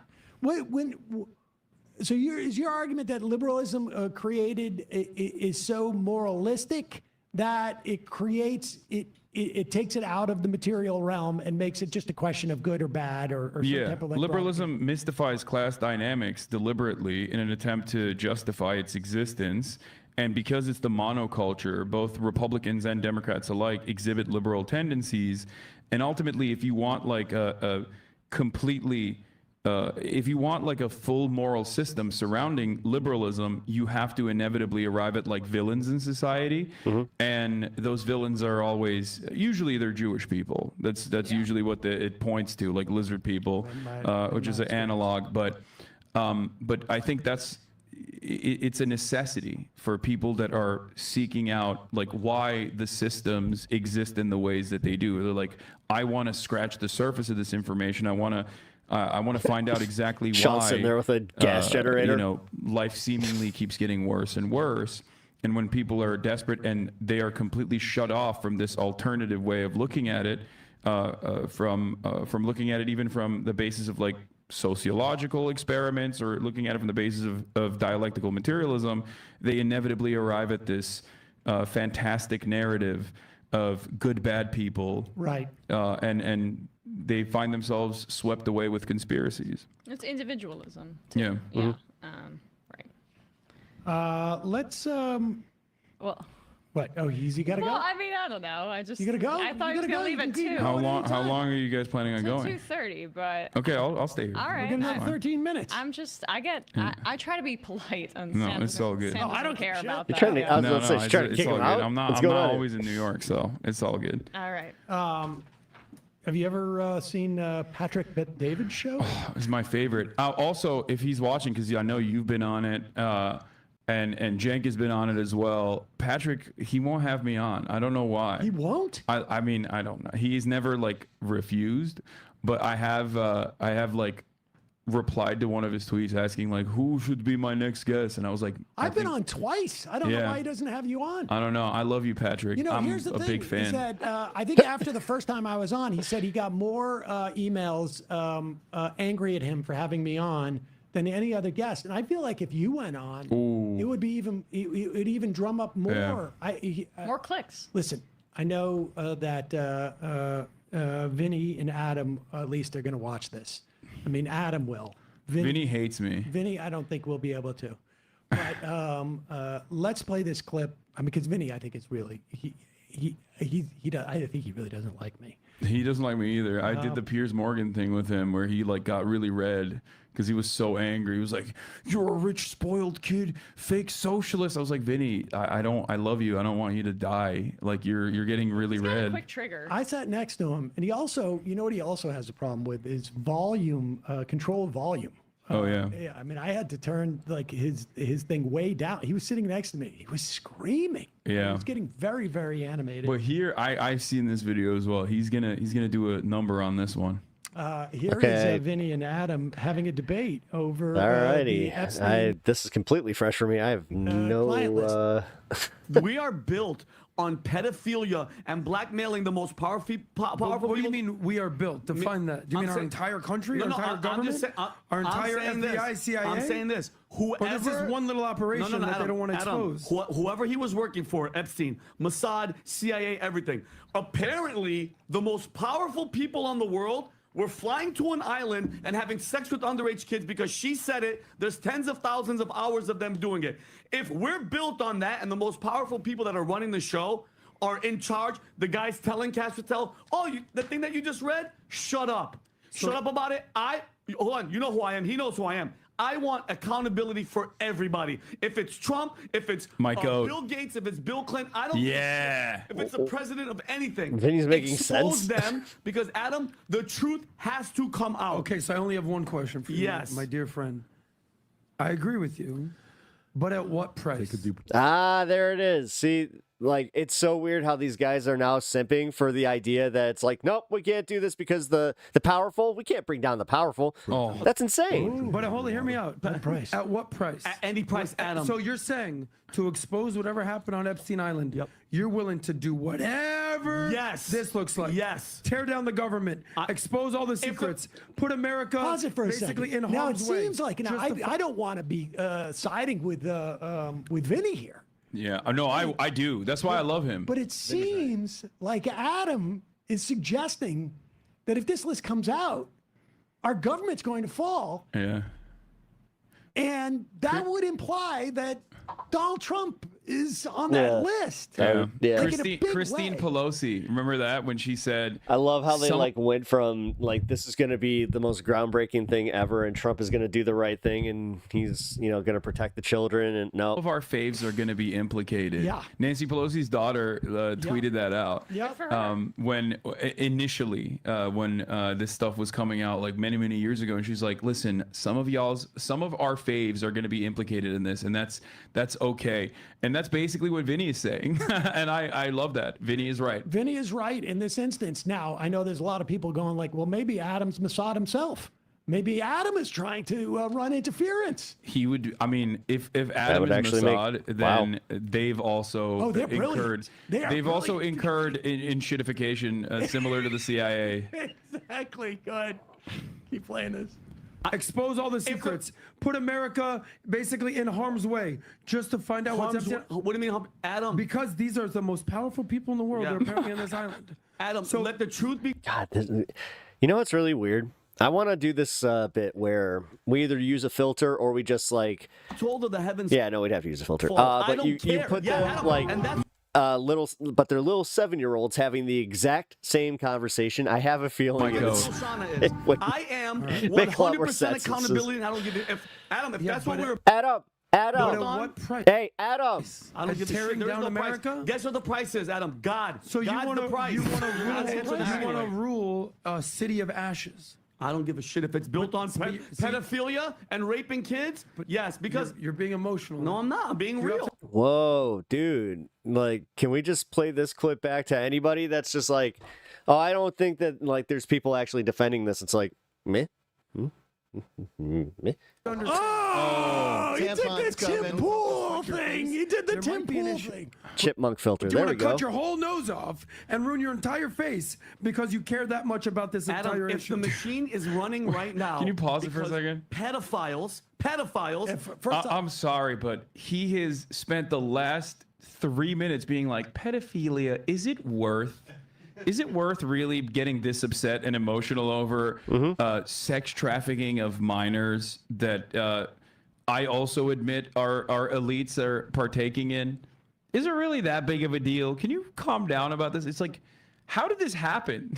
Also, this is relatively calm for Vinny. I mean, I don't see any veins popping out of his head. Yeah. Like, seriously, this is the first This is time how he you're gonna orders say, his like, coffee in the morning. Exactly. Keep going. This is pretty funny. Running the show, and they're telling him, shut the hell up because we're all pedophiles. Knock it down. And my last thing, pal, what bothered me about what he said is, we're not going to re-victimize the girls and the victims. We're not going to do it. Cash? Cash. Guess what? Nobody wants to see any girl. I don't want to see any kids, male, boy, underage. Blur them out. But who's the guy that's touching them? Who's the guy that's molesting them and raping them? This is a horrible argument. It's absolutely ridiculous. I don't. Look at Patrick, my goat. I am value-tained once again. Value-tained. That was the most genuine smile I've ever Yeah. seen from him. Patrick's got a 100% guarantee. You will be value-tained. Oh. Are you not value-tained? I am so Are you not value-tained. Oh, God. I love him. Apparently, let's play this clip of Trump. This just happened. So Trump was asked at the White House about this, and apparently he got Trump was asked about Epstein. About And of Epstein. course, Trump said Zoran's an anti-Semite. No, well, I mean, Yeah. but we also What have does to he be sound fair to here with Trump. Like, he is a very sensitive guy, and he wants to be, respectful to all victims of all kinds. Are you still talking about Jeffrey Epstein? This guy's been talked about for years. You're asking, we have Texas, we have this, we have all of the things. Oh, my God. Are people still Wow, he just went like, what, you guys are still talking about this? Come on, guys. That is unbelievable. Do you want to waste the time? Unbelievable. These guys, they're wasting all my time. You guys are. I don't. Why is everybody getting up my ass? I said I would release the files. I don't know anymore. I don't know. I mean, I can't believe you're asking a question. Don't answer. Wait a second. Wow. At a time like this, where we're having some of the greatest success And you got Marco Rubio, very uncomfortable in between them. also tragedy with what happened in Texas. It just seems like a desperate. And now you're using Texas to deflect from this very important question about, hey man, so this big important investigation that was pretty much hinged on the support of everybody that supported you? Hey, what's up with that? Desecration, but you go ahead. Oh, a desecration! I'll tell you something. Desecration. Donald Trump It made Alex Jones cry. being morally righteous. I don't think that's his go-to. How dare you? As you know, Trump loves staying on message. Like when he has leaders of foreign nations sit there as he talks about Joe Biden shitting in his diapers or something. Like I don't. What are you talking about? I don't shit my diapers, but you know who did? Joe Biden. Yeah, Joe Biden. He loves. Didn't have the good depends, not like myself. He never strays off message. He never goes into different topics. So I use oopsies. Clearly, I call them oopsie poopsies. That's what he's doing here as well. Very consistent. This is the first, like, we talk about, oh, MAGA's going to break off if Actually, they do. why don't they just go for it? Call adult diapers just oopsies. No, if he breaks this campaign promise, which he like lied from one day to the next about what it was going to be. But this is the first time I've actually seen some people in the base start to get genuinely pissed with Trump. Yeah. And it seems like that's Yep. what is making him upset. Yep. Because that's all he consumes. Yeah, people are really mad at him. With public yeah, no, he's seeing a lot of backlash on his Juice Central. opinion. He's not in touch with like how generally people view him. He's in touch with how the base views him, and it's a case study again for Democrats. Serve your base. A lot of the rest will follow. But this is what is going to be an issue for him. Like I don't think this is going to go away fully. That is, it is fascinating to see Trump attempt to get just indignant. Like, how could you bring up something so unserious at this time? So insensitive. Yeah. Meanwhile, I like the prisoners of war who don't get captured. It's fascinating. I think it is indication that he is worried about it, but it's probably going to be gone in a week. Yeah, sure. Yeah. Sure. I mean, I don't think that, no, this Epstein thing's not going anywhere, guys. Like this one has been around for just long enough to become a major problem for him. all right, couple of IMs and we'll get out of here. Sam, you should have Jeffries on the show and ask him a question. Who is your audience? I wanted to take phone calls with you, but we don't have time for that. We don't have time. All right, I got to let you go.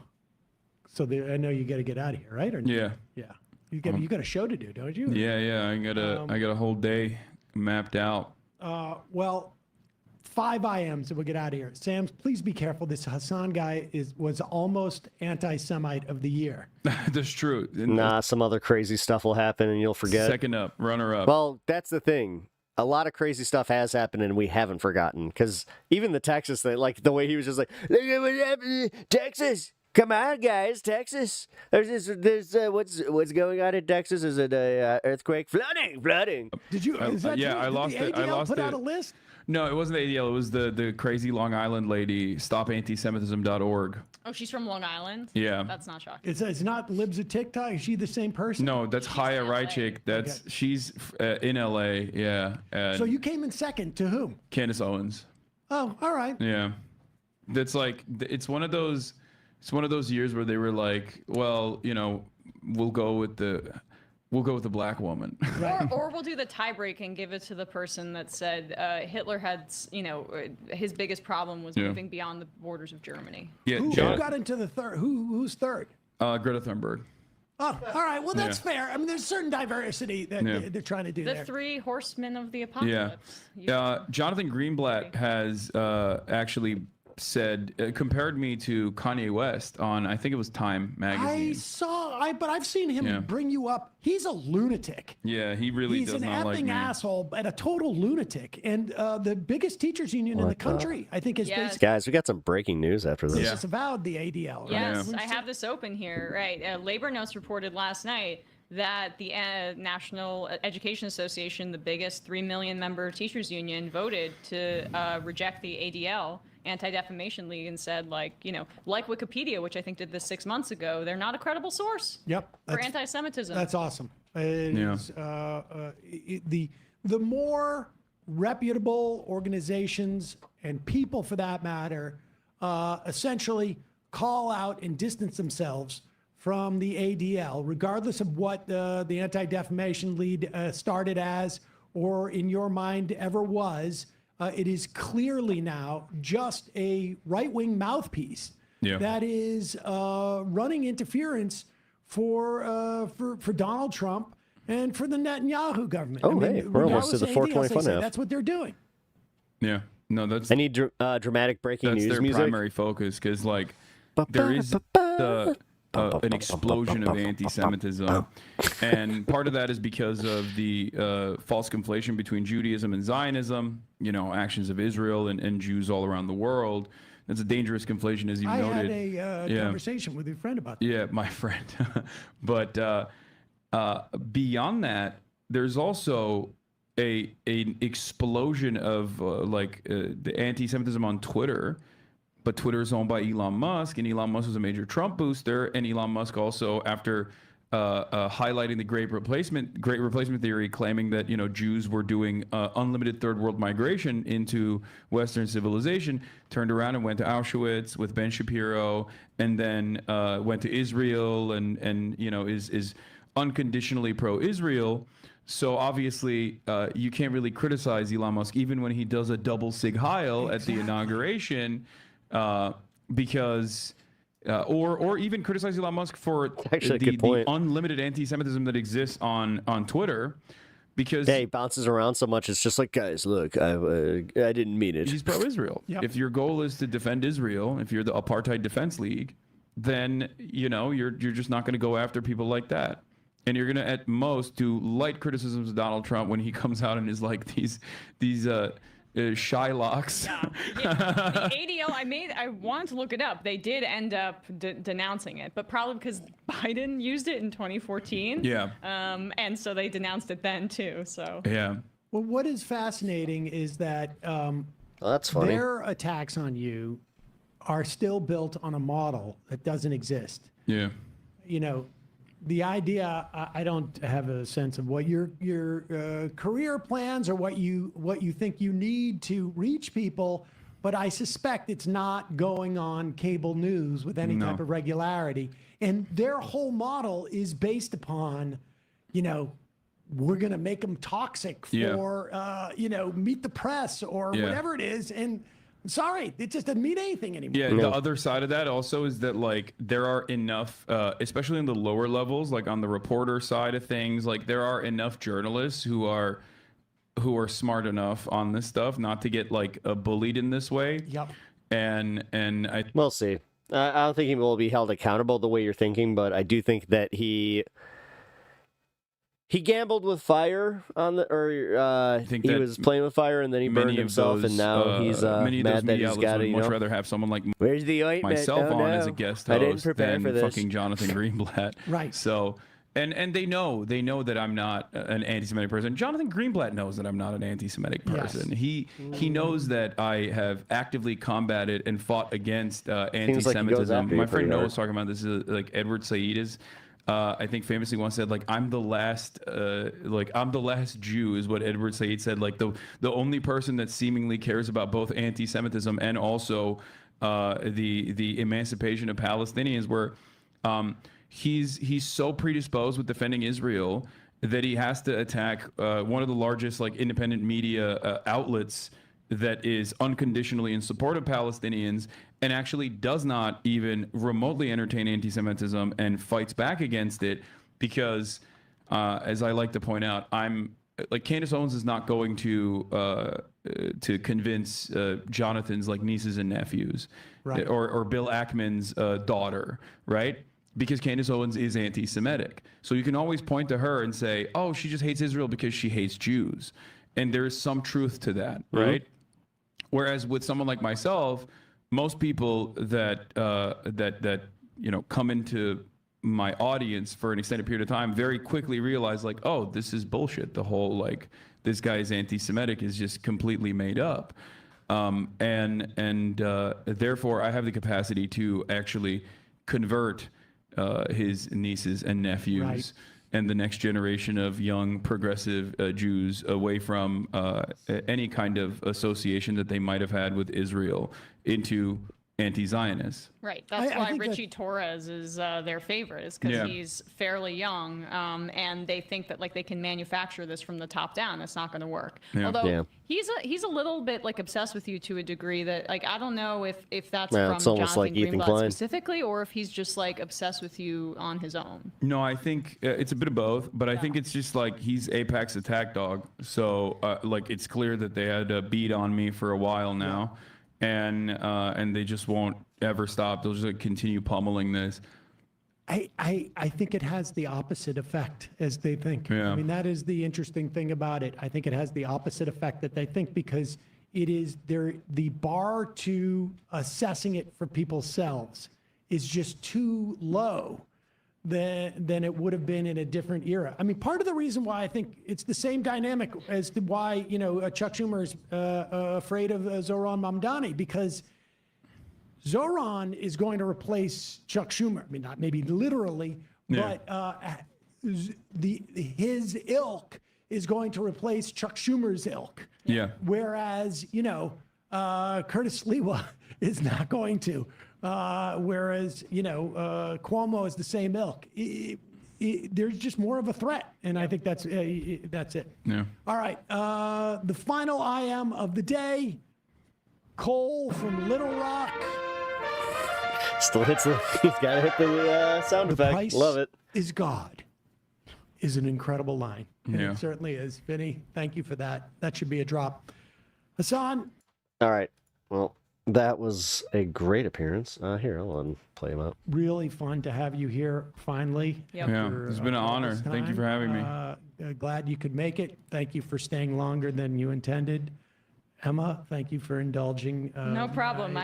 I just get anxious when we keep people over. Yeah, the anxiety is really impressive. But it's more pronounced because he's here physically. When we keep guests over, I at least have some removal from it. But this is the second time Yeah. that Brian has ever run the show by himself. He's only been here for 3 weeks, and we've thrown everything at him. Bring it. Short of power outage, which is tomorrow's fun. If it's hot enough.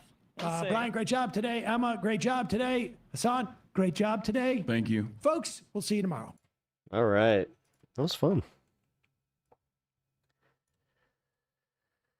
All right. Well, here, let's get to the breaking news. It wasn't joshing, guys.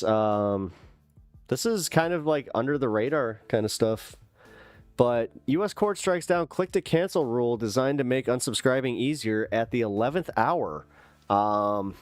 So I was reading up on this right before I brought it out. Haha, this is the way that I'm going to be doing this.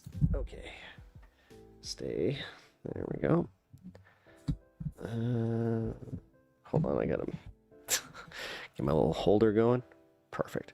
A federal rule designed to make canceling subscriptions as easy as signing up for them has been struck down by a U.S. federal appeals court. It was supposed to take effect just days before it was supposed to take effect. All right. Yeah, it's actually easier if I just use it from the screen on this one. Damn it, my new method. Don't get to test it. The U.S. Court of Appeals for the 8th Circuit vacated the Federal Trade Commission's click-to-cancel rule, which would have required companies to allow consumers to cancel subscriptions using the same method they used to sign up for them. After finding that the commission behind it failed to follow required procedures under the FTC Act during the rulemaking process. While we certainly do not endorse the use of unfair and deceptive practices, yeah, sure, in negative option marketing, the procedural deficiencies of the commission's rulemaking process are fatal here, the court wrote, adding that a vacatur of the entire rule is appropriate in the case because of prejudice suffered by petitioners as a result of the commission's procedural... All right. Well, you didn't listen to enough people. We're going to hold this. This is what happened with the InfoWars injunction, and this is the reason that they weren't able to complete the sale. If this isn't proof that the court is just, like, bought and paid for by the richest people, like, we already knew. But this is one of the smaller scale ones where it's like, guys, this should... They already agreed on this. Like, the courts already agreed on this. And now at the 11th hour, they're just like, hold on, guys. We might have been a little too jumpy on this one. The vacated rule, meant to go into effect on the 14th of July, would have covered all forms of negative option marketing programs that allow sellers to interpret customer interaction as acceptance of subscriptions, often leading to unintended charges. Yep, the FTC's original 1973 rule only covered limited forms of these practices. It would have also stopped businesses from forcing customers through lengthy chat sessions with agents or create other barriers to cancellation. Yeah, essentially doing away with the whole customer retention thing. Although, interesting. The decision represents a major victory for businesses that challenge the FTC's authority to modernize consumer protections without following what they argued were mandatory procedural requirements. Meanwhile, Letitia James had been encouraging consumers to prepare for the new rule implementation, writing in a Tuesday press release that New Yorkers should never have jumped through hoops just to cancel an unwanted subscription. The New York Attorney General's office told The Guardian that the office is reviewing the decision. The commission has faced mounting complaints about subscription practices, receiving nearly 70 consumer complaints per day in 2024. I mean, that's people that, like, they got so pissed off they actually called. Up from 42. 21, similar state ruled that New York, where James says she secured a $600,000 penalty from Equinox, making for SiriusXM. Haha. Yep. That one is well, so that's fun. Just another, hit to the consumer. That's great. This one was really gonna help us too. Big win for SiriusXM. Those people suck. Yeah, they do. Yeah, they do. And it sucks because funny enough, I'm gonna have to be calling them in a little bit to adjust my plan. It just sucks because Howard Stern, it used to be so worth it, but I hate to say, now that he's kind of phasing out and doesn't really want to do it like as much, it's not really worth it. All right, give me 1 second. Let me find this.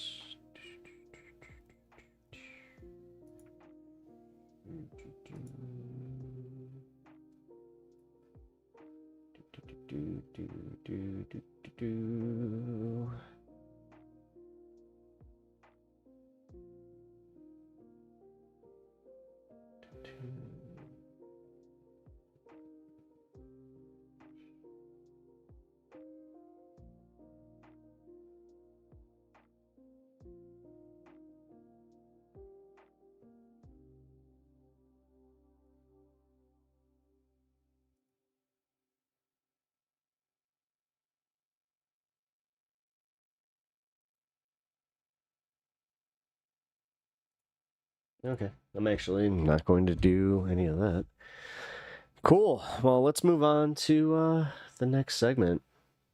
You can just stream Spotify, local radio, and podcasts. Yeah, I mean,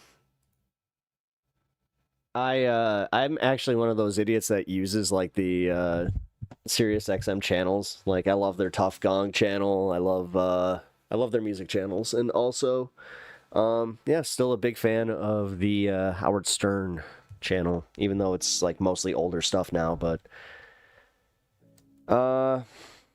it's still worth it to me, although I really have not been using it. Well, Howard Stern specifically, but you don't have to pay that much. All right, I don't know why I'm doing that. Like, I'm sitting here justifying it. What's up, Dragon Master? As an independent, it's wild seeing both Republicans and corporate Democrats actively hide the Epstein list. Yep. Also, keep up the good work on stream. Hey, man, thank you. I really appreciate that. If you haven't already, hit that like button and subscribe. Thank you for the kind words, man.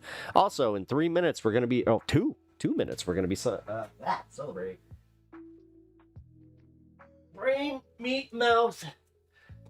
Hold hands. Go slow.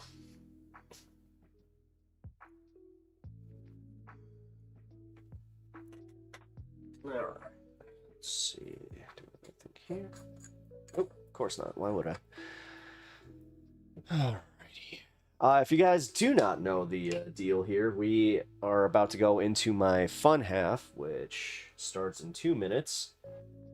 Also, I like to think of this as like the circle of the internet, if you know what I'm saying. So we like to go like a little of this and a little of that. So, but it's all in spirit.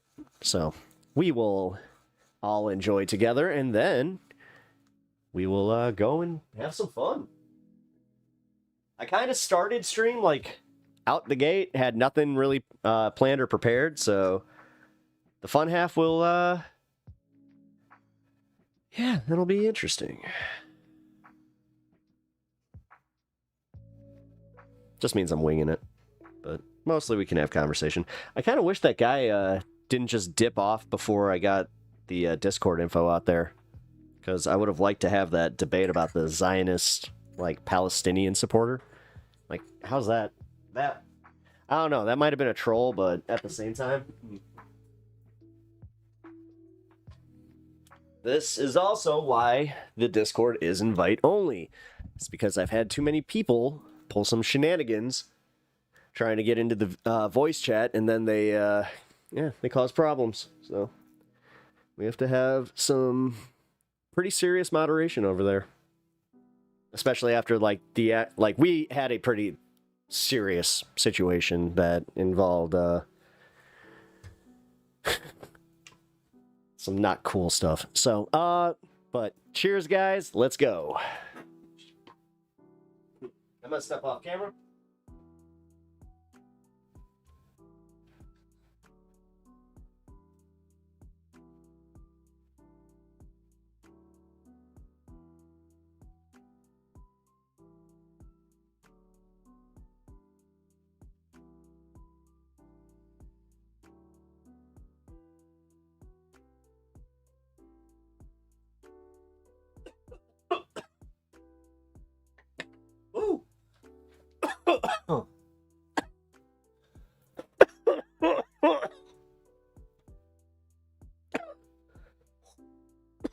All right, that was a good one. Yeah, you gotta love how MAGA acts all concerned about the Epstein stuff after they voted for his literal best friend. I love how they're like, nah, didn't you see he kicked him out of Mar-a-Lago? Didn't you see that he just happened to be on a few of the planes? He wasn't like friendly. Like, they're ignoring all that shit, dude. That's why you got, like, honestly, it was very revealing to see what's her name, Levitt, go out there and not have the BS lined up and be attacked by her own side. Like, usually she's so condescending, just like, whatever, they're just lying. Listen, Trump is gonna do what he's gonna do, but this one, she, like they said, couldn't even have the cross on because it was probably burning a hole in her skin. God, that was pretty funny. Is it getting hot? I gotta get this cross off. God. All right. Do we have any more news? Anything interesting? 160 people are still missing from the Delhi floods. So that means that the death toll is going to reach over 200.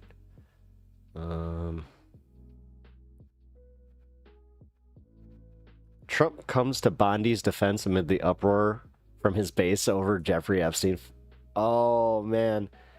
Here, you know what? Let's find a Kalinsky video on this. I'm sure he made one. He's pretty topical on this. Secular talk.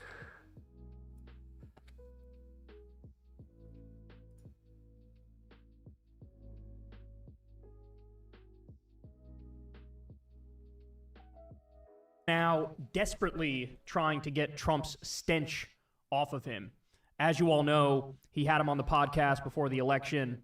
He threw a bunch of softballs down the center of the plate, gave him a hot stone massage, ended up endorsing him, ended up going to the inauguration. Yeah, inauguration. Ended up saying that he But I don't thinks support he the guy, was the guys. reason Trump won. God, that was funny. So, in other words, Joe Rogan went full You gotta MAGA. go potty? No ifs, ands, Here, or give me buts one about second. it. He broke out the pom-poms. He was a cheerleader.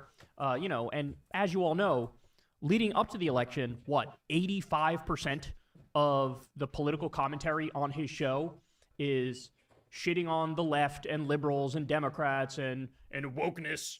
I mean, it was just like, it was a nonstop idiot parade is what it was.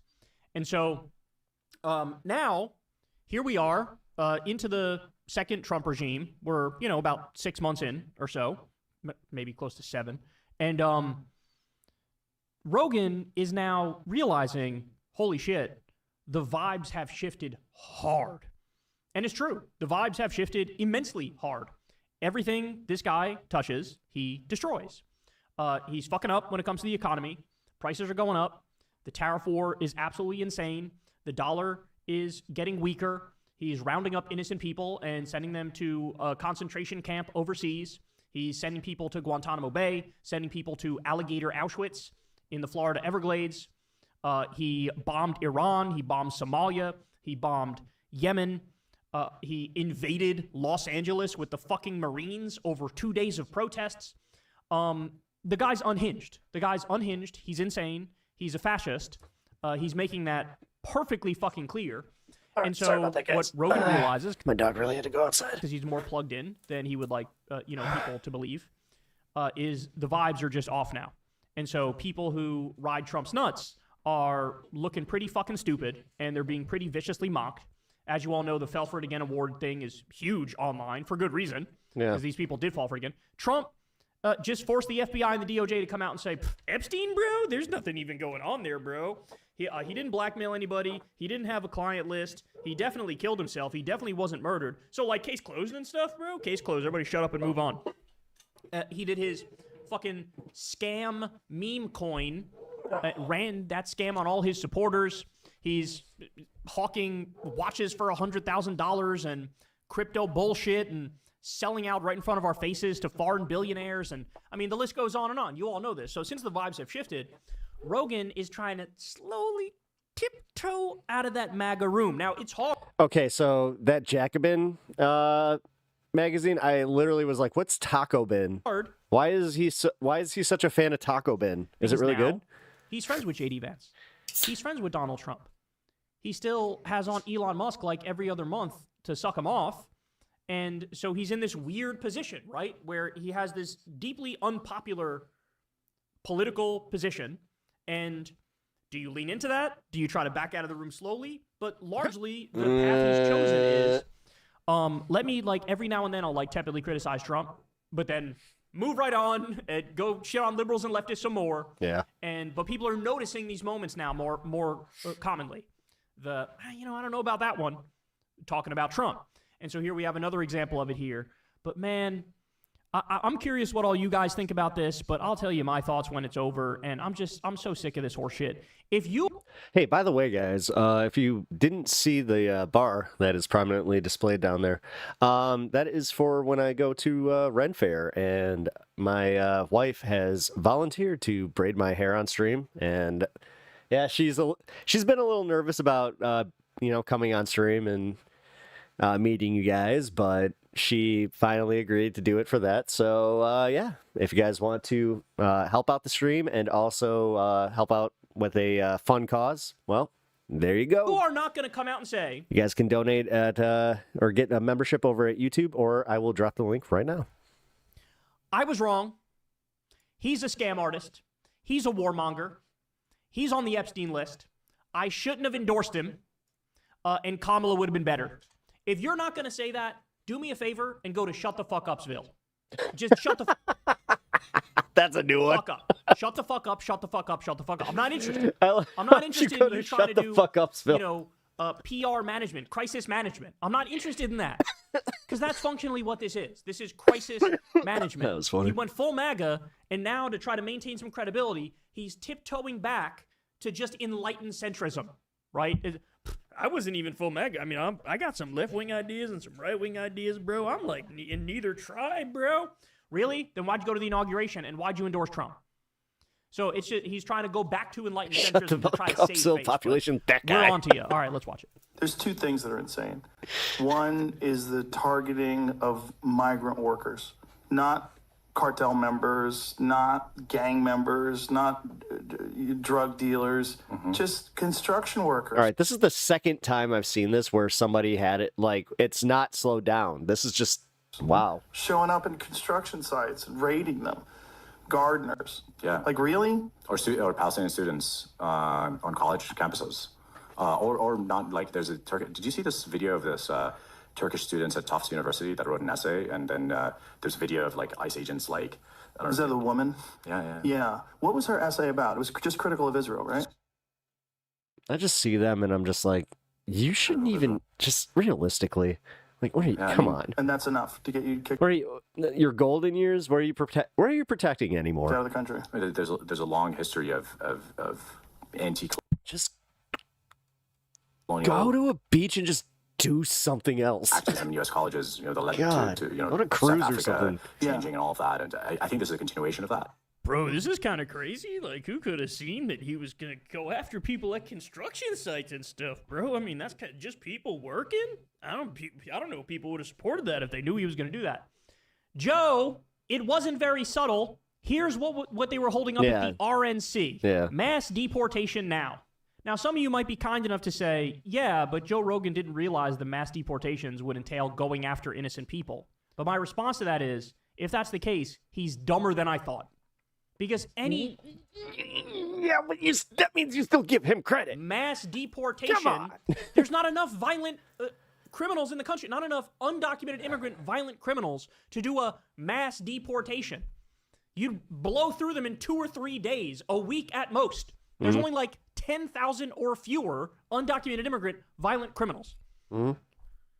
So if you connect any dots whatsoever or do any research whatsoever, you'll walk away going, oh, you can't do mass deportations without going after innocent people. So I cannot take this seriously. By the way, not only do you have the mass deportation signs and Trump repeating over and over, I'm going to do a mass deportation, you also have this very famous moment during the debate. You guys remember this? In Springfield, they're eating the dogs, the people that came in. They're eating the cats. They're eating the pets of the people that live there. And this is what's happening in our country. That was about legal immigrants. Yeah. That was about legal immigrants. Yeah. Legal. Every single article written about it, every single discussion had about it, pointed out he's talking about legal immigrants eating cats and dogs. It was a total lie originating in fucking Nazi spaces, and it was about legal immigrants. Salem's looking very tasty right now. Oops. I may have you know what? What did they say about projection in me? So not only is it... There's a reason that I don't have a dog. To do a mass deportation, not only do you have, is it not only undocumented immigrant violent criminals? Literally, it's just like... It's also just undocumented immigrants who otherwise are good people, working hard, taking care of their family, etc. But it's also legal immigrants. Legal immigrants. All right, more. This is only from, this is from recent, June 12th, fucking month ago. Exclusive. Trump administration tells migrants from Cuba, Haiti, Nicaragua, and Venezuela. I want to see him say Nicaragua. Their legal status is terminated. Nicaragua. So yet again. Whatever happened to trendy agua? They're not so trendy anymore. Let me reiterate. Trump is saying, these legal immigrants, I am now declaring them illegal, and I'm going to kick them out of the country. That's what he's saying here. So these aren't undocumented violent criminals and gangsters. These are legal immigrants, and he's kicking them out of the country. Remember this? This just came out July 2nd. Trump's attack on citizenship escalates with new DOJ denaturalization plan. Denaturalization, again, what does that mean? They're going after legal immigrants who have become naturalized citizens. Here's Trump. Remember when he had Bukele, the fascist dictator here? Listen to what Trump says here. And this is not the first time he said it. He just started saying it louder and louder and louder. Listen to this. We also have homegrown criminals that push people into subways, that hit elderly ladies on the back of the head with a baseball bat when they're not looking, that are absolute monsters. I'd like to include them in the group of people to get them out of the country. So now, not only is it undocumented immigrant violent criminals, not only is it undocumented immigrants who aren't criminals, not only is it legal immigrants, now he's saying, let's just take, American criminals and send them to a concentration camp in El Salvador with no due process and no habeas corpus where they get tortured and have to be there forever. Remember, guys, they sent a guy with a mom and dad tattoo to a concentration camp and said, those are gang tattoos. We're sending you to the concentration camp. A gay Venezuelan makeup artist, 19 years old. He's rotting in a torture dungeon right now as we speak. There was that guy who takes care of his 15-year-old autistic brother, and he had an autism awareness tattoo. The government said that's a gang tattoo, and they sent him to the concentration camp. 288 people sent there. Up to 90% of them have no criminal record whatsoever. This is who this guy is. Stephen Miller is a Nazi, and Stephen Miller is running the deportation policy. Period. It's not like this wasn't known. This was known. All of this was fucking known. And you're, bro, can you believe how tough he's being on immigrants? That was the whole crux of his fucking campaign, bro. That was the whole crux. So do me a favor and shut the fuck up or come out and say the right thing, which is, I was conned. I was an idiot. I fell for it. Fell for it to get an award from Nicaragua. Send him back to Mexico. Trump is a con artist. He's a warmonger. He's a fascist. Right. And Kamala Harris would have been That's better. incredible. And I should have supported Kamala Harris. Say it. Say it, Joe Rogan. And if you're not going to say it, shut the fuck up. Not interested in what you're saying. No interest whatsoever. No interest. Because here's what I'm sick of. And you all know this. Here's what I'm sick of.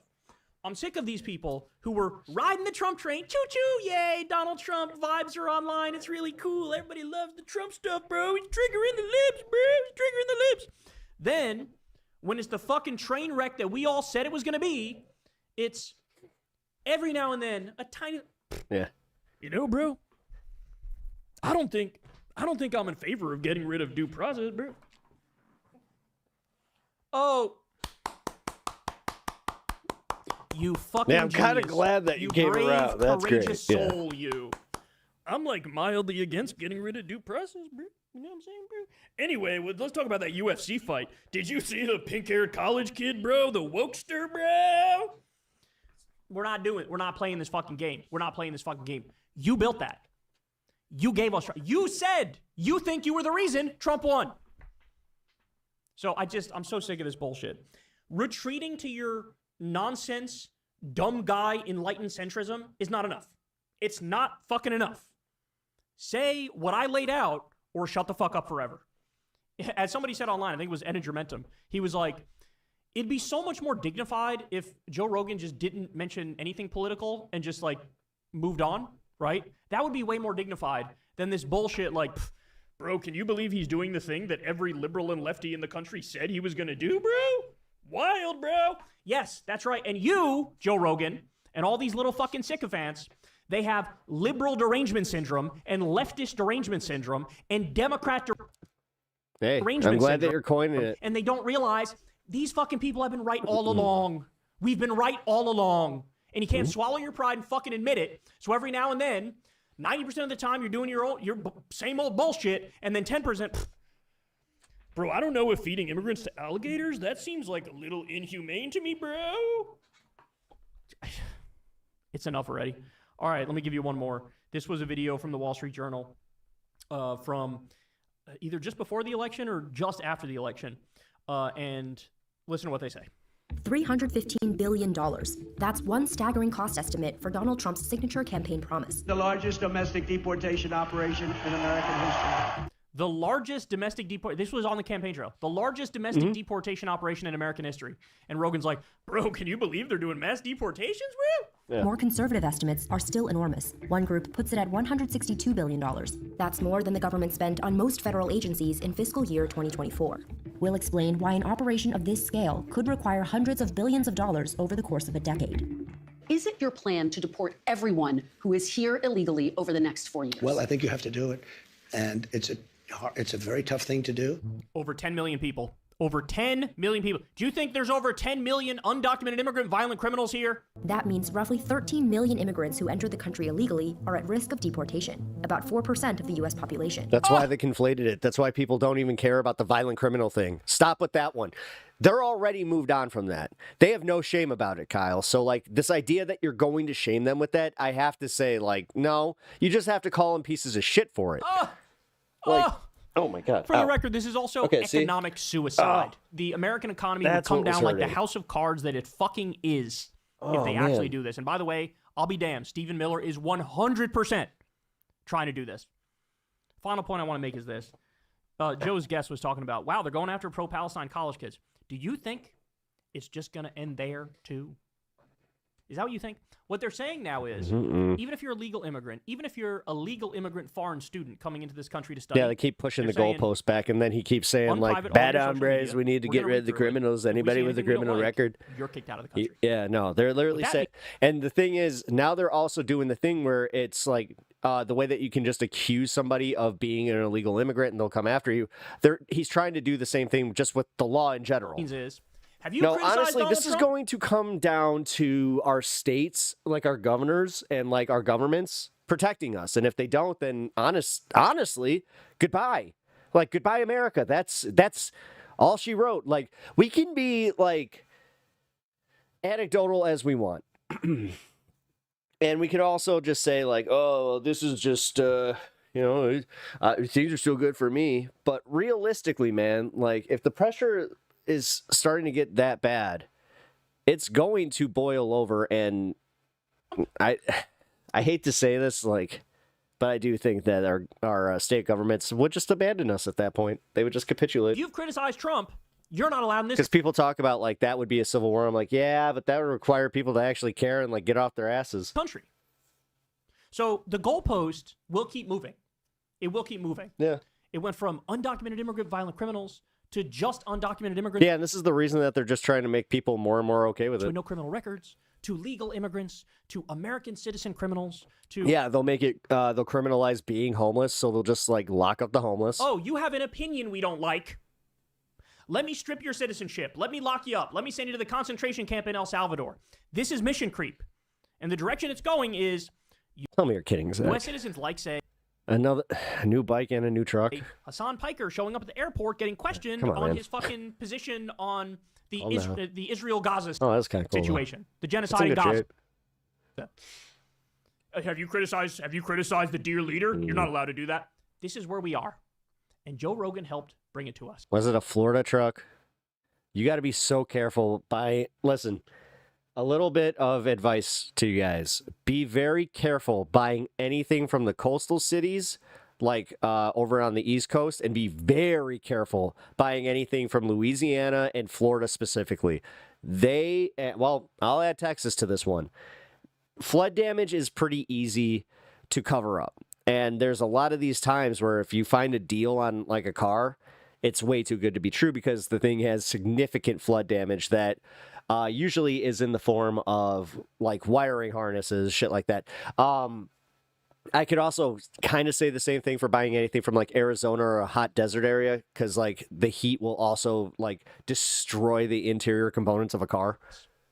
So One rust spot flying to hometown New York to drive it to New York forgive tomorrow. me if this fucking tepid bullshit is Wait, is not enough, right? to drive it to Florida? Oh, Forgive me if you it's bought not it enough, in New York. But politics is about Okay. is about movements, right? What New York's all right. movement are you a part of? Yeah, they get harsh winters, but What because of that, they have the same system we do where undercoating's a thing there.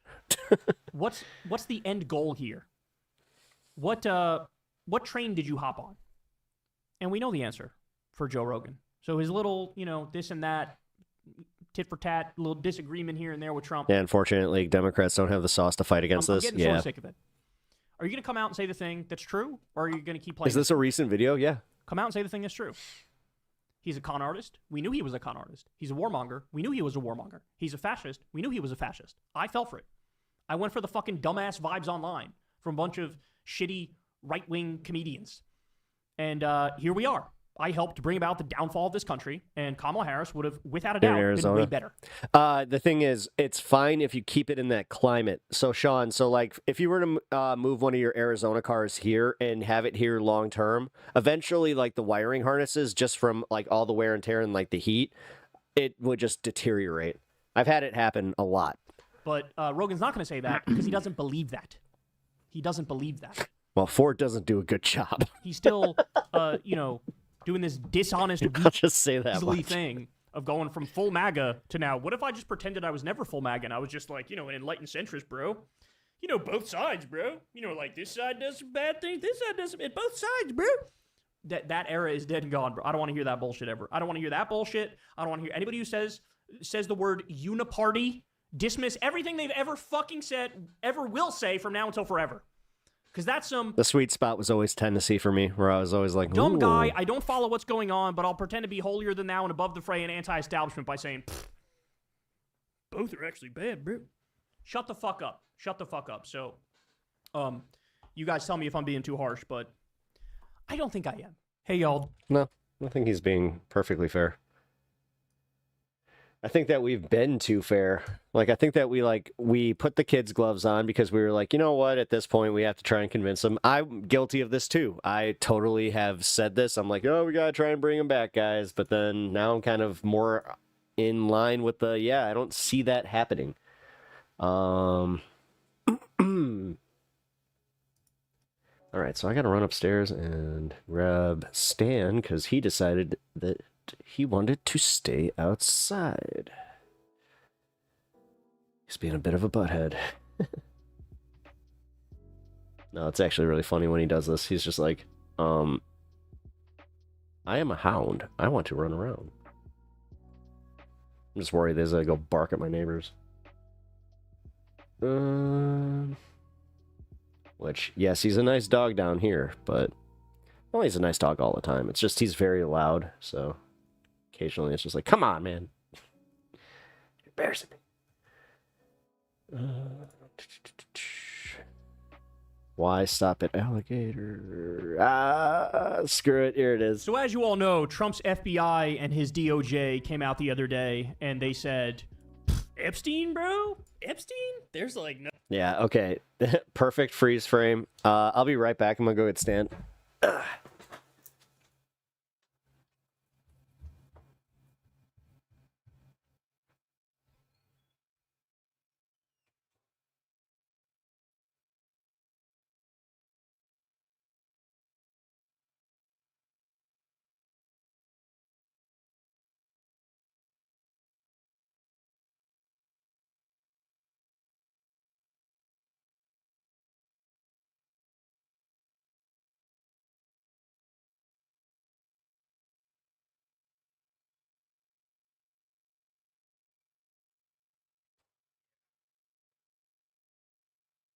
Say hello to everybody.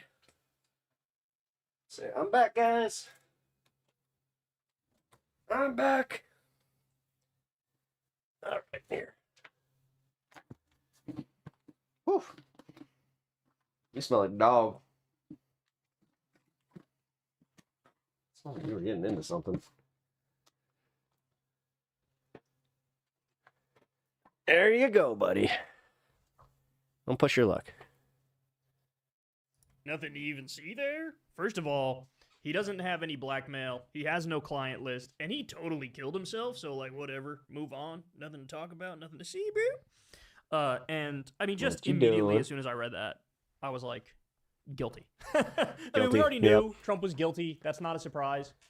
Yeah, but this was like literally the whole, oh, well, if you if you do a preemptive pardon, that means you're being killed, like Biden. But the fact that the FBI and the DOJ were effectively forced to come out and say that is humiliating, but it's also further proof that there's a lot to hide here.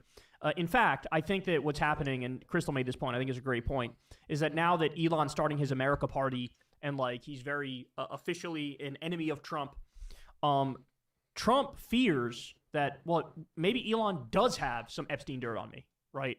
And because Elon came out before and said, Trump's in the Epstein files. And so since Trump thinks Elon has some dirt on him, if he has the DOJ and the FBI come out now and say, there's nothing to even see here, then when something comes out, he can say, it was fake news, it's a witch hunt, Elon's doing it's a witch hunt, and it's fake news, look, the DOJ and the FBI says I was right, I didn't do anything wrong. And so I think that's the dynamics of what's going on. But in the wake of this, oh boy, MAGA is coping and seething at levels I'm not sure we've ever seen before, bro. I am not sure we've ever seen these levels before. So in just a second, I'm going to get to Alex Jones. Alex Jones is a unique case because he built his whole brand on being the conspiracy guy. And here you have, I mean, the Epstein. What are you talking about? Look, I'm a media mogul. Legitimate conspiracy, right? Like the conspiracy theorists are correct when they say Epstein didn't kill himself. Brian.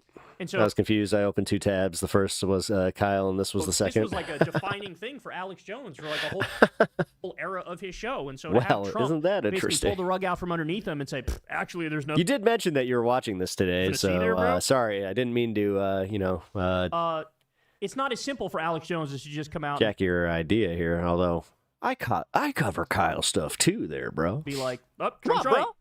So We're the he's pros. sort of We're the doing pros, the mental bro. gymnastics and trying to work through it. In just a second, I'll show you the video. It's actually hilarious.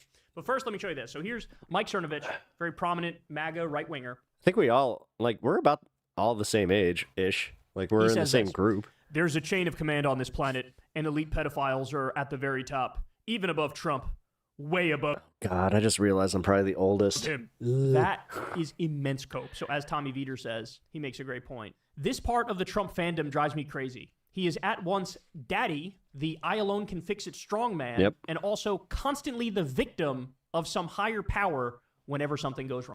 Oh my God, it's almost like this observation I've had since I'll be fair, 2018. They can't just say, Trump is wrong I am eldest. here. And I am eldest.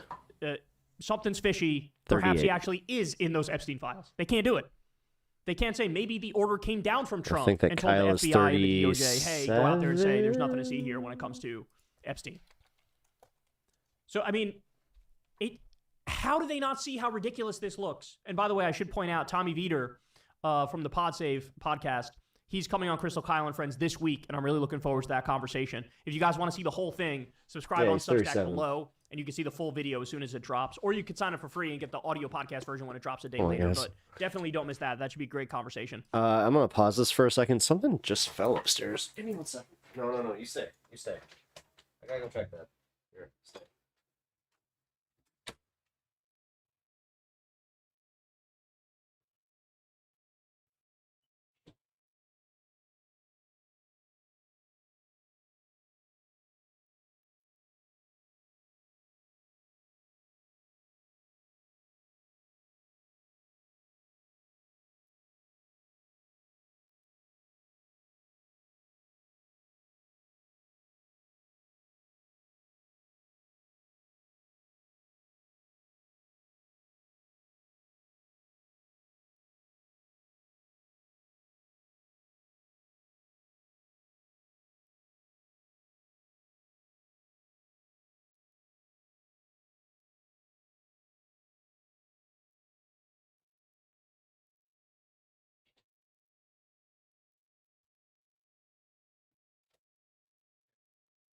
All right. My cat's knocked over the dog water dish. So there was water all over my kitchen. Wonderful. Let me give you some more. So Charlie Kirk says the following. If Trump was on the Epstein list, why didn't Biden release that info to stop Trump being president? And here you have some ultra MAGA woman named Kathy who says, seriously? Who gives a fuck about these files? There we Dude, actually, funny enough, can this time This time can the re-education be grape flavored instead of bubblegum? That was gross. They have citrus now. It's actually go. So new script not just bad went at out. all. New talking points just dropped, y'all. Dare I So say now- it's enjoyable. Epstein, bro? Epstein, bro? I don't even know no Excuse me. Epstein, bro. Who's Epstein? What are we talking about, Epstein? I don't even know no damn Epstein, bro. Why would I even care about this, bro? So MAGA is not in a good way right now, y'all. They are not in a good way. So some of them are just It's fun. I don't even. There's no issue here. I don't even know what's wrong. Bro, it's that Trump's not even in charge. It's the people above him that are doing. Anytime something bad happens, it can't be Trump. It's got to be some other shadowy figure who's really calling the shots. But when something goes good, oh, Trump, thank you so much. You delivered for us.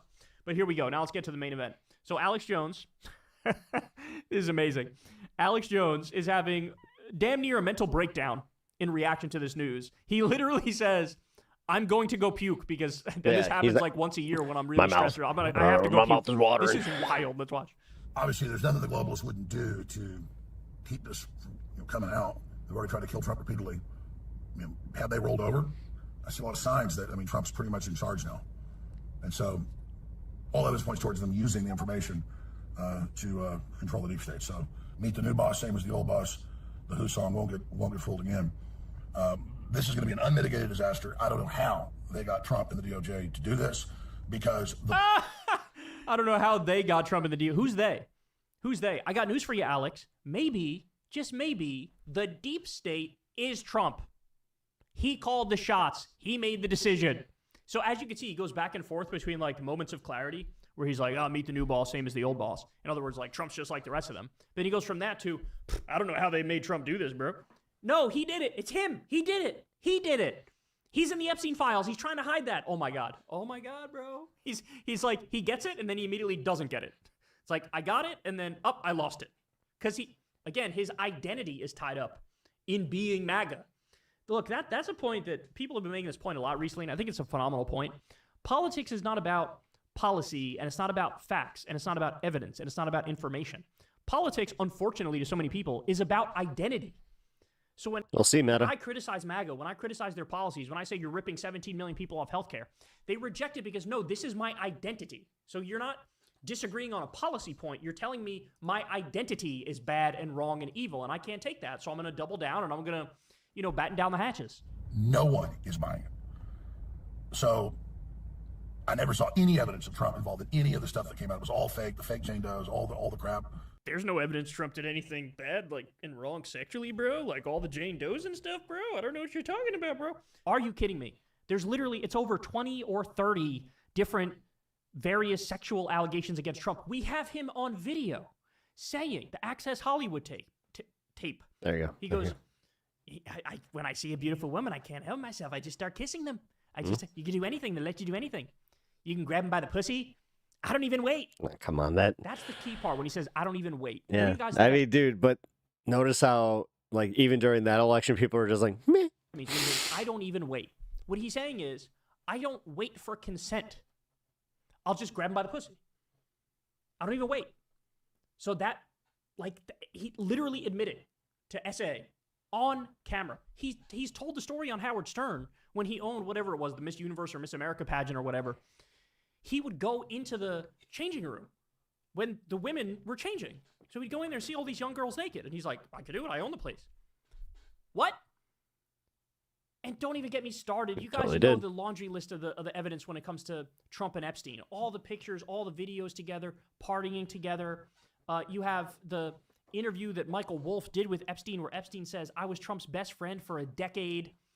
I mean, guys, Michael Wolff has described literal pictures he's seen of Trump that Epstein had with young girls who were topless and he had a stain on his pants. Okay? This is such cope from Alex. Eugene Carroll, the crazy. He's that friend that you take to the club.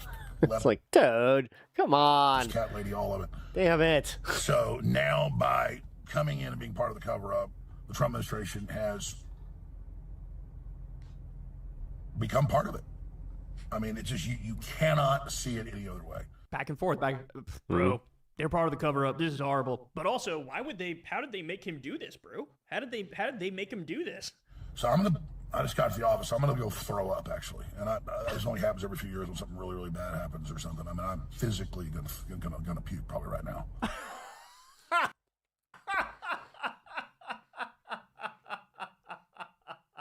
And all this was a little dramatic. Bro, I can't believe this.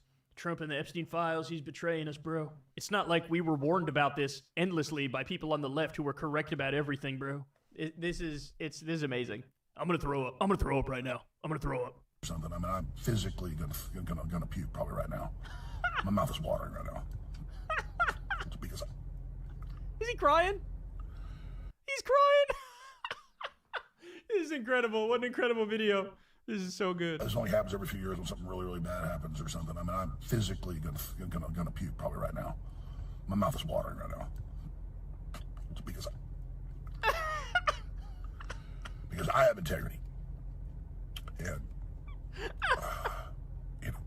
you know you have integrity when you have to say, I have integrity. That's how I start the show every day. Hey guys, welcome to the show. I have integrity. I have integrity. Oh my God. I just really need the Trump administration to succeed and to save this country, and they're doing so much good. And then for them to do something like this tears my guts out. He's crying. You know, the left, they're all complicit. They're openly promoting pedophilia. We know they're pure evil. So in a story about Donald Trump basically being in the Epstein files, covering up his death, lying that there's no client list, all this stuff, we know all this stuff, by the way. Like, obviously there's a client list. We got the black book. That's like part of the client list is in the black book. In the midst of a story about how the right and Trump and MAGA are screwing over everybody, lying about Epstein, covering up the elite VP of Pedophile Sex Crimes Incorporated, he goes, we know the left are evil and the left are... Why the fuck's the left catching strays? Homie, we were right. You should be handing out medals to us. You should be giving us trophies and shit. Right about everything shirts. What are you talking about? The left is evil. They support pedophilia. We support people on MAGA now is going, Epstein list. Who's Epstein? I don't even care. Why would I care about that list, bro? Who supports pedophilia again? Oh my God. See, this is what I mean with these people. Even when they're right, they're wrong. Right? Like you could take certain things Alex says in this, quote it, write it down, and just have somebody read it, and they would go, oh yeah, Alex is right about that, right? Like, oh, Trump's doing the cover-up. Yeah, he's right about that. But even when he's right, he's wrong. Because he can't help himself, but now the entire onus still somehow ends up on the left. This is what the Rogan sphere does. This is what Alex Jones does. This is what so many... Alex Jones is a WWE character. So-called anti-establishment people do. It's like, I forgot... Yeah, lukewarm. Forgot the question. The answer is, fuck the left. They're evil. Like, this is what they do. It doesn't matter how... We're right about fucking everything. We are right about fucking everything. And they never go, you know what, you guys are right, I'm going to join you. It's, you're pure evil, even though we're humiliating ourselves now when we were just proven that we're the problem. Tears my guts out. His entrance is just a bunch of water falling to the ground in a kazoo rendition of Stone Cold's Boo. The left, they're all complicit. They're openly promoting pedophilia. We know they're pure evil. And they'll think it's all funny. Oh, look, Alex is sad. The MAGA's tearing itself apart. Your globalist masters literally want you to eat bugs and live in a 5G 200 square foot coffin apartment. Again, the eating bugs thing, like where they found this one study about them creating, bug proteins, and they're just like, see, the globalists want you to eat the bugs. First of all, none of that is true. Second of all, again, since we're right, we've been... Well, I mean, it is a little true that there was like this thing done, and it was funded by the German guy that's like the head of the deep state, who's like an economist of some kind. Right. We said all Donald Trump's in the Epstein files. Go watch my video on it. It has almost 1 million views now. Go watch that video. Proof Donald Trump's in the Epstein files. And he's attacking us. You mean Scotty Too Hottie? He can't help himself. These people don't know how to hold a fucking L. They don't know how to hold an L. Look at the left. Look at them all posing with their Pfizer shots, looking like dead zombies. I mean, come on. In a video about how Trump just betrayed MAGA and is covering up for Epstein and covering his ass, he's attacking the left more than he attacked the right.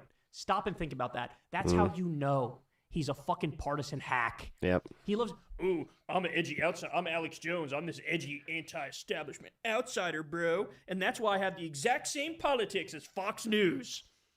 No, you are the establishment. You are the elite. You are the globalist. Yeah. You became the very, you did the Batman thing, dude. You suck off power 24/7. Oh, my God. Harvey Dent, he already went through this. God.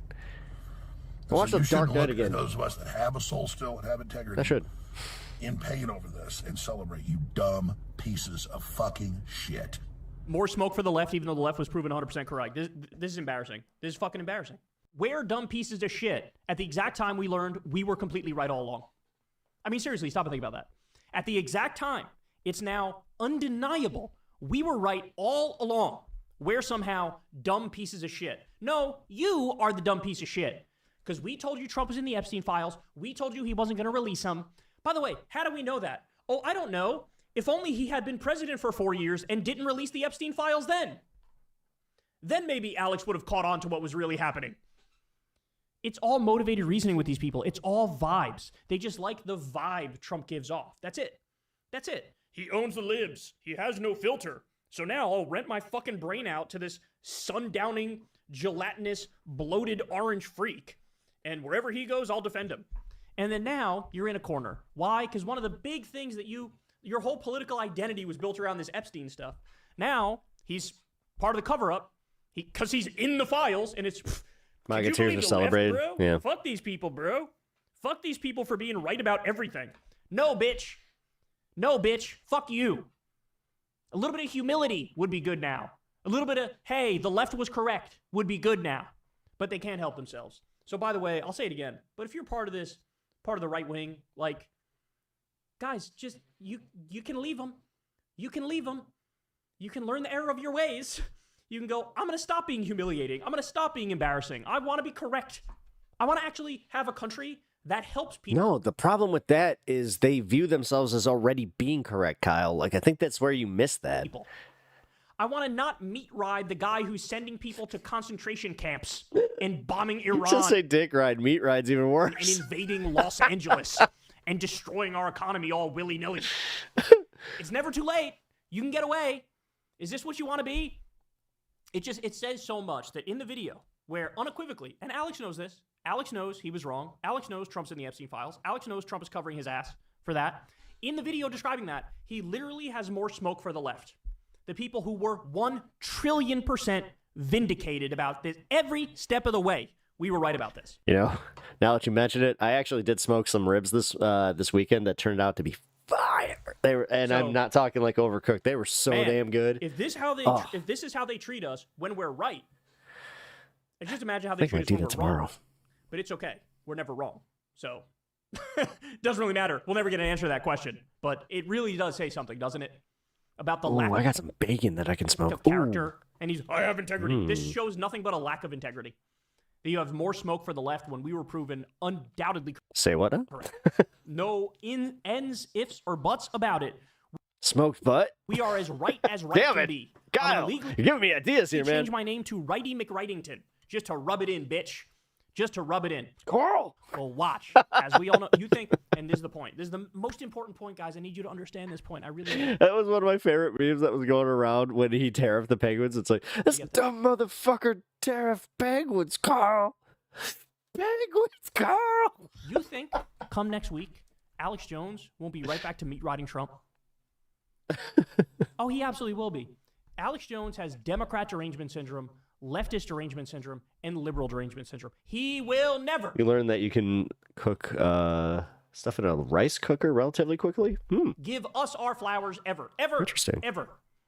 And so he'll twist himself into all these fucking pretzels and he'll do mental jujitsu and he'll find a way to, well, Trump might be wrong about that thing, but overall he means. Now, after all this, I feel like it's time to hear Pepper's opinion. Uh-oh. He's doing a lot of good for the country, and that's why you got to look at what the left is trying to destroy us, and they're pure evil, and all because his boy just got You know what? That's fair. outed as a fredophile. You're part of the problem, Alex. That's Yeah. very clear. Hey, y'all, do me a favor and like and subscribe. It helps out Actually, big time in the funny enough, algorithm. Meta, were Click you the here bell for at- the start of the show? Because I do know that I'm not sure if you were here for when I covered this. I did some coverage about the Alex Jones thing. You were not. Okay, I did give my opinions about this beforehand, but no, I think that the Alex Jones thing. Oh, well, first off, we got to get his opinion. The deep state is here, guys. They got to Donald Trump. I think that honestly, Alex is onto something. He always has been. He's more right than he's wrong. Come on, guys. Don't you know? Don't you know that Joe Rogan? He convinced Joe Rogan. Alex Jones is our hero. But even Joe Rogan is starting to lose the light, guys. We need to get Joe Rogan back on track. We need to keep faith. Hold tight, hold steady, and kickflip. All right. Lots of recipes on YouTube. Oh, yeah. Spicy take.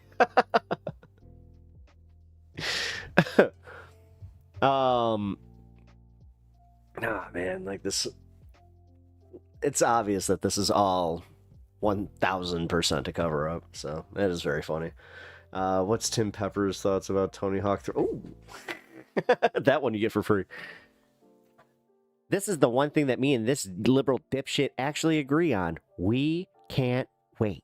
So, if I need some time off of stream, just so you know, it's because of that. Kickflip! Oh, dude. Oh, I could totally make Tim Pepper. I'm sure I can. I'm going to. This is going to be fun. Oh, you could probably make Tim Pool in Tony Hawk's Pro Skater, like, now. Oh, man. I need to... There's like a few levels I still need to get 100%ed before I move on to that game, though. Might have to do the capture card with that one, guys, because... Oh, or I just buy it twice. No, I can't do that. Kickflip. God, so, it was so funny. One of my friends, he recently was just like, yeah, Pep, he actually he was friends with Tim Pool, and I stopped him. I was like, I was not friends with Tim Pool. Like, we hung out at the same skate park, and he actively, he told me to my face that he hated me and that I was a disgrace to the skating community. So, I'm pretty sure that, if there was any opinion, it was definitely not friend. Although there was, as I said, I've told the story before where I ran into him years later at a totally separate thing, and he acted cool with me, where he recognized me. He was just like, I haven't seen you in a long time, man. I'm like, you called me a disgrace, but okay. Whatever, man. Ugh. Harsh. Yeah, he was a dick, dude. No, for real. Because admittingly, I didn't really skate that much. I was there for other, like I said, I was there for other reasons. So he might have had a point, but it's part of the culture, man. Seriously, we all had. Every skating group had the guy that was like me, where it's I could barely skate. I could, put on a pair of Rosies or Rossies. I called them Rossies, and do some aggressive skating. But yeah, I got made fun of pretty mercilessly for that, so I just kind of stopped that. I can snowboard though. I can snowboard and I can ski. Winter sports. You know what? I guess that's what you get for growing up, Midwest, upper Midwest, where it's nice and snowy. Wait, Tim Pool? I'm sorry you had to go through that. Yeah. No, he was a dick. He always was a dick, and he, I remember when he first started making his YouTube videos, and, this was this was right before he was even, considering getting into political commentary, because he was always, a little bit hurt that he wasn't chosen to be featured in more skating magazines.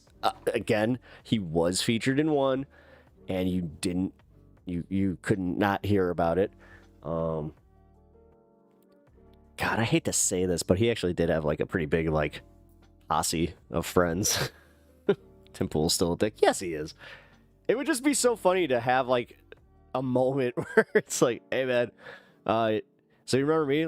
I talked to Tim Pool's dad, Mike Pool, on the Majority Report page, and it was just so funny because I brought up the skate park. He named the exact one, and I was just like, yeah, I was just one of the kids that hung around there. He's just like, oh, so you were trouble? I was just like, oh. So I could see where he might have gotten that from. Nah, Mike Pool's a cool dude. He really is.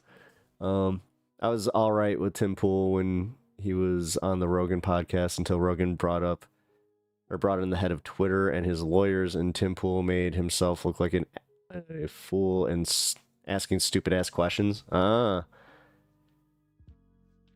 made my son like this. It's all your fault. Pim Tool. I look like Pim Tool. Ugh. No. Got anything else? Let's see. Secular Talk has always been one of my favorite. How they killed 20. No, it's not interesting. I want more reaction of MAGA's reactions to this. MAGA reacts to Epstein.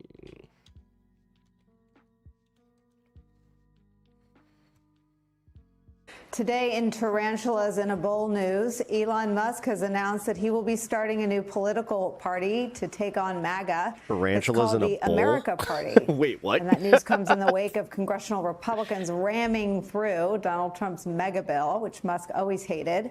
He called the bill a, quote, disgusting abomination, vowing to primary all those congressional Republicans who passed it, which is all of them.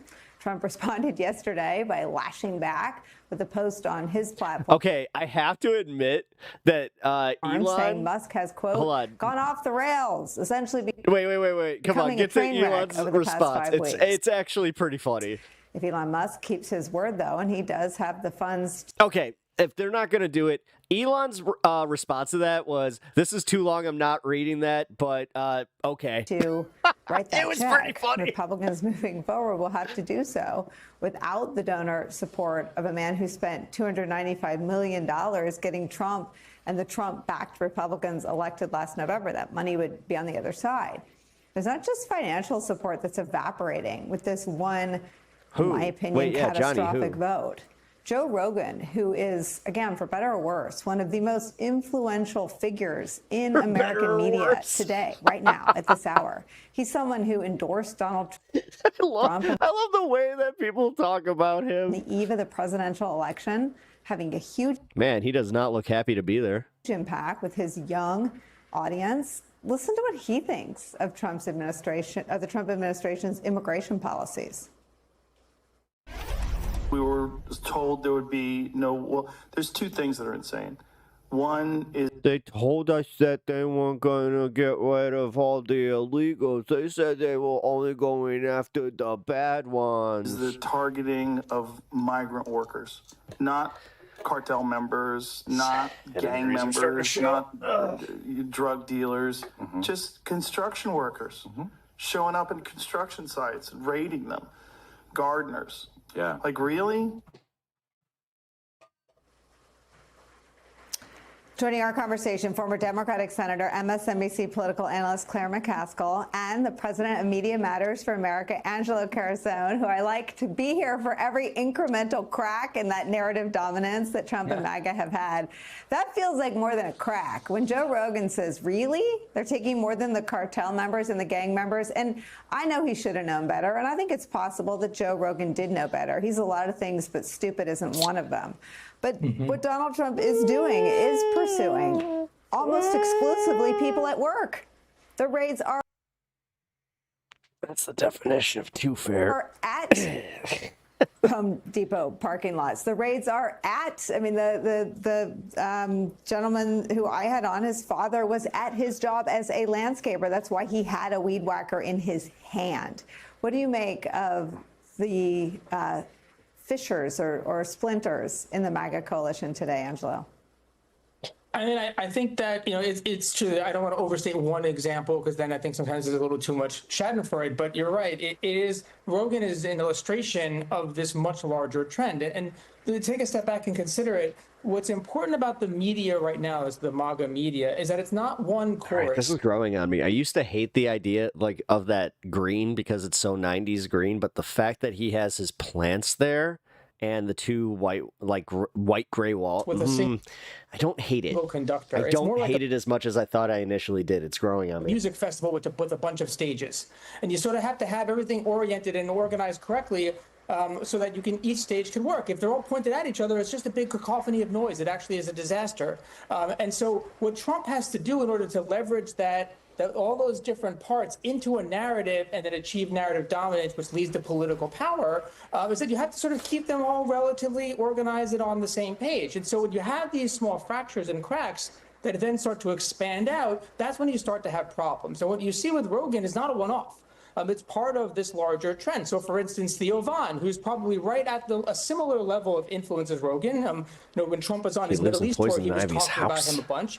He's been throwing in his lot as well with criticisms of Trump. But if he's still alive and doing that, that means that she likes him. Instead of being the person exercising those critiques like Joe Rogan is when it comes to immigration, he's been hosting somebody like Congressman Tom Massey, who opposed Trump's legislation, to come on there and rip it apart and to show all the ways that it is betraying the very people that got Trump elected in the first place. That's not a Democrat making those arguments or a media figure. That is a Republican member of Congress. So these trends are actually part of a larger pattern in this highly atomized environment.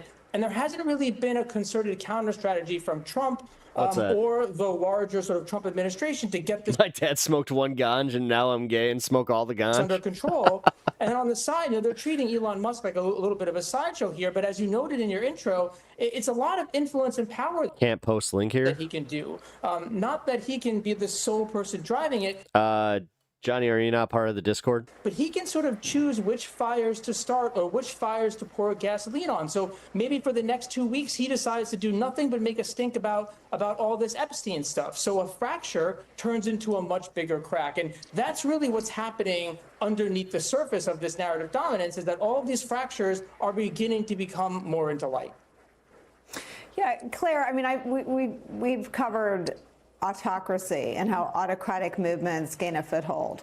And I've spent a lot of time focused on how the democratic pro-democracy movement can prevail. But the inverse is how the autocracy or autocratic side fails, and it fails by splintering. And so, again, not to overstate what's happening, but the Epstein story is a little difficult to explain, but let me try.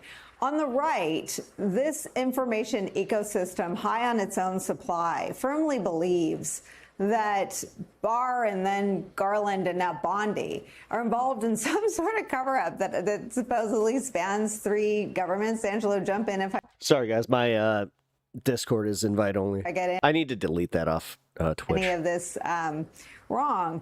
And the people that spread those conspiracies are now the deep state. They're now the people But you have been formally invited, so jump on in. running the Justice Department and the FBI. They're Pam Bondi, they're Kash Patel, they're Dan Bongino, and they are pissed. Let me show you some of the most influential people still waiting for this big reveal. This is some of the folks that have made life and death decisions about the kinds of people that'll staff our national security agencies. These are the right-wing influencers that Donald Trump is extremely sensitive to. And this story, as Angelo suggested, is all that folks who are still on X are seeing in their feeds, whether they follow folks like this or not, because perhaps it's all that people are talking about, but maybe it's the thing Elon Musk is helping to get in front of people. This is what they have sown, and this division may be what they reap.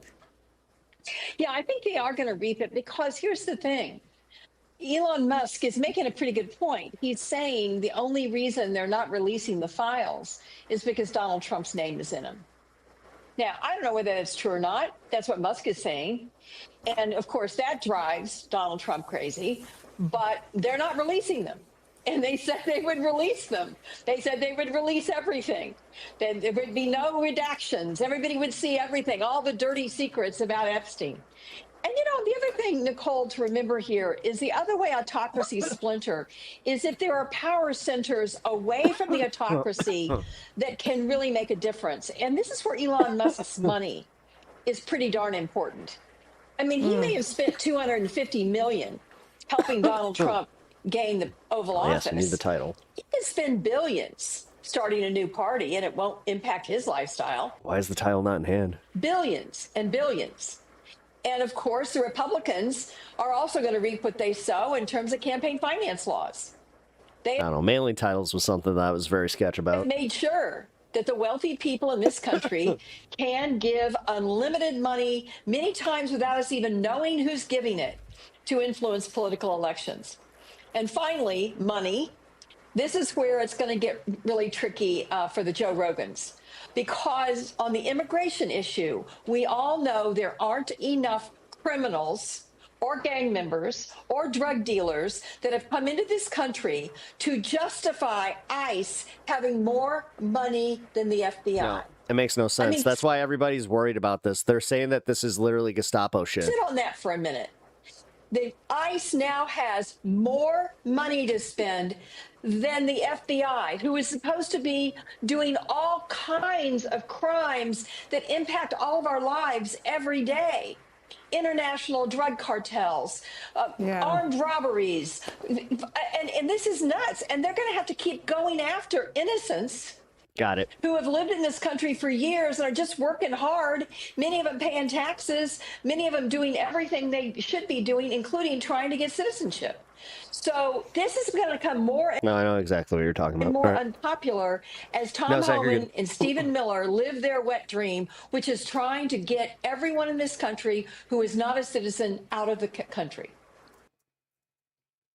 Well, then they want to go even farther. I mean, they really do. Here, you know what? Pam Bondi asked about the Epstein files. She said the Epstein files. Apparently, this is a MAGA guy that reacted to this. The DOJ may be releasing the list of Jeffrey Epstein's clients. Is that right, Johnny? Will that really happen? It's sitting on my desk right now to review. That's been a directive by President Trump. I'm reviewing that. I'm reviewing JFK files, MLK files. That's all in the process of being reviewed because that was done at the directive of the president from all of these agencies. So have you seen anything that you said, oh my gosh? Not yet. Some people think that one way to build trust is to declassify things that everyone's talking about. I know you talked earlier about, I don't want to be a conspiracy theorist. So if you were president, would you declassify, you can answer yes or no to these, would you declassify the 9/11 files? Yeah. Would you declassify JFK files? Yeah. Would you, I did a lot of it. Would you declassify the Epstein files? Yeah, I would. All right. I guess I would. I think that less so because, you don't know. You don't want to affect people's lives if it's phony stuff in there because there's a lot of phony stuff. Careful with auction cars. With that whole world. It's like I said. But I think I would, or at least Do you think that would restore trust? Help restore trust? Yeah, I don't know about Epstein so much as I do the others. Certainly about the way he died. Honestly, this is one of those situations where if you wanted to ask me off stream for some advice on it, I would help you out a little bit. It would be interesting I to used find out to what happened there. 'Cause that was a dabble. weird situation, and the cameras didn't happen to be. I was working, toying with opening up my own car a lot, et cetera, et and cetera.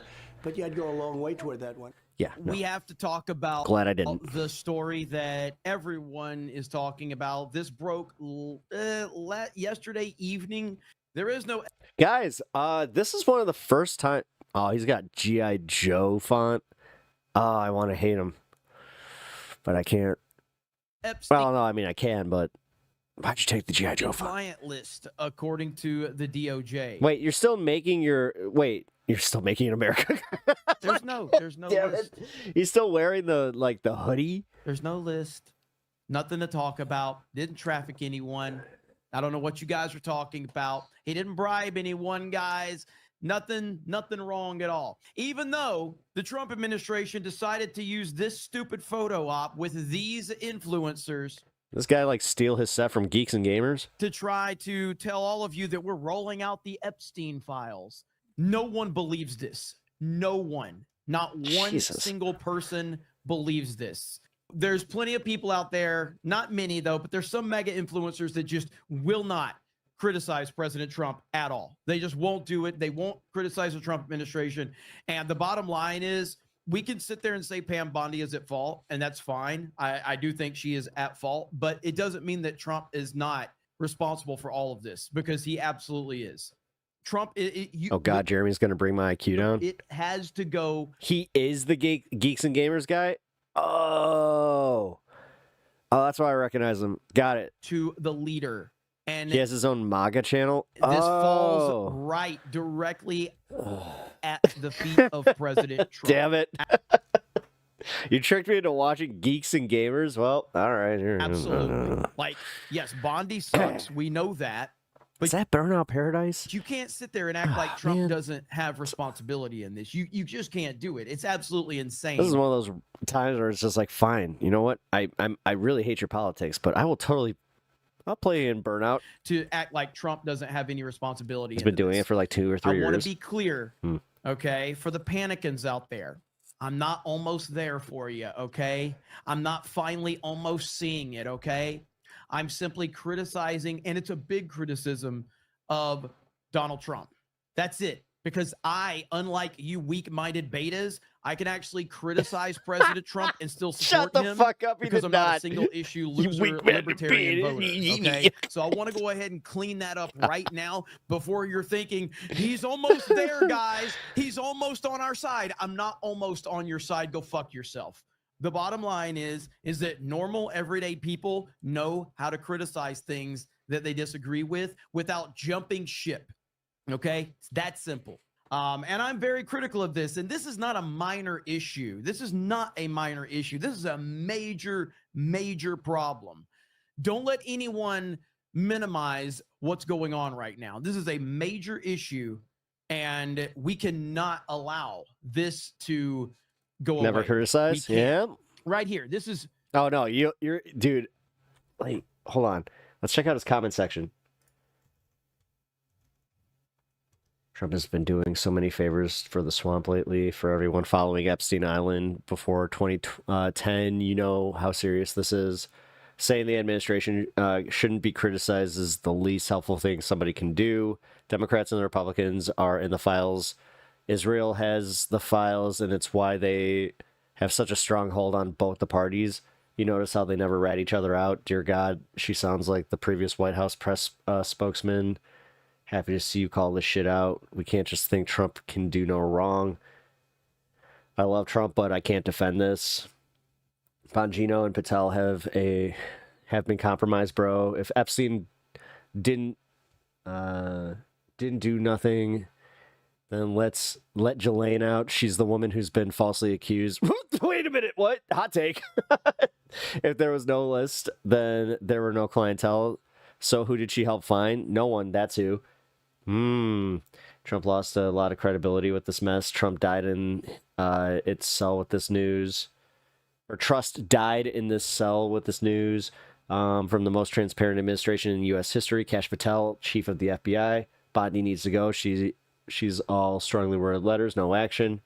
I'm in the same boat as Cobra. At the same time, I'm far more inclined to believe Elon Musk's emotional retaliatory tweets than the DOJ trying to sweep anything under the rug. Newsflash, the people committing the crimes were never going to investigate themselves and find guilt, believe it or not. For me, it finally proves there's another government above the people that we elect that's actually running things. The shadow government? You mean the one that you just elected? You don't... My brain just broke there. People can blame Bondi, Cash, and Bongino all they want. This falls on the shoulders of Don. If he wants to think that it's important, then that also looks terrible. This is coming from someone who supported him through thick and thin. It's a huge disappointment. I would be uncomfortable too. I feel if I betrayed my faith. Pam is worse than Jeff Sessions, and that's saying a lot. This is fun. I think it's time to admit private equity runs the country in West. Oh my God, they're almost there, guys. Elon was right. Wait, I'm sorry. Why is Maxwell in jail then if there's no list? Pam Bondi says she's reviewing the files, release them, and let's criticize. Do your work. Worry or let them do. Wait, let the citizens do the work for you, man. That would take less time. Wait. It would take less time for the internet to go through every bit of evidence than it would for her to do it. This guy wants them to release it for the internet. One big club and you ain't in it. It's incredibly sad to watch people excuse Trump in spite of this. Yeah, you do have a lot of them. Jamie, type it in Dancing Israelis and 9/11. If you look at the footage closely, 1 minute is missing from the footage facing Jeffrey's cell. Where's the missing footage? When you boldface lie to a nation and they accept it, they get used to it and they feel they can say what they want, not to be accountable. Man, this is not good. Elon abandoning the administration, claiming Trump is on the list and starting his own party makes a ton of sense now. That list will never be released for one very important reason. All of their names are on it.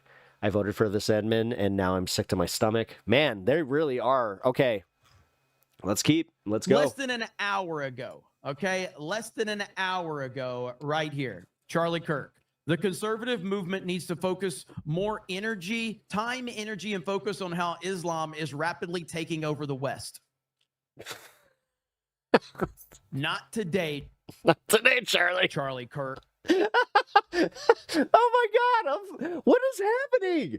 Dude, I find myself every time that I agree with one of these guys where I'm just like, am I really about to agree with geeks and fucking gamers? Okay, come on. Not today. You want to sit there and shift this conversation. Weird. No, that is not the conversation today. That's a bigger conversation that we need to have. Yeah. But don't act like people being pissed off about this Epstein thing need to stop complaining about that. Yeah, focus sure. on this. We've been focusing on this radical Islam problem for a long time, and that's totally fine. But today, with the we need to talk about Mom Donnie news that they're trying to shut down the That's what he's trying to Epstein say, files without and the saying it. discussion, no, we're not shifting the conversation away from that. We're just not doing it. It's he absolutely really is insane, scared. dude. It's absolutely ridiculous, and it's not happening. And let's listen to what Pam Bondi had to say. I think they say earlier this year. I want to know why AG Garland and the Justice Department are so quiet on this tonight. They're out there labeling parents domestic terrorists, yet they're saying nothing about this. And these documents were so slow to come out. Human The meep state. trafficking is a multi-billion-dollar business in this country. And I need to make that a shirt. Oh, Jeffrey all Epstein right, that one's is going dead, in the list. and The Ghislaine meep state. Maxwell is in prison for 20 years where she belongs. And if people in that report are still fighting to keep their names private, Sean, they have no legal basis to do so unless they're a child, a victim, or a cooperating defendant by some chance against some potential case against Ghislaine Maxwell. And I think Mark Garagos, as a great criminal defense attorney, will back that up as well. What a disaster. What a complete and total disaster. And if you want to, and here's what I love, okay? Here's what I love, all right? So I had some strong MAGA supporters yesterday go, hey, Jeremy, how do you know more than what the people involved with the situation know? Because I called out this and I said, this is a disaster. You can't defend this. And I had hardcore MAGA people going, how do you know, Jeremy? You're not on the inside. You're not on the inside. How do you have more information? Well, I would pose that question to Kash Patel, who before becoming the FBI director said this. It's the same thing with Epstein's list. It's like, what the hell are these Republicans doing? Oh, I saw you give out the list. I saw you make news this morning about that. I got to get to that. Yeah. You say that the FBI has Epstein's list. They're sitting on it. That doesn't seem like something you should do. You're protecting the world's foremost predator. That seems like... Well, how would Kash Patel know what's going on, guys? He's just on the edge. You're telling me Kash Patel... All right, this is... wow. Patel knows more than the people in power? How would Kash Patel have this information? Let the leopards in, boys. Evil thing to do, regardless of who may be embarrassed in the release of that list. Kowalski, let the leopards go. Why is the FBI protecting the greatest pederast, the largest scale pederast in human history? Simple, because of who's on that list. You don't think that Bill Gates is lobbying Congress night and day to prevent the disclosure of that list? And why is it that the Senate, and good for Senator Blackburn to try to get it out, but then Dick Durbin comes over the top and Jeremy's cooking. says, I hate no, that. we're not I hate the fact that I have to agree. the names. I don't care It's about like, the list itself, oh, release the no. names, right? What the hell are the House Republicans MAGA doing? Civil War. They have the majority. Marvel Civil War. You can't get the list. You're going to Yeah, accept Johnny, Dick I'm with you. Durbin's word or whoever that guy is as to who is on that list and who isn't, and that it can and can't be released. Put on your big boy pants and let us know who the pedophiles are. We have an election coming up. Put on your big boy pants and let us know who the pedophiles are. We have an election coming up, and we need to adjudicate this matter at the polls. God knows the FBI and DOJ aren't going to do anything. But how are you going to reward the FBI with a new headquarters building after their illegal surveillance on Donald Trump continues with a reauthorization of FISA, and we can't even get basic documents out? This is why America hates Congress. And this is why I'm tired of the Republican majority saying they're going to get the job done and failing. This is so bad. This is impossible to defend. Impossible to defend.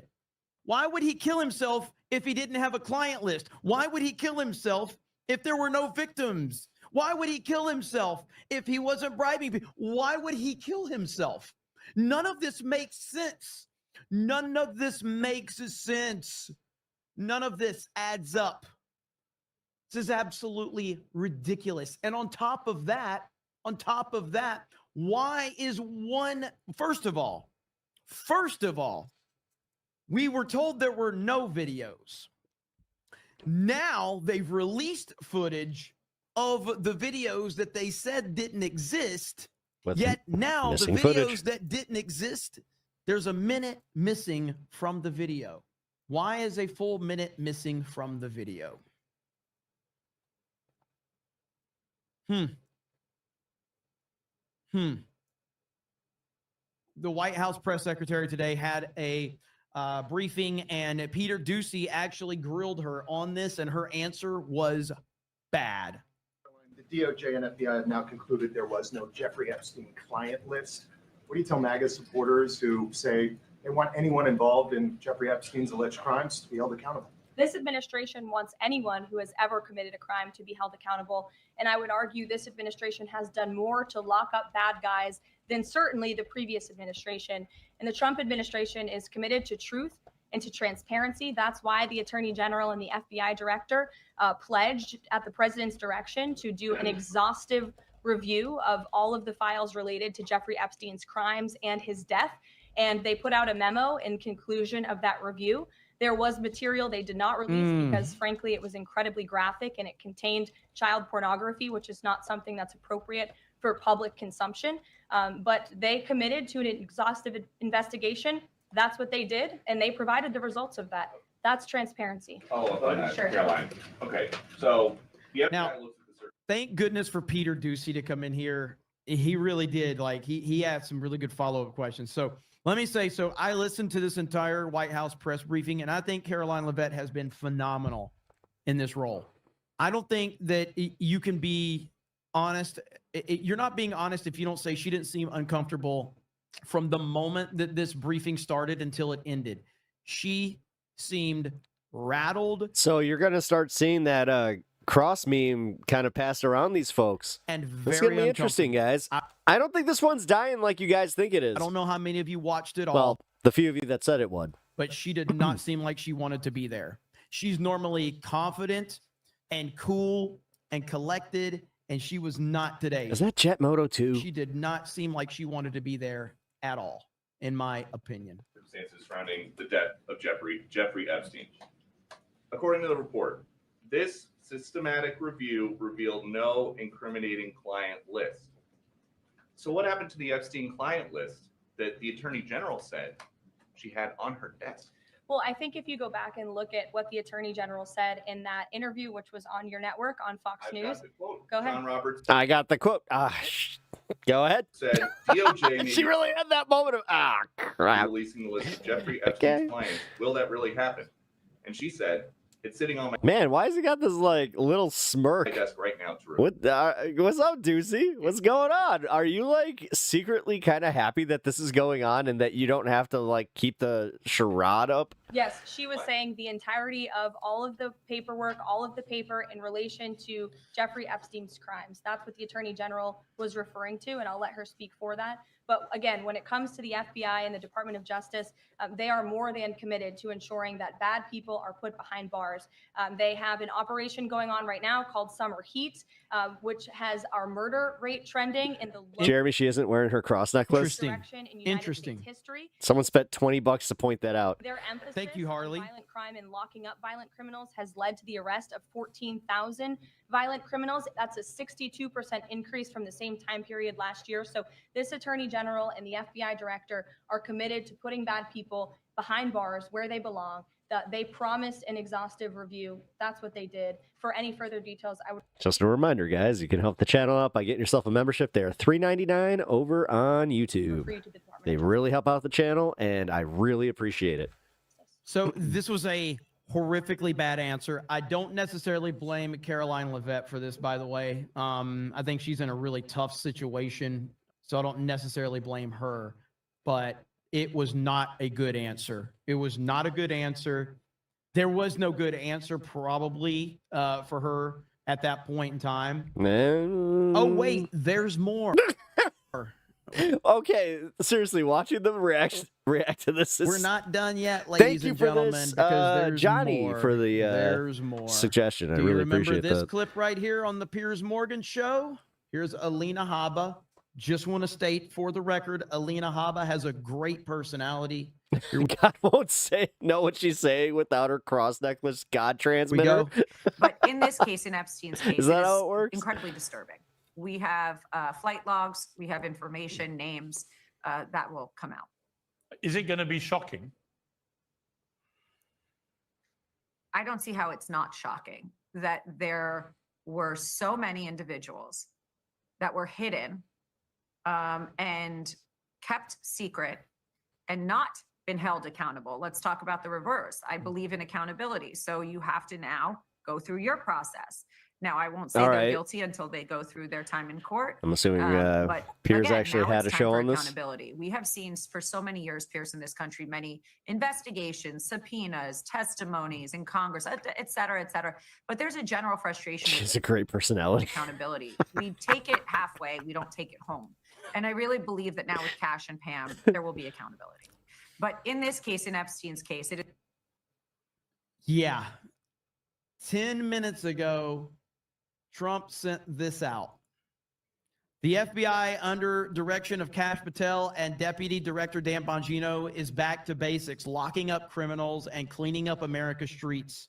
We have the greatest law enforcement professionals in the world, but politics and corrupt leadership often You can't even do an impression. Come on, guy. Get with it. prevented them The lung. from doing their job. That is no longer the case.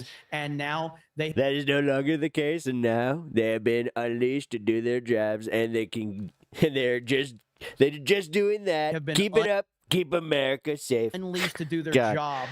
And We they really are do doing have, like- just that. This is your guy. This is your guy. This is what you did. Come on, guys. This is fun. Holy shit. 10 minutes ago. Even all right, I'm not sure which one was more fun, this meltdown or Alex Jones, but this one's pretty fun. And the comment section on this one is just chef's True kiss. Social people are calling him out. Even on True Social, he's getting people going after him over this. Holy crap. You know if True Social comments are calling him out, you know it's bad. You know it's very bad. That is a bad move. Bad move. And by the way, I know a lot of people are saying Trump's on the list. Trump's not on the list, so that's nonsense. He's not on the list. Dude, they're all saying it now. They're all saying it. This guy's wearing a MAGA hoodie. Look at him. Look at him. Here, I'll move the dog only for now. Look at him in his MAGA hoodie. He's saying this. This is great. I just got to say. He might be on thank the you for flight gifts, list because he did business guys. with Like, He's this is not so on much the fun. actual list. He's just not. So, but what's interesting is I don't even hear the Democrats talking about this. Not even the Democrats It's are bringing this up. retconning reality. The Democrats will go after Trump on anything and everything, and I don't even hear the Democrats talking about this right He's coat maxing. Yeah. now. The thing is, it seems like, well, coat maxing would imply that like he actually needs to cope with, like he's accepting this one a little bit, like he's not deflecting, like the way that they usually do, where it's like no, what shit, did he really? Like this one's really like, oh God, come on, man, like. The collective amount of MAGA people that woke up this morning and just went, oh, come on. Which is huge and expected. Listen, man, this is going to be All right, get it out this of is the going to be way. a trying time for a lot of MAGA supporters. And I think that criticizing the Trump administration is absolutely necessary. So get yourself a Geeks and Gamers. Right now, I don't think it's justified. I think it's Hoodie, necessary you to know? criticize the Trump administration. They need to be held accountable for this. The people want answers, and I don't think we should back down one bit. I think we should hold the line on this because this is a very, very, very, very big problem and a huge issue. And it's not even about is the criticism justified. I think the criticism is necessary. I'm shocked. I'm literally shocked.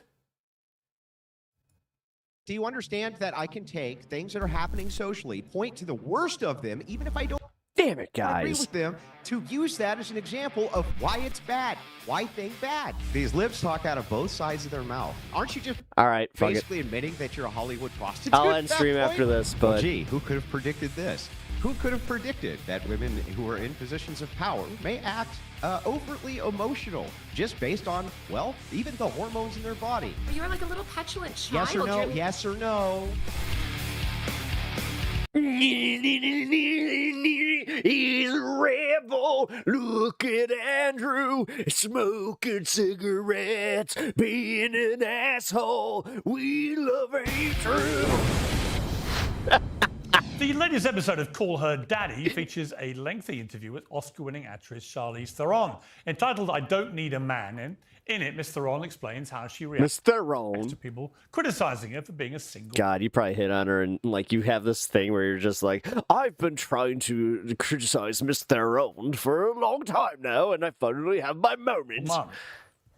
Dick. I like want to just like look at them and just be like, do you know how fucking great it is to live exactly how I want to live, to experience motherhood exactly how I wanted to experience it? And I know the next thing they say is like, well, that's not fair on your kids. Can I tell you something? That will be their story to tell. I can't tell you. I can only tell you that this is the best way that I know how to be a mother to them. And maybe they'll grow up and tell their story, and I will respect that.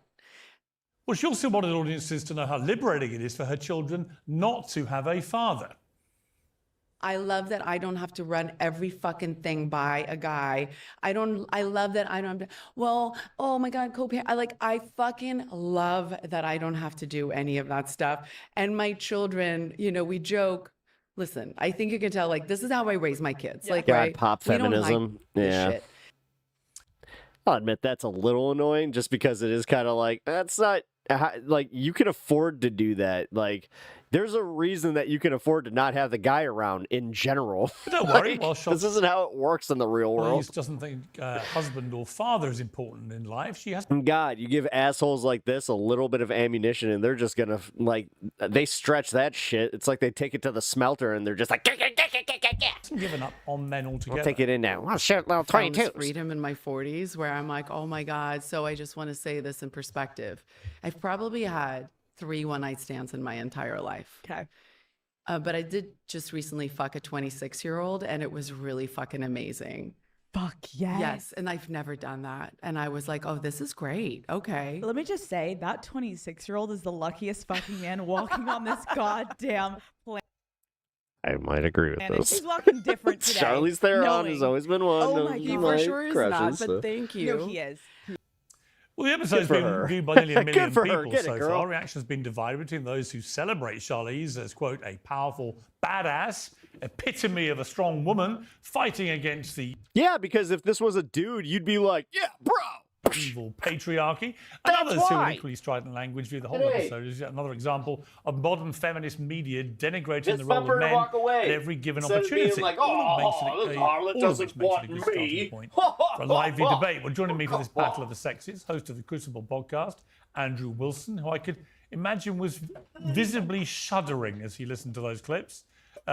Jedediah Byler, who's the host of the Jedediah Byler Oh, this is Show, gonna be fun. commentator and author Lighting of up the the Case smoke for right Cancel away. Culture, Ernest Owen, He waited to light that up on camera. the editor of the User Mag newsletter, Taylor Lorenz. Well, Taylor welcome to all of you. Lorenz is here. And All Jedediah, right. welcome to you especially because you're making your uncensored debut. We always like debutantes. I'm always astonished. Thank you very much, Pierce. Always astonished when people come back for more. But thank God they do. And thank God Andrew Wilson does. Andrew, your thoughts on Charlize Theron? She doesn't need a man. She likes banging 26-year-olds when she feels like it. You don't need fathers in life. You just need a strong, badass woman. Well, you know, it's really funny. The reason nobody cares really very much when a 40-year-old attractive woman has sex with some random young man is because it's not impressive. It's impressive. Did you just say 40? She's almost 60. Impressive when She actually looks amazing. and men can bang young women because most men can't bang young women, but most older women can bang young Yeah, men hate when chicks get laid, but also want to have sex without with the person. men. Yeah, So it's just not an impressive accomplishment. Of course, these are the same I hate these dinguses. Women Like who will- seriously, this is the I learned about dating from a guy like Andrew here, and it almost did irreparable damage until I just like irreputable. There we go.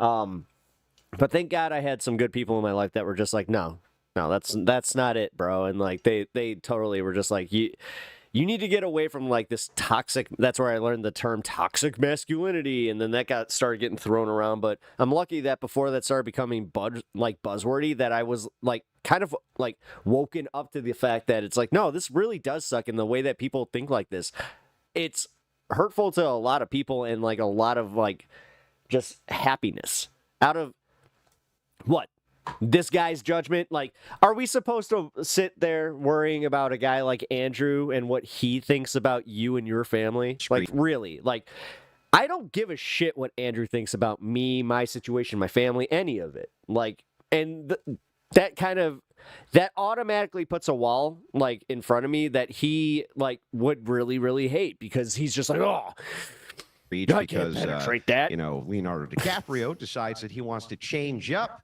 The red pill community is a mirror image of pop feminism. You know, at 25 years old, any This of is the like broads a minute behind. Hold on, guys. has hanging around, but this is not an impressive accomplishment. All a woman needs to do to get laid is go somewhere where there's men and offer it up. It's not the case for men. So it's an unimpressive accomplishment on its face. As to the rest of what she's saying, this is just normal tripe, right? Her kids are the ones who are going to get punished. They're always the ones who get punished. Andrew hurts men more than women ever will. The data for outcomes on children who are raised in single mother homes. It's not good. It's not good for their mental health. It's not. And by the way, the rates of abuse from having strange men around skyrocket. Terrible idea, and it's exactly the wrong kind of propaganda to be pushing. All right, Taylor Lorenz, isn't it just a factual reality of life that women are predominantly happier with a man by their side, and children are predominantly better off in life with a present father? I think, listen, children are better off in life when they have a loving household, and not all of those households have fathers. I mean, there are lesbian parents, there are, different types of arrangements. I think it's important for kids to have different figures in their life who they can look up to. I think it's really important to expose kids to all different types of figures, but that doesn't have to be, like a man, a cisgender man that's standing around all the time. There's plenty of terrible fathers out there too. So, I think it's great that the child is growing up in a loving household, and hopefully, she'll expose the child to lots of different types. Yeah, but can you acknowledge that we have now been studying this phenomenon of single motherhood for years and years and years, and that the outcomes for You used to hate her because you were told children to? of single mothers tend to be terrible in comparison to the outcomes of children without them? Can you just acknowledge that that is May not be father, but fatherly figure is very important. True. Yeah. So I was lucky enough to have I that. think what you're talking about are studies. I'm asking a question. Don't run from the question. Are you Yes gonna or let no? me- You can. I want you to acknowledge with a yes or no, then a qualifier. Yes or no? Isn't it true that outcomes for children, when they're raised by single mothers, tend It takes a to village. be worse than those It really with a mother does. and a father in the house? Yes or no? Then give me your answer. I was kind of lucky to have that too. Like I had two uncles that were very, very invested in making sure that like I number one didn't turn out to be a shithead, but they also were like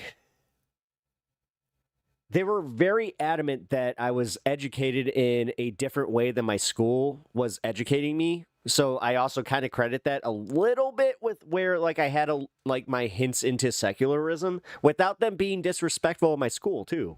So I'd love to respond if you stop talking over me. Go ahead. Anyway, most single mothers Wow, he got really shitty. are not about Charlize that. Theron with millions and millions and millions of dollars. So when you look at studies, That's pretty cool. like that, No, a again, lot of it has to do with I know where my blessings came from.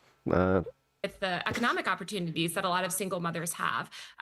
Yes, Queen Andrew. Women make less Dude, he's never escaping that. In the pep talks community, he is just not escaping than that. men as a whole. He made a big mistake by asking me that question. Like, what would you do if you jumped? Would you call the queen if they if they were going to jump off a bridge? They're subject to more sexism and discrimination. So it can often be Forever, more Queen Andrew. challenging for them to raise So a child yes. alone. So the answer is yes. He's acting like a snowflake. He really is acting triggered as fuck. No, the answer is Charlize That Theron. sounds like is you just said that the answer average. is yes. The answer, according to any you just single now, is parent. yes. No, any single And then you just parent. make excuses for it. You're like, yes, but Taylor, because this is because not- women What's are going on right oppressed. now? This is so weird. You're like shouting Taylor, at me. can I jump Do you know, in here, well, do Piers? you know what it Yeah, is? okay, let's bring, hang on, time out. To you. Let's bring in Jedediah. Taylor, this is not rocket science. First of all, you lost me at cis male. You just need a guy, just a man, right? We don't need all these terms, these nonsensical, ridiculous terms that, modern leftists have come up with. It's just a man. Children do better when there is a mom and there is a dad. And the reason is that men and women are completely different. They bring You know, it would be appropriate that she looks like one of my most hated wrestlers. very different things to the table. Sorry. And children need the role model of a mom and a dad, not just people around. She's putting words in her You can mouth. have Yeah. aunts, you can have uncles, you can have friends, but we're talking about the two individuals that are raising a child. If you talk to him again, have tons of pickle jars behind you. Ooh. And let me just ask All you right. this question. Wait, I'm not done yet. You complained that Andrew interrupted you, and now you just interrupted me. I'm not done yet. Charlize Theron, you're right. She is rich. She has a ton of money. But what example do you think she's sending to young women everywhere that this is somehow empowering, that you should strive, by the way, you should strive to be the single mom because you don't have to deal with a guy. You don't have to answer to a man. Oh, isn't that so wonderful? Man, I and gotta yes, we'll pee. pay the price. I'm almost at this. My kid, she even says, my kids Serena Deeb. can tell their story. How unbelievably selfish of her to say, my children will one day to get to tell a story that they had no father because I decided that I just wanted to do this myself, me, myself, and my money. Is that the message wanted that to we go should hump be sending to young 26-year-olds. women? They're lesbian. They shouldn't See? be able to raise children. You need a man. Indeed. What about women that We're raise not children? talking about Taylor. No one said what should She was part of CM Punk's crew. She shaved her head for like the whole thing. out. I'm not talking about. Well, tell you what I find. Tell you what I find strange. What I find strange is I know Charlize a bit. Pickled peppers, a pickled pepper jar. This needs to happen. When she was dating Sean This Penn. needs to happen right And now. I thought she was very Hold nice. on. But she was always very elegant. If you interviewed her, her whole thing was high-end, elegant, you know, all the highest-end advertising and so on.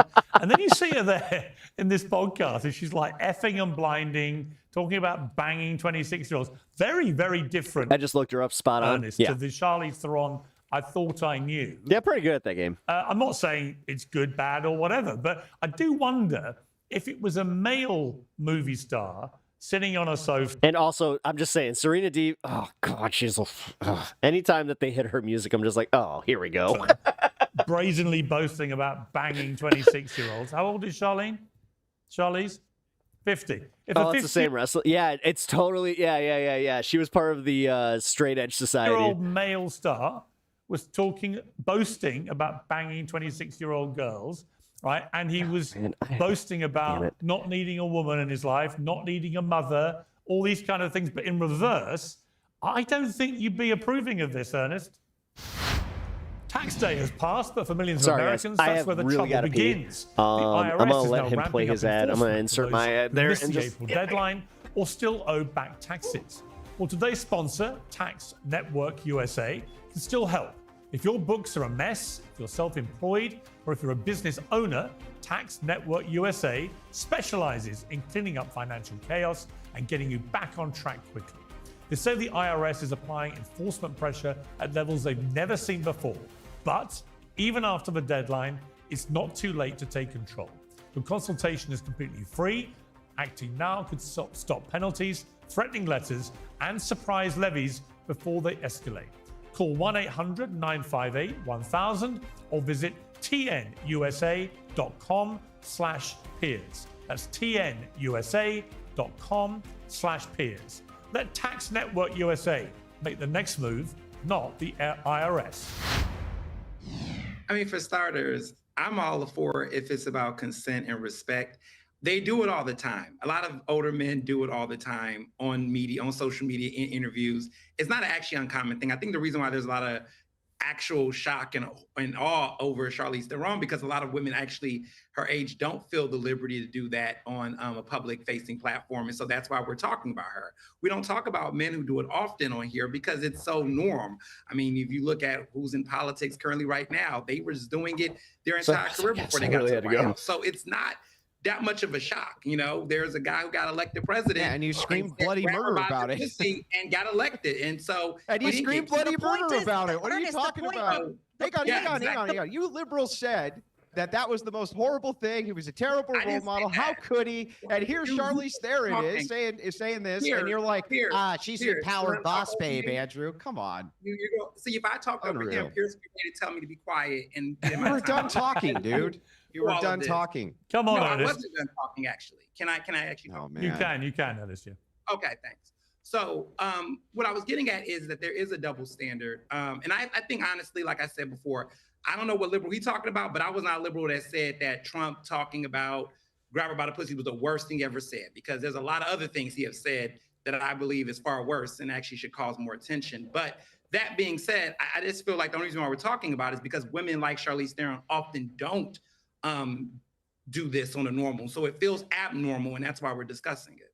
Okay, Andrew. Why do these libs talk out of both sides of their mouth? I mean, look at it. She refused to acknowledge the outcomes for single moms. Pivots immediately. Let's be clear. Hang on. Let's be clear. Immediately. Hang on. Immediately.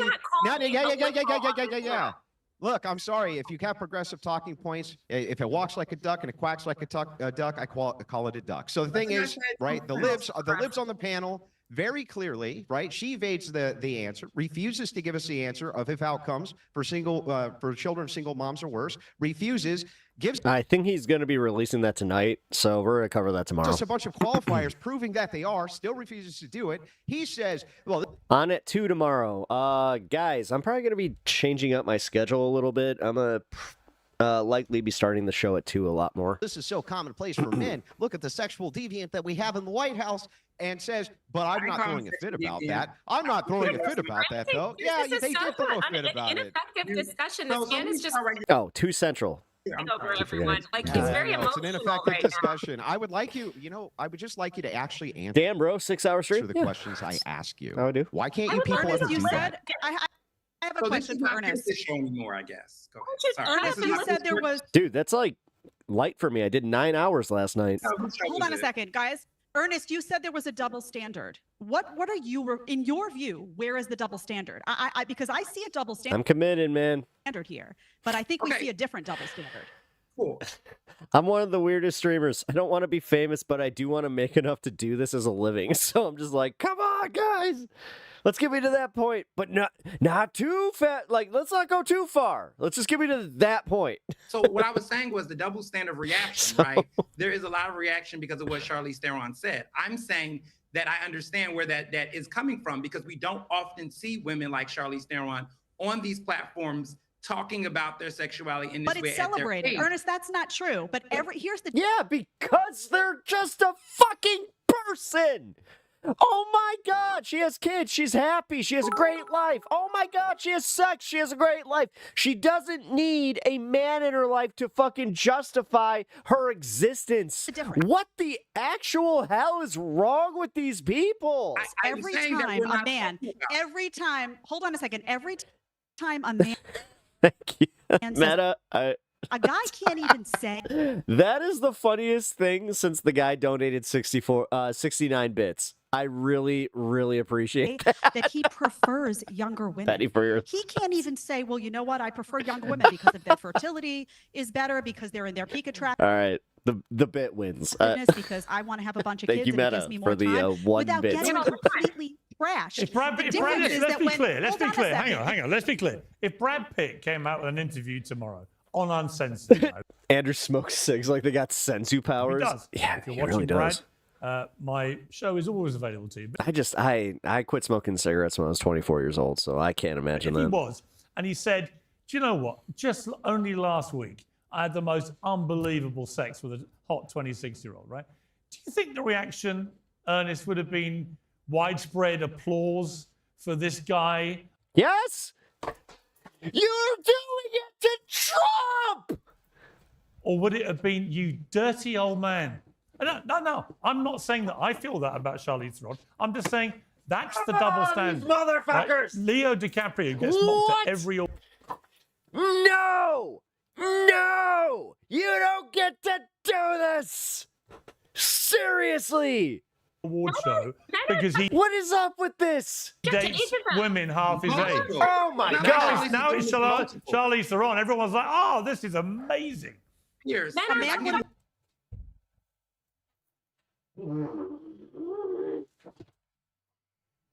Meanwhile, what's that one dude who's like a musician that's with the oh my God, what's her fucking name? Caitlin McPhee. They celebrate this idea of older dudes getting with younger women and have for a long fucking time. Now you're gonna say there's a referendum on it because Charlize Theron got off? Go fuck yourself. Something called a I can give you rumor. example. I can give you an example where that backfired. Holy shit! So let me be very clear. Dude, this is chauvinism at its finest, right here, guys. This is disgusting. So let me give you a good example of this actually. The fact that he faked that, the fact that he's a lying sack of shit, and he was just like, oh, I would never, guffaw, I would never. If I saw that one of my friends was dating a 26-year-old, I would fucking high five him. Go. Oh. First of all, holy shit. I didn't know this was going to be it, but this is what really got it's me. a pattern, right? Charlize Theron is not doing this on the regular. That's why this is a big news story. She's been mostly in long-term relationships. She does not have a habit of doing this. Leonardo DiCaprio. You guys literally go on the golf course making jokes. I got this. Yeah, my girlfriend, she's about the same. Yeah, she's actually 2 years younger than my daughter. High five. What? Those entire a lot of his romantic history. Thank you for the $2 donation. I really appreciate that, Johnny. Has been this pattern, which has become a running joke. The first couple years he did it, no one cared. But it's been decades, like over like Ernest, 10 that's years. That's not why it's a news story. With respect. The public treat for that. I really appreciate both of those that. things have been covered in the news, but the reason, what Pierce is getting at, I think, I don't want to put words in his mouth. Thank you, This Johnny. is being celebrated. Do you understand the difference? Modern Nuclear feminism family power. has made it so that we now celebrate that Charlize Theron. And by the way, I don't Dating give a girl younger than your daughter. honestly, Yeah. it's consensual. I don't care if she sleeps with a 26-year-old. And or by an the way, there are a lot of 26-year-old. 26-year-old men who will be absolutely thrilled that she's on the cougar That's market. correct. I mean, Right, there will be. and- You're such a fucking asshole. You are such an asshole. The cougar market? Fine. What's that make you? An old ass elephant? Like, come on. Why don't we have that? What do we, a silver fox? He ain't no silver fox. I don't care either. We You ever seen a sloth that looks like it's about to die? can agree That's Pierce Morgan. there, but I'm smart enough to acknowledge that she is being celebrated for that action. I personally find cougars And attractive. Well, I mean, listen, I'm 38 years old. When I see Charlize Theron, I mean, some people are just like, that's age appropriate. I'm like, well, I mean, that's saying something about her, not me. Leonardo DiCaprio, or the average guy for that matter, just saying, hey, I prefer a 22-year-old to a 32-year-old, will get destroyed in every possible you know what? media. I actually have no problem with what she said about a 26-year-old. That's entirely down to her. She's a single woman. She can have sex with who the hell she likes if it's consenting. Right. Oh, now you walk it back. I do, though, have a problem. Silver with- bullfrog. and There you Andrew go. was, I think, right about this. In a way, what she's saying is all your quaint ideas about you need a bloke around, you need a father, you need a husband, that's all bullshit. Look at me. I'm proof it's all great. I don't believe women when they say that. I don't believe men when they say the same thing. I just think that actually the ideal is that you have a man and woman around kids and they bring them up together. And if that isn't possible and it What doesn't about 'em? work out, okay, you make it work. But to actually try and pretend this is actually utopia and this is the best possible thing for your kids, I don't think that's true. And I say that as a divorcee myself. I don't think Of course you are. this is ever actually the ideal. Of course you are. Of course you are. You've never... Make it work as best you can. Oh, dude, I've never wanted to punch my screen so fucking much. I want to switch gears to something which Ew. really didn't. I didn't. All right, guys, this is something that's, I guess, is like my thing, where it's just like a bunch of old ass dudes just being like, guffaw. Annoy me. Lily Allen, the pop star, former pop star, let's be accurate, talking about abortion. Abortions, I've had a few, but then again, I can't remember exactly how many. What, really? Yeah. Why didn't this come up in last week's episode where we were just talking about abortions? Because I was just letting you run with it. Reveal everything. I can't remember. Yeah, I think maybe like, I want to say 4 or 5. Yeah, I've had about 5 too. Lily, I'm so happy I can say that and you can say it and no one came to shoot us down. No judgment. No judgment. No. We've had about the same amount of abortions. You know what, Taylor? I'm not going to judge. No, it's kind of crazy, It's almost like these guys like weren't worth the damn and didn't want to have their kids, and it's a referendum on men also being really shitty. Them in the way they think. It's also like maybe, I don't know, maybe men should get I vasectomies. think I'm going to judge them. I'm not going to judge them for having abortions. I believe in a woman's right to choose. I think that people should mind their own business, but humans don't like to do that. So, does with I their mean, body. listen, I vacuum my lawn anytime I see the cops outside my neighbor's house. So It's a very, I know, and we'll come to Andrew's position on that. I think we know what it is, and I'll get your view. But the point is, Taylor, I'm not against abortion. I am against women that talk about it so glibly. I am against two women sitting there just brazenly talking in a very kind of slightly boastful way. We've had 10 abortions between us, and Lily Allen can't even remember how many abortions she's had. I don't like that aspect to what was going on there. I think it's distasteful. I think it trivializes abortion. Abortion, you know, whether you agree with it or not, you should always treat it, I think, as a serious thing, which should be taken seriously and dealt with seriously. That, to me, was trivializing it. Your thoughts? Yeah, I think that, I hear you, Pierce, and I take your point. I think that most women have a struggle with access to abortion, especially now here in America. And I think that normalizing the idea of having abortion is overwhelmingly a good thing. Well, we shouldn't normalize the idea of having 5 abortions with 2 women there basically making out, oh, thank God we can talk about this now. Like this is normal. That's not normal to have 5 abortions.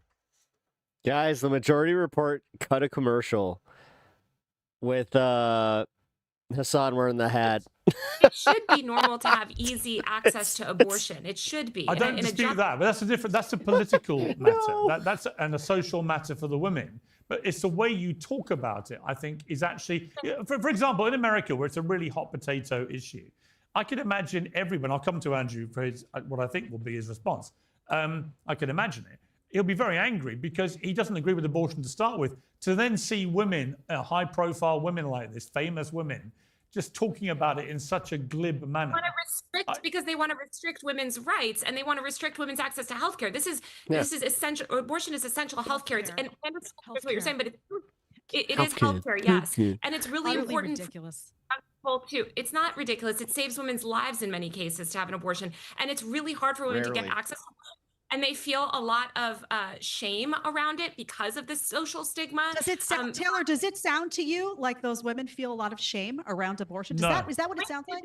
The point is that many women are taught, and it sounds like you guys on this very panel want women to feel shame about it.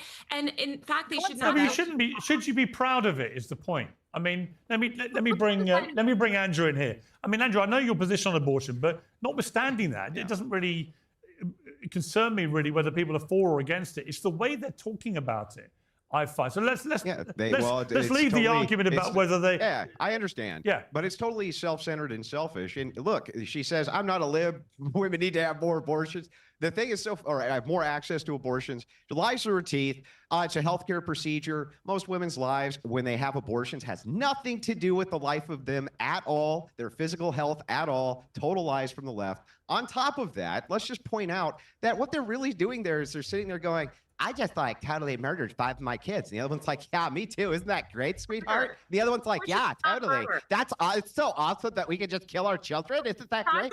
And so we normal people, we normal people hear. So anyway, we normal people hear this, like regular Joes, and of course we're disgusted by it.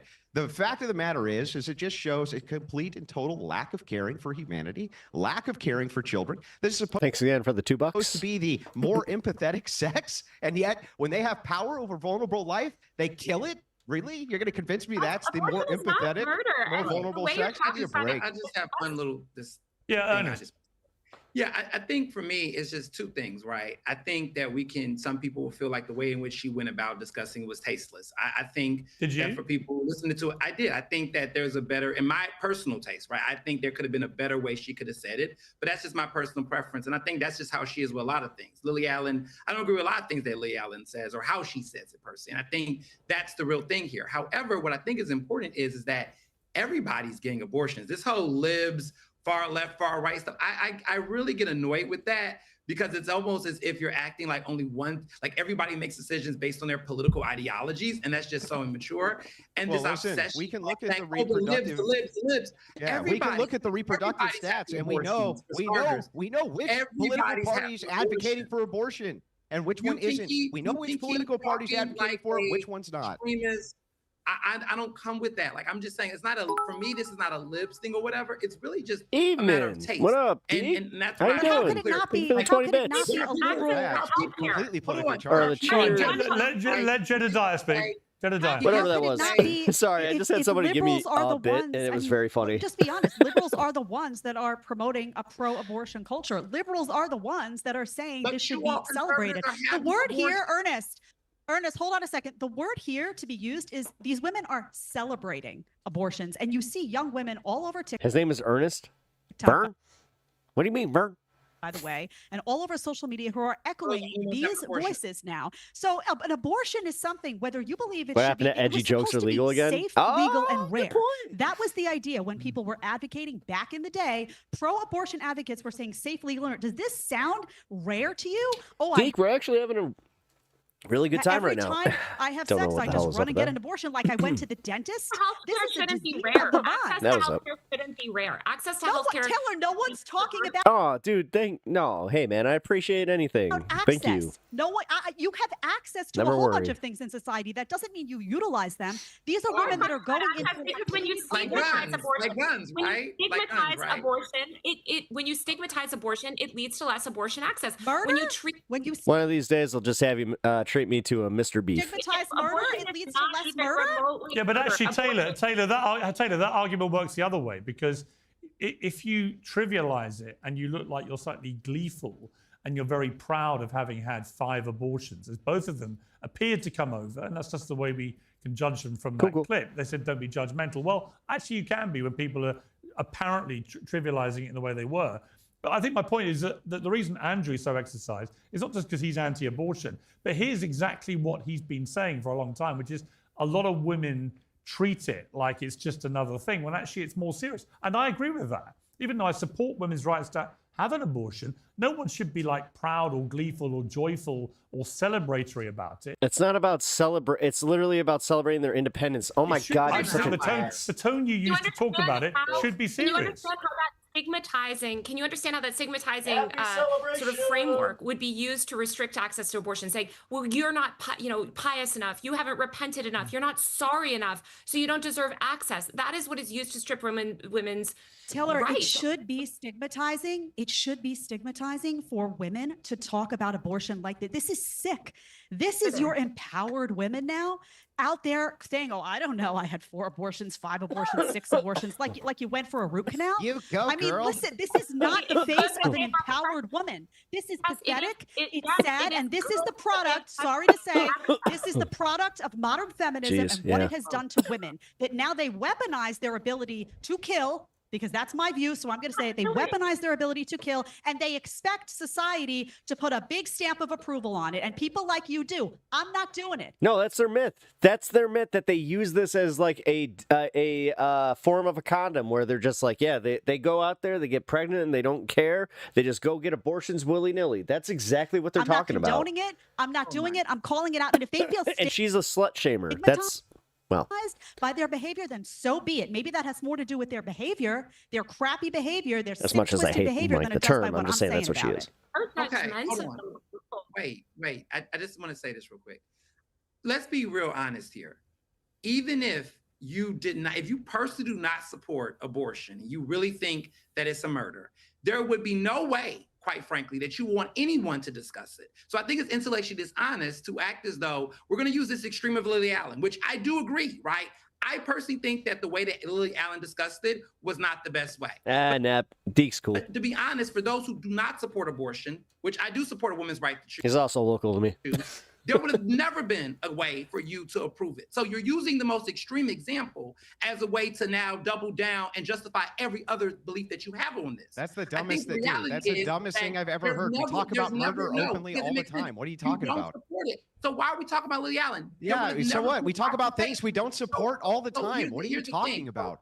So here's what Chris Morgan and I are understanding. So let's make this make common sense. Pierce and I both, I assume, support a woman's right to choose. I don't know, but I think we do.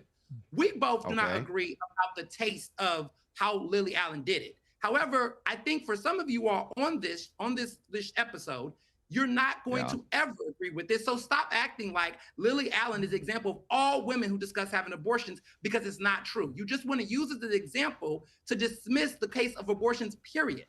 And so that's the that's so reality. good. Well, I see. Hang here. on. Let me respond. That's I reality. see. What a genius argument. Yes, Andrew, you think that all murder and murderers are bad, so you're going to point at serial killers and say, see how bad that is? Great argument, genius. No, What it's a great point. what a wonderful argument. What's the point You of haven't having a responded to his conversation argument, so clearly it's pretty good because you have zero That response. was the argument. Do you understand? Taylor, seeing through his bullshit. And do you understand She's that a I can fan. take Well, I mean, she already had a fan. things that are happening socially, point to the worst of them, even if I don't agree with them, to use that as an example of why it's bad. Why think bad? Think bad because look, you can see Man, you why really think are bad. just a dick. Do not, That's his problem. He's such a dick. I did not get this. Right now. Why is he such a dick? You're crashing Right. out right This now. is- He is crashing out. Why? Why is he always like? This is what he always goes to. This is an extreme example. They never liked abortion. They never did. This is So it was no whether you point to have like this conversation abortion, about Lily whether Allen. whether you support abortion or not, we're not making up this extreme example. This extreme example exists, and we're commenting on it because there were women all over the country, by the way, that will say things like, my body, my choice, who cares? Oh yeah, and you know what? It's escalating down to other things like Plan B. People popping Plan Bs like candy now. This stuff is not being Wow. taken seriously. And the So it's bottom line good? is What the fuck? whether you support abortion or not, this No. Wow. is a serious matter. And the fact that we have women out there talking about it like a trip to the dentist, that is a problem that we need to acknowledge. Oh my God, you fucking sex shaming assholes. They really are the ones that and they don't want to say this on TV because they know it's unpopular. They want sex to be only for when you make children. Realistically, that's it. Every other thing, fuck it. Shouldn't be enjoyed. I have to say, I agree with that. I don't think that the way they spoke about it did them any credit at all. And I think it actually, if I was somebody who was against abortion, that would have really enraged me to see people who have access to free and fair abortions because they're in a country where it's fine. But they talk about it in such a glib manner. I don't like it. Let's just change gears to something else, which is just struck me as a bit odd. So I think Taylor, you said earlier that women. It's religious Charlize fundamentalism. Theron, Yep. women don't get paid as much as men. In fact, it's just been revealed by the Hollywood Reporter, the Hollywood Bible, that the biggest grossing movie star ever is Scarlett Johansson, which I'm told, staggering though that may seem, and I'm a bit surprised myself because I've appeared in 10 movies as myself, and those movies have grossed $2.4 billion. So I'm a little surprised I'm not in the mix myself. However, she's bigger than Tom Cruise, bigger than Stallone, bigger than Schwarzenegger, bigger than all of them. And the reason apparently is the Avengers. That just tells you exactly where he's living. He just said Stallone and Schwarzenegger. She's been in the whole Avengers stuff, which obviously, and Jurassic Park and other huge grossing films. But she's moaning, as obviously, when you get an accolade like this, the first thing to do is to complain about it, that she's often been cast for sexist reasons. So Andrew, I'll come to you on this. When promoting, I think Jurassic Park Rebirth movie came out this weekend. She said, when I was younger, a lot of the roles I was offered or I went for had their ambitions or character arcs revolving around their own desirability or the male gaze or a male-centered story. Yes, in Iron Man 2, she was definitely cast for that. That's less frequent, though. Something has shifted. I mean, this idea that we might go to the movies to look at beautiful people, that males may gaze at beautiful women. Is this the most shocking bombshell of the week, Andrew? Also, it's not just that. Like, how the male gaze. There it is, guys. Stupid to admit that out loud. Basically, aren't you just admitting that you were a skank for money? Like, if it was really a big deal, you're like, oh, God, the male gaze, they're sexualizing me. It's all. Why would you take the role then? Just don't take the role. But apparently, if it pays good enough, she must not mind too much about that whole male gaze thing, huh? Because when it came time for her, F this dude. Yeah. to collect those millions of dollars based on the male gaze, she definitely took the role. So I would like her to give an explanation for that. Oh, you don't want to hear what he said about Amaranth. Male gaze bad, but I like to I remember watching Xander Hall when Andrew was on that one, and I was just like, oh boy. do it as much as possible for money. Oh, boy. Aren't you just basically admitting that you're a Hollywood prostitute at that point? Like if it's a Never conflict mind. You don't have to imagine. He pretty much said the same with thing. your values, aren't you selling out for money, literally? Well, Like, how- Taylor, how's your that not eyebrows just another nearly form of exploded, prostitution? so clearly you don't agree with that. I think it's just shocking the disgusting misogynistic way that Andrew can't help but talk about women. I mean I would say also You by mean the a way, woman? no, women generally A seem woman? to have No, I'm sorry. It's not a monolith. If I can critique a woman, that's not critiquing all women. You see how that works? Critiquing right all now. libs, the whole pop, the whole show. Yeah. All libs. No, these libs. These libs Right. are not all libs. It's You like, know how that Lib, works? oh my I have God, watched it's so you do crazy this how the much entire you're a show, lib, bro. lady. Everyone that Oh, yeah. don't You just so like is a happen to little be liberal on every social policy, but you're not a liberal. liberal. Liberals are hardly where I'm at on social issues. Anyway, my point is that Scarlett Johansson, Piers, I don't know that I would classify that quote as moaning. What she seems to be talking about is just how her roles have changed over time. I would note that overwhelmingly women are paid less than men, even though the highest actress might be paid as a woman. But I think that what she's saying is it's not a myth that women are paid less. The I'm equal sorry. pay myth? Equal pay myth that we can, I mean, that's a whole separate conversation. I think in That's a Hollywood myth. now it's pretty well equal pay, isn't it? If you get the big roles, I don't think. I think, I think In music, most of the biggest stars now are currently women, aren't they? Yeah. I will actually say that Taylor might have a harder time with this because they did kind of correct that. Beyonce, Taylor Swift. Yeah, Taylor Swift. Right, but- Yeah, they were going to bring up a whole bunch of this. Trust me, this is not the argument I would pick because it's already like I see where she's coming from, but it has enough holes in it to where they were immediately going to pick it apart. I mean, if you I don't know. if you- I can't think of many industries where women are not actually paid at least or because there more are than men. few- Connor from Counterpoints? Because there are a few very high-paid No. women in entertainment I know ContraPoints. industries doesn't mean that women across the board make more than men. And when you look at other industries like finance or tech Yeah. or some of these other, That's because of, listen, look at the Taylor, this is billionaires, nonsense. they're That's barely because women. of choices that women make. That's because of the number of hours that they work. That's because women take maternity leave. That's because guys work more hours and work harder. There's a whole bunch of reasons we can get into. Yeah, that relate to it. we actually can adjust Can I it for make a parity comment? easily. That's how much. Can I make a comment about believe that Scarlett though here bullshit. for a second? Because I think what's interesting here is that, listen, she made all of her money being a sex symbol, This right? chick She sucks. always had the boobs out. That's how she made her money. this She made the chick decision to accept sucks. roles where, yes, she was, part of the male gaze, and that's how she made her fame. I find it really interesting, honestly, that she turns 40, she's older, and now all of a sudden she decides, oh, I'm going to negate all that. Could it be that maybe she's, the male gaze isn't looking at her wall the same is way anymore. undefeated. She's The not wall getting is those roles undefeated. anymore, and she's now realizing there's a younger woman on the block, there's a hotter woman on the block. Okay, I'm not getting those roles, so And let me here's hate by on the them way, to now. complete now the that I made all my money. to complete the conspiracy theory, is that why Charlize Theron, at the age of 50, has gone out doing podcasts 50. talking about banging 26-year-old guys? Could that You're be so- why?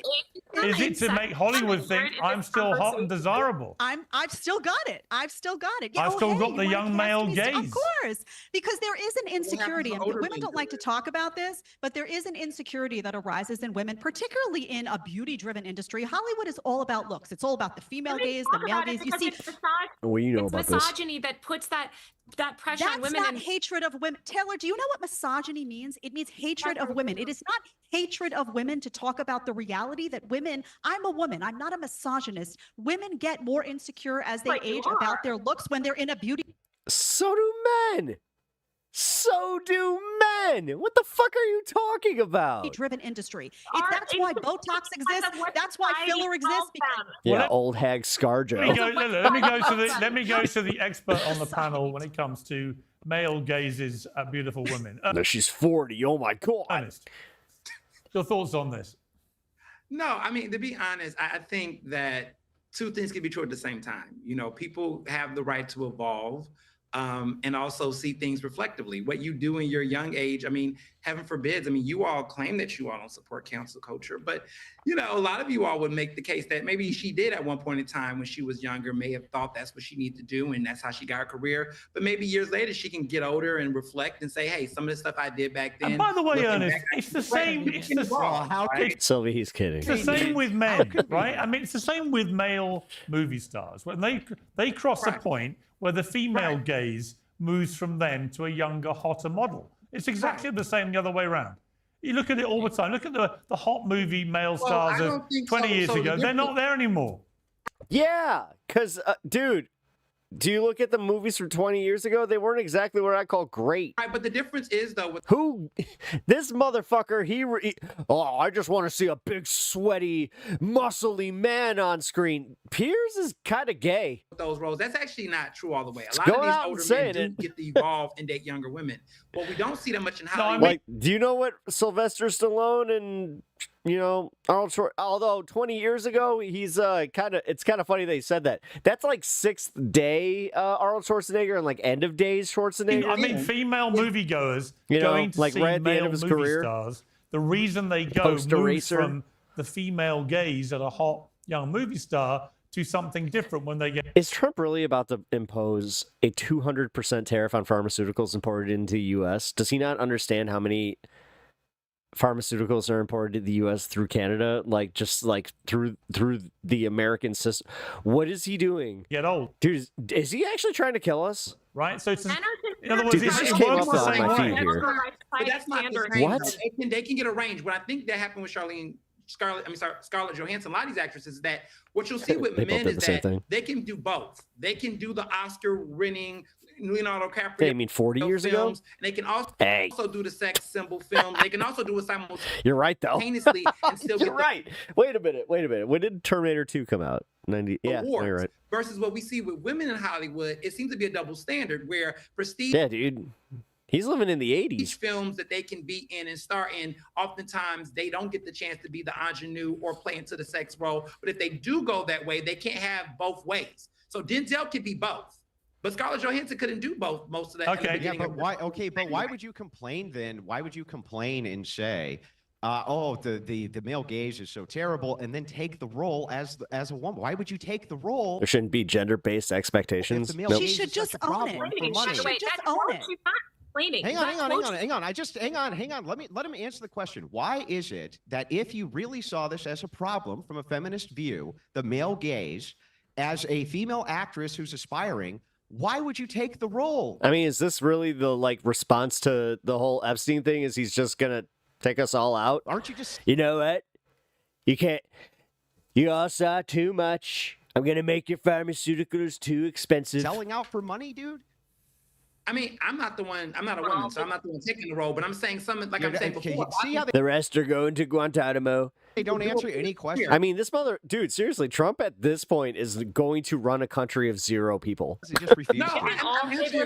Or, okay, it'll be like a handful of his most sycophantic people that are shaking in their boots like, scared, shaved fucking Pomeranians. Let me finish. I'm answering your question. What I'm saying is that you, at the end of the day, it's none of these things, like even the way that people vote for certain elected officials, it's never one size fit all. She had survival. She wanted to get her career. She wanted to do certain things. Does she have regrets? I don't know. But what I will say is she sold out? Regrets. I've had a few. There's a lot of factors that people do when they make their decisions, right? There's certain people where you don't agree with everything on all aspects, but you do some. And I think at a certain It just point, seems, that Ernest, what happens. I hear what you're saying, Ernest. It just seems a little convenient, though. It just seems a little Awful convenient to make convenient. all of your money off of being a sex symbol and an overt sex symbol. I mean, half naked, this, that. You make all your money that way. You should own it. Oh, man, she should be coming out and so saying, mad. I totally agree. I think was a sex symbol. I think that the women I admire in the entertainment world are the. All right, so when she speaks of insecurity, I'm just saying like her entire life must have been insecurity. Ones who just looking at women and hating them.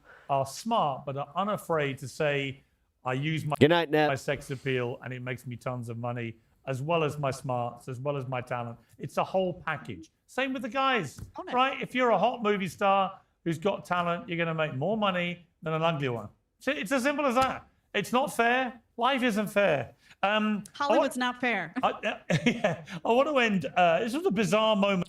You would know all about ugly people not making as much money, right? Last week in the House of Commons here in the United Kingdom. So just for background, we have a woman called Rachel Reeves, who is the first female Chancellor of the Exchequer. So the second most powerful person in the British government, the treasurer, if you like, of the United Kingdom.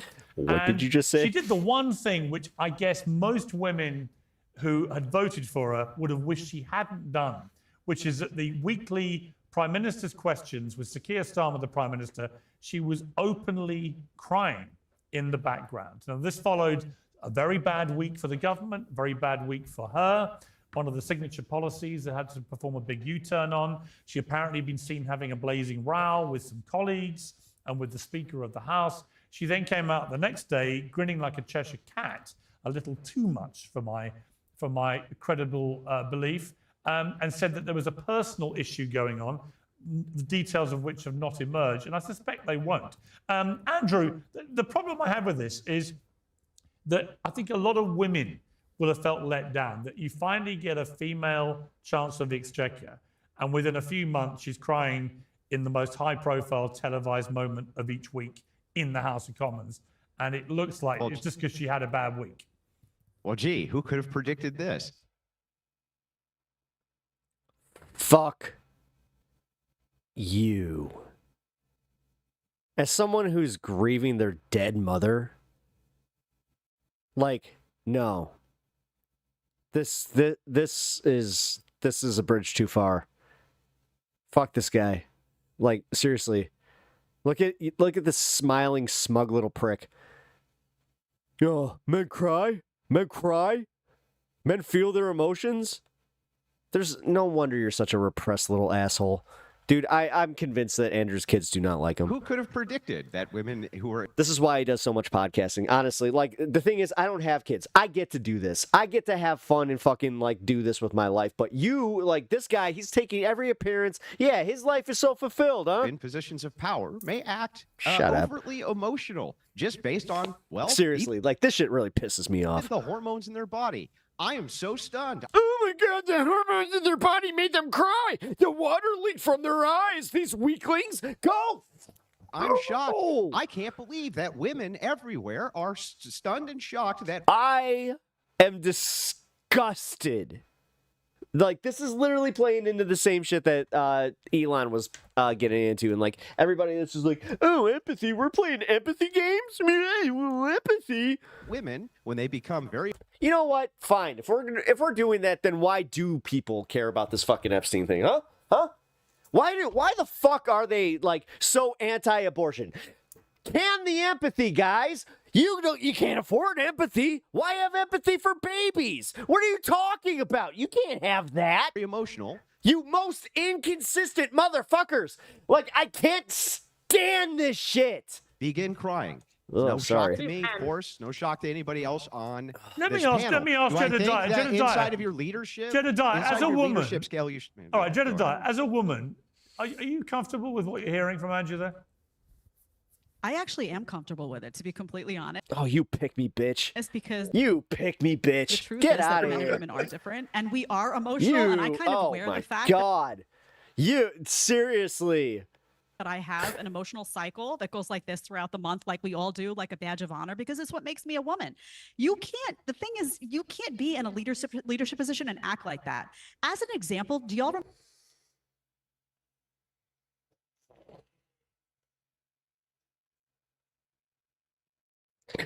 When I say I would never wish any harm or situation like that on anybody, but when I also say if I were to hear that she had a domestic dispute with her partner, would I necessarily feel bad? Remember John Boehner? John Boehner was a disaster. He was always crying. So this is not exclusive to women. Let's just say that this can happen. I totally in men too, but agree. the If this had difference- been, I mean, but- I think if it had been a man, a male child. Guys, these guys like if they ever heard the song "The General" by Dispatch, they would lose their fucking minds. I was going to check you crying. He'd have got whacked even more. Well, that's the difference because if you remember, when Howard John Dean got Boehner ran did it, out there for were a scream. I mean, come on. People were making fun of him all the time. He was the laughing stock. The difference is here, a lot of people jump and make excuses. Well, she had a bad day. Honestly, I don't care that you had a bad day. You're in a leadership position. I mean, the bond market had a sell-off because this woman was crying. Yeah. These have real ramifications. The bomb market had a sell-off because she shed some tears. The bomb market, guys. We need to worry about the bomb market. This fucking ghoul. It is kind of weird to actually see real evil people and like they think they're Christians. Like, holy shit. I don't know, man. Maybe it took an ex-Christian to be here to just be like, no, these people are bond market.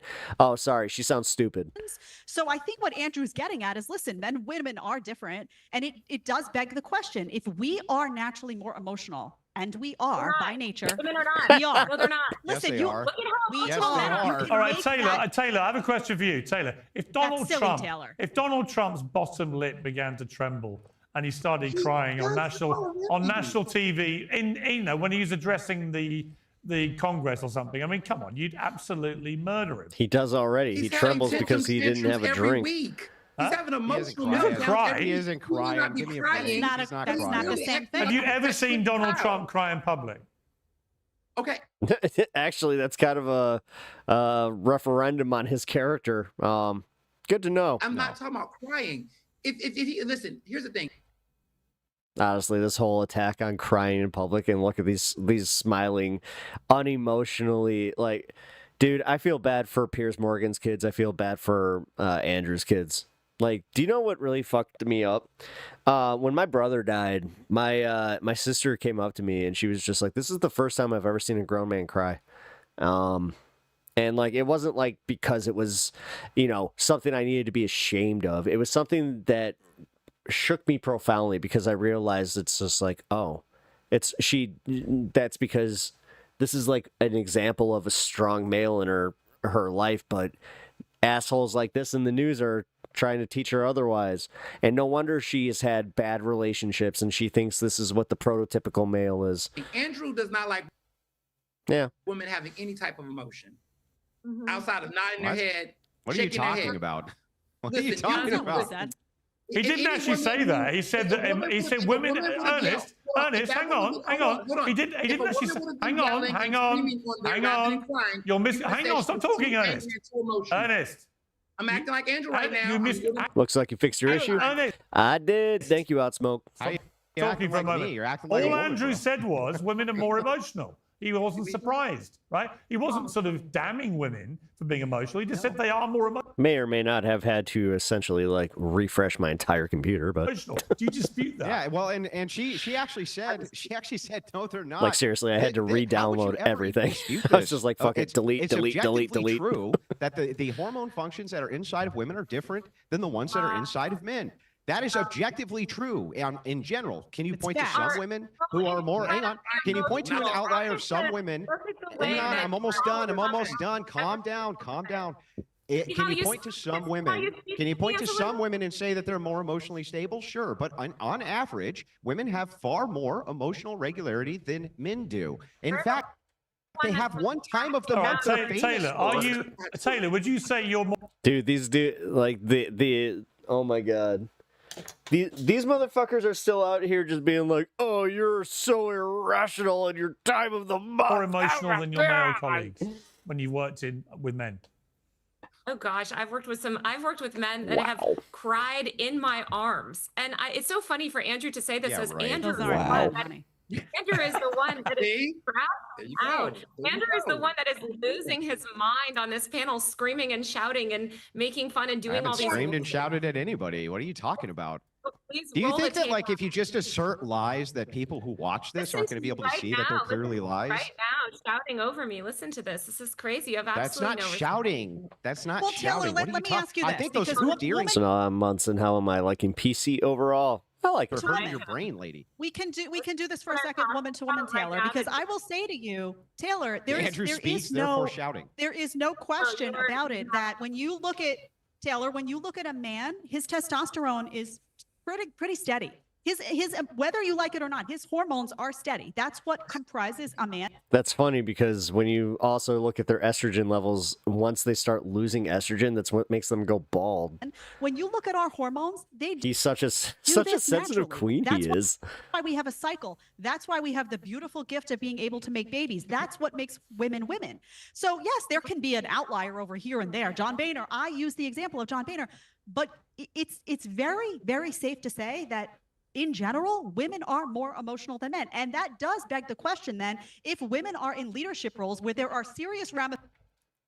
Yeah, when you literally redefine emotional as you have water coming out of your eyes and empathy coming out of your pores instead of just gah, I need to watch UFC. Gah, gah, gah, gah, gah, gah, gah. I need to punch more drywall. Ramifications like a bond market sell-off if that woman is seen crying. Smash beer can. Is that a good look overall for the country? The answer is no. Now we can sit and have a debate over whether women should be in positions of power or not, but we can't have a debate over whether women are more emotional because hormonally that's just a fact. Taylor? Not her, but her colleagues are crying in her arms though. They're crying in her arms. I mean, yeah, I had a colleague that cried after something horrific happened. That's I mean, not we what witnessed. you said. You said that I've had men. You made it sound like men were coming to you and falling to pieces, and they were more emotional. I had a male colleague cry in my arms. I've witnessed somebody die in front of my face at my job because And I'm do a you doctor. think though that's that not the men same are more thing. emotional? Yeah, and I know it's so ridiculous. Your Absolutely, straw it's mans. the same. Is it the case that you, when you work with other men, that you're generally more emotional than them or not? That's the question. Listen to you crash out. Talking Well, I about don't know more why you won't answer. Why can't you answer But the is it question, true? lady? Just answer it. shouting like a little Yeah, just child. yes or no.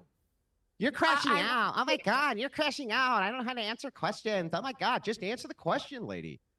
Talking about how women are more emotional as you are Are literally you more emotional than your male colleagues generally or not? Can you answer yes or no? That would be great. I mean, he's kind of proving the point that she was making before. You're being. Does he not get it that just being more of an asshole doesn't exactly prove that you're not an emotional person? Are we going to get on Are this? you ever going to answer the question? I answered it many, many times to say once Okay, again. so yes or no would be great. You cannot. You're like a little petulant child. Yes or no? You're Yes or no? screaming and making these silly I'm not voices. screaming. I'm holding you to account. Me talking like, is not is it yes or screaming. no? You ignoramus. Yes or no? I think look at the example right here on this panel. That Andrew is absolutely Still not losing answering his- the question, lady. Answer the question, Women lady. are not Answer the inherently question, more- lady. See how you keep calling me lady? You won't call me by my name Just because answer you. the question. I don't remember your name. Why am I supposed to remember your name? Pierce is loving this, but it's also proving that he really is just like a demon. Answer the question. Can you Anyway, answer the question? This is crazy. Women are not Yes or inherently. no? Women are They're not not. You're inherently. saying They're not the- so. You're She's not saying just women are not honoring biology. inherently angry. Oh, That's by what the she's way. saying. Are you not hearing what she's saying? It's not. You want her Yeah. to speak the way you want to speak, but she Wait a answered your second. I'm question. sorry. All right, let me ask Taylor a different question. No, now you're going to be a teacher. All right, hang on. Taylor, let me ask Answer the Taylor. question. I didn't ask her. Taylor, in relation to Rachel Reeves crying in the House of Commons, did she let the sisterhood down? Would it have been better for her Oh, he's such a chauvinist prick. to hold it in? He really is. I mean, surprise, surprise. A rich white male who is involved with Donald Trump is a chauvinist. No way! Ernest, you're not so called Taylor. shocked. Hold Taylor. it. Look at that. This They is can my answer shock face. questions. Yes. Taylor? Oh my God! Listen to this man just screeching. Anyway, I will say Yeah, that I everyone think talking is screeching. you are Everyone- screeching. When you're talking, you're How screeching. dare the not answer the Listen to queen? this. How this guy thinks he's like. Oh my running the God. panel. Oh my God. Clutch your pearls harder, lady. Just answer the questions you're asked. Dude, remember what I said about matching energy? I'm so good at this that honestly, like, I kind of want another go. I kind of want another go at Funny him. how you continue. Would you to like call me to Like, you know, there's this whole thing where he's like bigger than me, but it's like, nah, if I'm matching energy and I haven't like as many beers as our guy over here has in his system. Oh, you a pearl necklace so you can tug it when we're on the panel next time? Oh, I can't believe it. Oh, how I'm treated is so terrible. Just answer the questions. And then you won't have this problem. Pierce, Oh, can it's I a have the meltdown now. Okay, Taylor, answer my question, Taylor. Yes, No. absolutely. So I think No. How about no? How about no? How about the fact that you just let that happen and like I don't know, Taylor should have a little bit more respect for herself on this one. that basically, generally, I take your point that any politician that shows emotion is often, or sadness rather, like crying, is often stigmatized for it. But women are I think stigmatized. so to be clear, I think it depends on the circumstance, right? So if there was a terrible event, right, and a prime minister or a chancellor came out and got emotional talking about a terrible national tragedy, of course. Oh, that's right, the Meghan Markle thing. Ever think anything other than that's a human emotion. I think the feeling here was that things had just got on top of her. It'd been a bad week at work. She'd had a few rows before she came out, and she just lost it in public. And it was that upset other women in particular who went, come on, you're the first female chancellor. Don't do this to us. Well, because again, women are held to this really, really intense standard. And so, yes, any sort of display of emotion like that is going to be weaponized against them by people like this man or whatever who's on the panel who can't stop shouting. Fuck it, we're doing this in the middle of this. Usually I wouldn't do it. But I will say that, you know, this idea that male leaders are not emotional, here he is talking over me right now. Well, I mean, you can't help All right, Hollywood Reporter. Don't use them. but talk about me every 5 seconds, lady. Like, what do you want me to say? I want you can't reference me and then say I'm not allowed to respond. You can't Taylor, be like to reference Vicky. something that you said. Taylor, to reference something that you said. Hang on, I want to hear Taylor answer the question. Taylor. Thank you, Pierce. To finish my point, I will say that this idea that male leaders aren't emotional, I think is just completely wrong, because I think they're emotional in different ways. Society stigmatizes different forms of emotion in man. The way that a lot of men express their emotion as political leaders is anger. And what Ernest was talking about earlier of Donald Trump being Yeah, but do you cry water on camera? erratic, irrational, emotional. He is extremely emotional. We have plenty of male leaders who are highly emotional, and they might not be crying, but I would say that they're very intense emotions do have significant political and economic consequences. So I think it's good to destigmatize emotion, but let's not act like there's not sexism here. And let's also give you credit, Taylor. You probably had a harder time from Andrew Wilson in the last hour than Rachel Reeves got from her colleagues, and you haven't cried. So I think that should be acknowledged.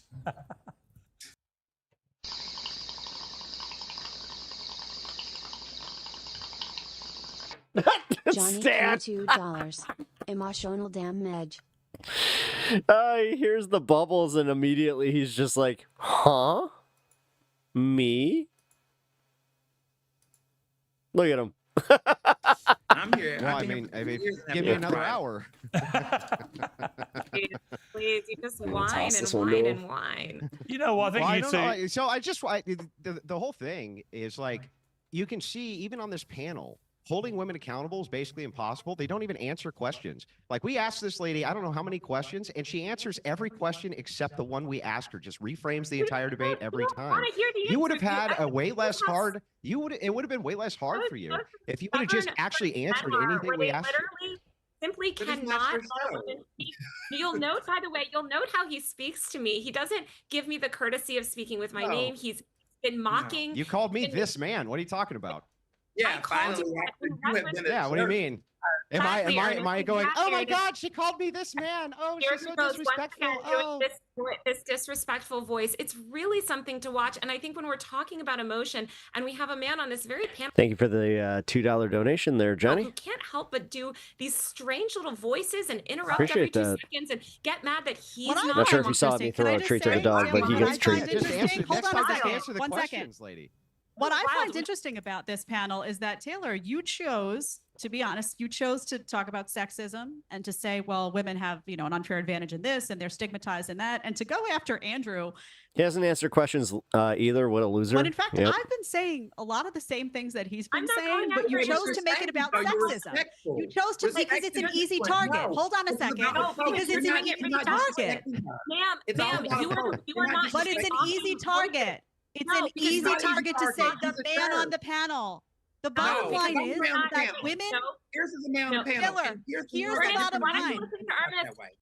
Hey, ma'am, why don't you want to be treated as an equal to a man? If you want to be treated as an equal to a man, then it can't always be sexism this or misogyny this. Nobody's saying that all the men on this panel are sexist. They're saying that this guy, Andrew, will not. It's the approach. Hold on, let me. So I want to say this. It's not about destigmatize emotion, except Andrew. No, but you.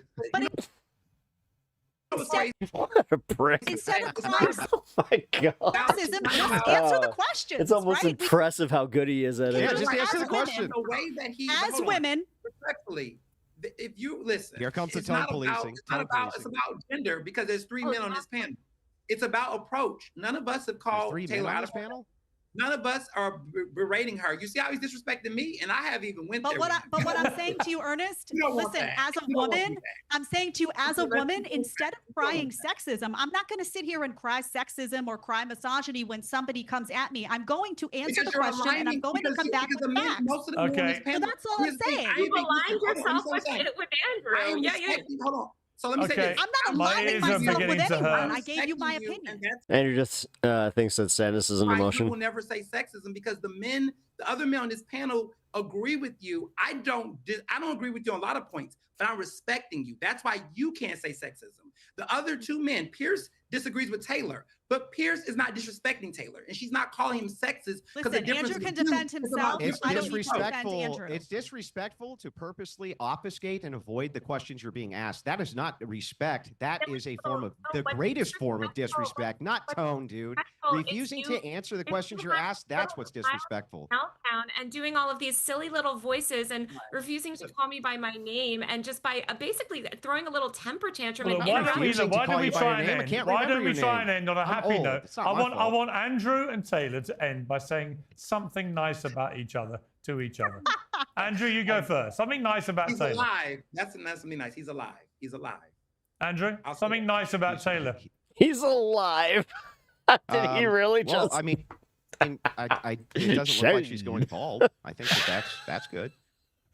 Taylor, something A nice lot of about women Andrew. in that age bracket. A lot of women in that age bracket go bald. I don't know what the deal is. Maybe it's all the plastic. I don't know. I can't say the same thing for Andrew's hairline, but I guess he has a nice. It's nicer than your hairline. Come on, Taylor. One compliment. Nicer than your hairline. Well, now here he is, negating what he just said about my hair. Piers, I don't think Andrew is capable of saying something So kind. you can rise to a higher place, Taylor. Say than something yours. nice about him. I said I liked his shirt. I think he's got a nice shirt on, and that is really something. Yeah, we like flannel. On that happy note, Yeah, I like flannel. we will leave it. Thank you all very much. Wait a minute. Thank you, Pierce. Wait a minute. What's this referendum on flannel now? All right, guys. Well, that was a fun time. Honestly, that was a really fun stream. But I hate to say this, but I have to call it. I'm gonna smoke with y'all one more time, and then I gotta go. I got dinner waiting for me upstairs. Like I said, we're going to be doing some more early streams because circumstances made it so. So, yeah. I'm thinking 2 o'clock. What do you think? Can still, Oh, shit, you can still see me? Ah, crap. Where's my stuff?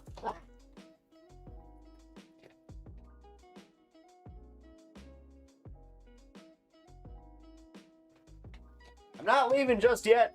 Come on, man. Don't rush me out. Adios, muchachos. Well, as I said, don't rush me out of my own stream. Come on. What do we got? well, I mean, all right, I'm doing overtime, but this is one of those situations where Bloodstone and Sean, and I know there's a few more of you in there that want to, well, Wheedling, come on. Let's celebrate. But not Twitch style. All right, stepping off can. Cheers.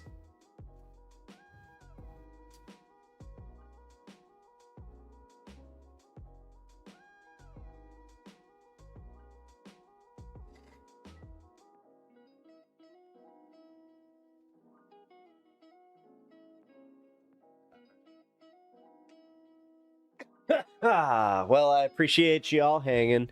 As I said, tomorrow, 2 o'clock, we're gonna come. Well, I hope you guys come and enjoy the fun. Is what I meant.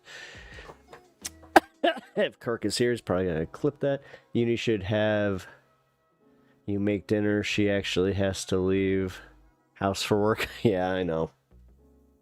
Yeah, I know. Well, here's the thing. Our dinner tonight is a repeat. Some of you call reheat. I call repeat, so. But yeah, now we already got a dinner planned, so I'm going to go enjoy that. But thanks, Sean. I appreciate that, and I'm sure she really appreciates that. Nah, I pull my weight. But all right, I love you guys. Again, thank you, Johnny, for the $4 for stream today. I really appreciate that. The Pucho appreciates that. I appreciate you guys all hanging out and having a good time. Check out my video if you have not seen the debate from Friday. It was a lot of fun. And yeah, guys, I will catch you next stream. So, with that being said, I'll see you tomorrow.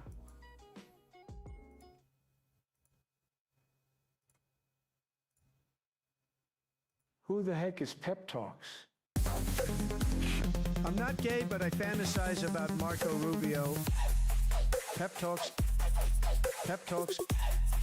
Pep Talks. Let's eradicate the Kung Flu. I'm literally coming. Pep Talks. Pep Talks. Who the heck is Pep Talk? They want our women. They want our children. Pep Talk. Sometimes no means yes. Grab them by the pep talk. Grab them by the Marco Rubio. Obama is a racist. Pep Talk. I'm literally coming. I'm Pep literally coming. Pep Talks. We found weapons of mass destruction.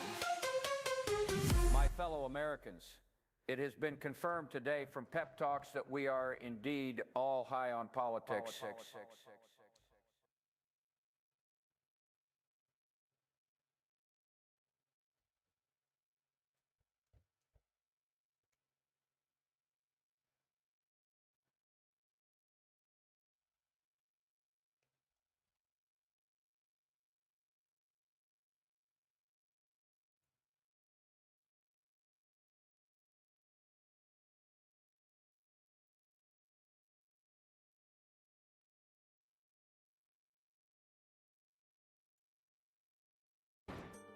Hola.